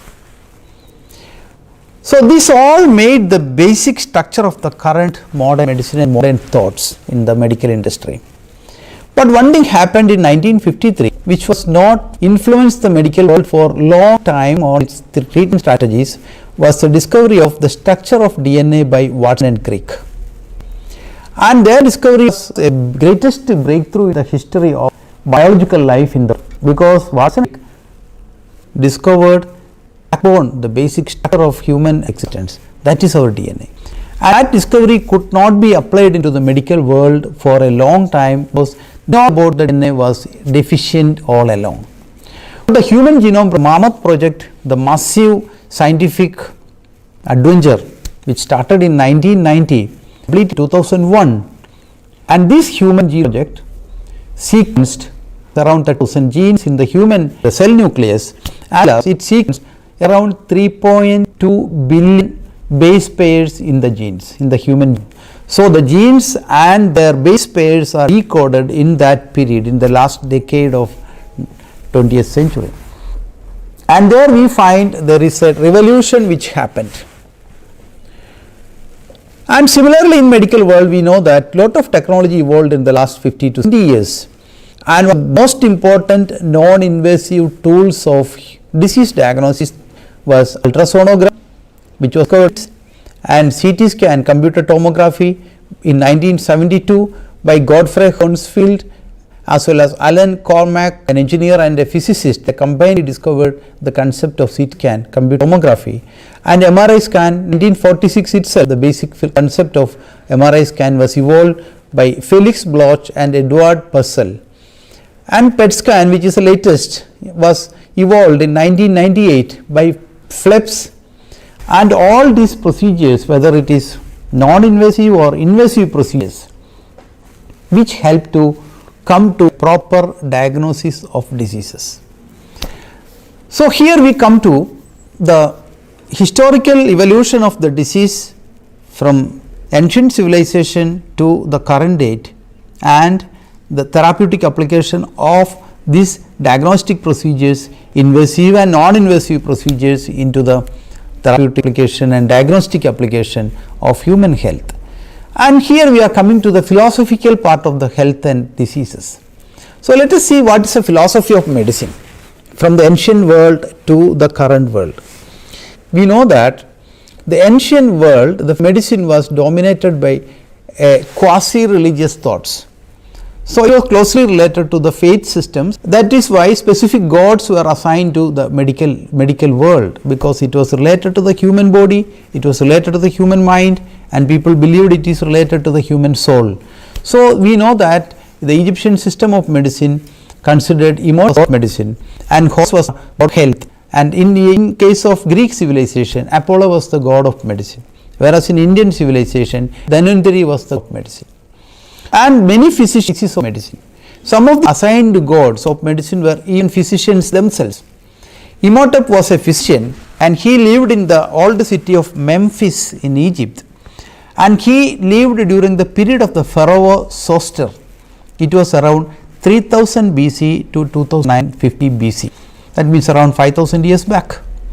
And Imhotep was not only a physician, he was a physician, he was a scribe, he was a sage, and he was an astronomer, he was a priest, and he was even a magician. And he was the first person made the basic architecture of pyramids. So Imhotep was considered as a god in the later ages, but he was a living human being in 3000 BC. But once you come to the major personalities in other civilizations where the medicine evolved separately, Hippocrates was the father of medicine in Greek civilization, and he proposed 4 humors. And this 4 humor theory of Hippocrates was based on the philosophy of holism. I am coming to that point, how the holism is relevant for the human health. And Galen in later 130 to 201 proposed treatment based on the therapy, the drugs which is capable of producing opposite effect in the human body, and that is what Galen proposed. And Charaka Samhita, you know that, and Susruta Samhita of the Indian tradition, and Charaka Samhita was written around 400 to 200 BC, and later it got upgraded around 100 BC to 100 AD. Similarly, Susruta Samhita, the basic seeds you could see in 700 to 600 BC, but later from 400 BC to 200 BC it became more perfected, and it got upgraded till 600 AD. So it's a long process of more than 1000 years in the evolution of ancient medicines, and by the tradition of physicians, one after another, they improved the quality of treatment and the concept of medicine, and they wrote authentic books like Charaka Samhita and some Susruta Samhita, etc. And in the Western world, when you look at it, and even the Hippocratic medicine or the Charaka Samhita, which based on the concept of holism. That is why they propose 3 humor theory, 4 humor theory, consider all human being as a single unit. And another important person who proposed the holism in medicine is Aristotle. His period was 384 to 322 BC, and his father was a physician at the court of Philip, the king of Macedonia. And Aristotle was also closely related to the medical world.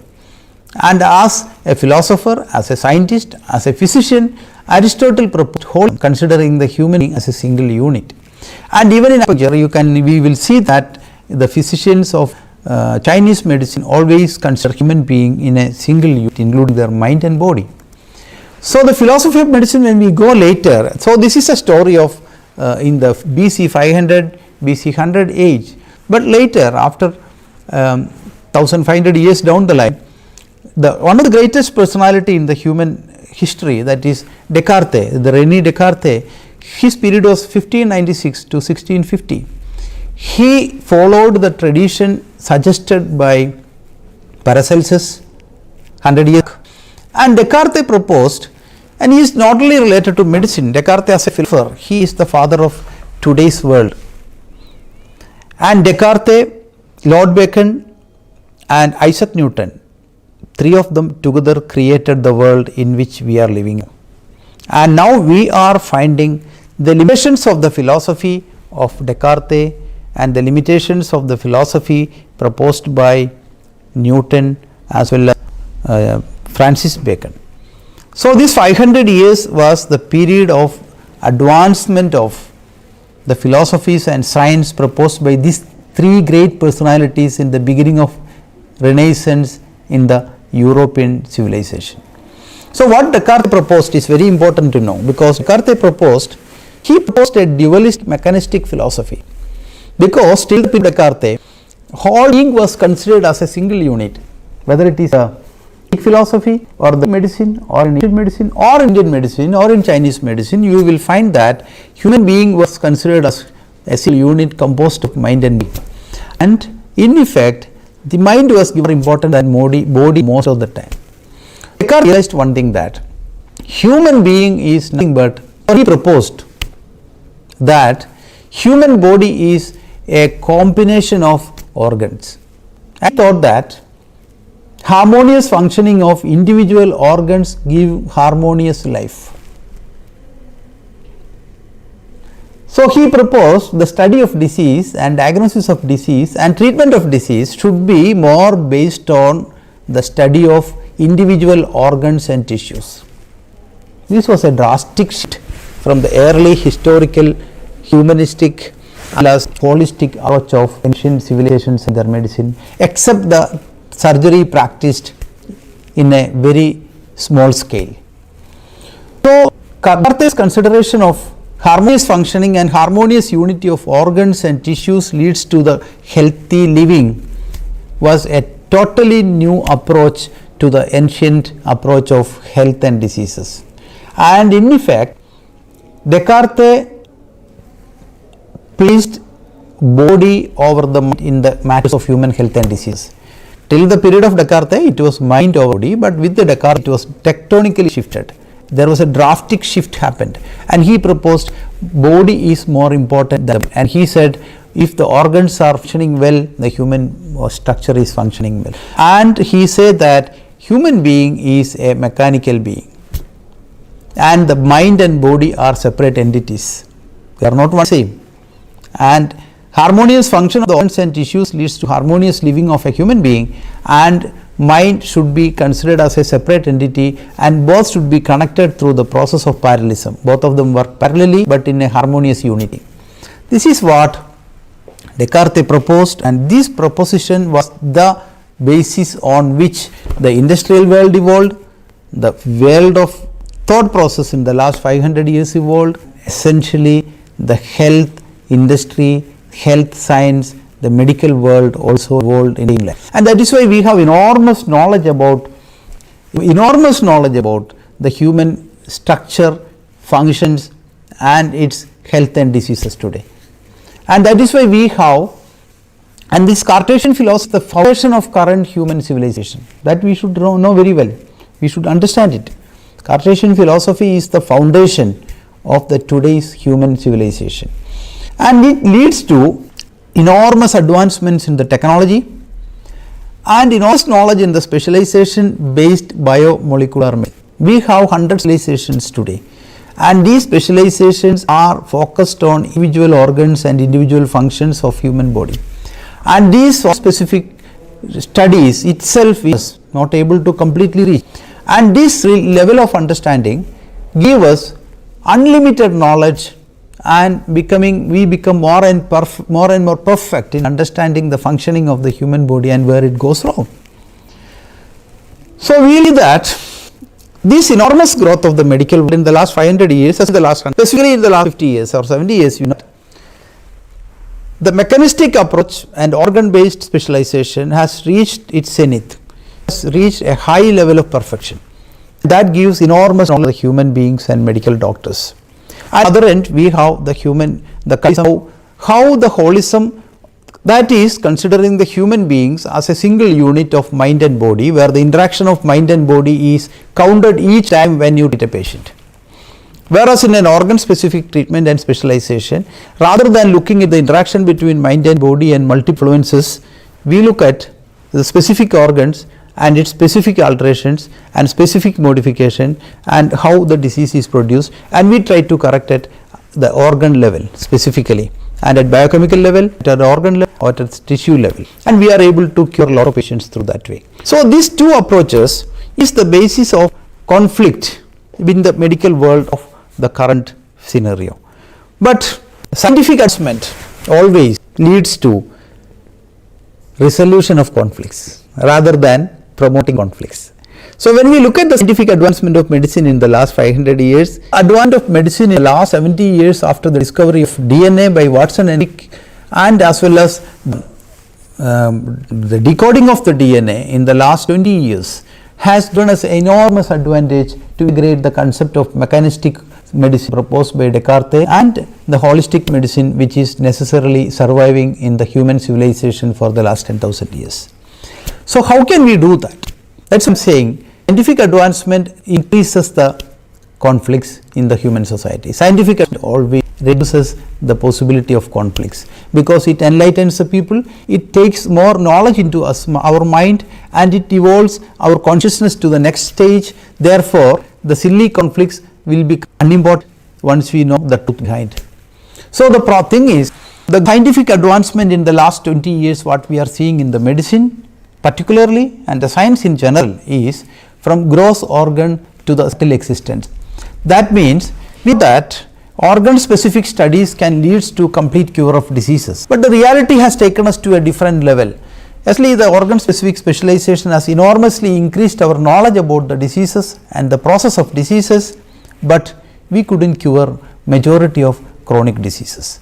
But in many other mechanical problems we could easily solve, and any conditions of certain emergencies, this mechanistic approach helped to give life back to human beings. So the superiority of this mechanistic approach of Descartes proposed, and later it became specializations in the medicine, has enormously helped to know about the human body and to cure plenty of diseases at an organ level and at a tissue level, and in many conditions the life threatening situations are completely managed by the well advanced medicine of specialization.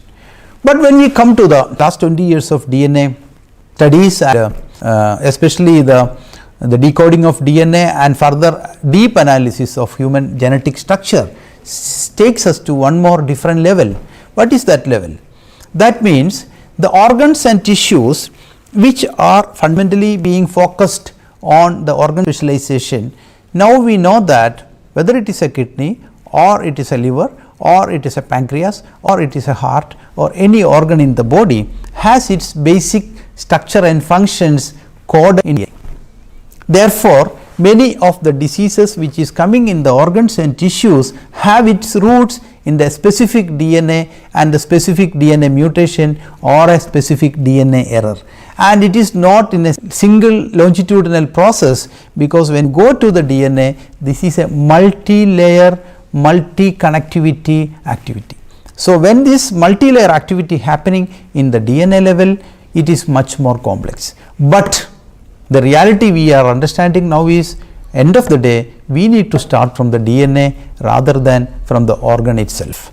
So this knowledge, organ based knowledge, genetic based latest knowledge, if we integrate together, we get a proper integration of Cartesian duality which propose mind body separation, as well as the holism which is consider mind and body as a single unit.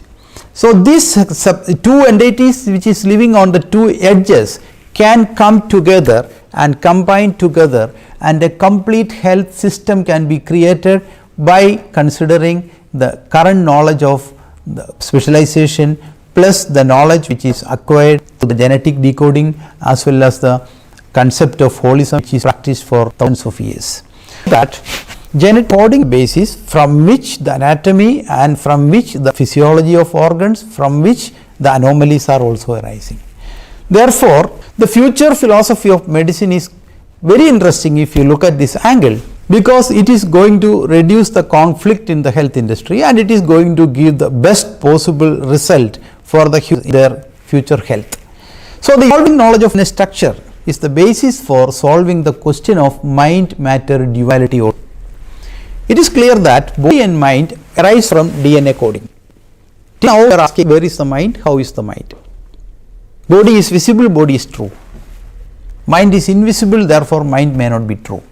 But now we know that majority of psychiatric illnesses have specific gene defects, and human personalities and human characters have specific genetic trait.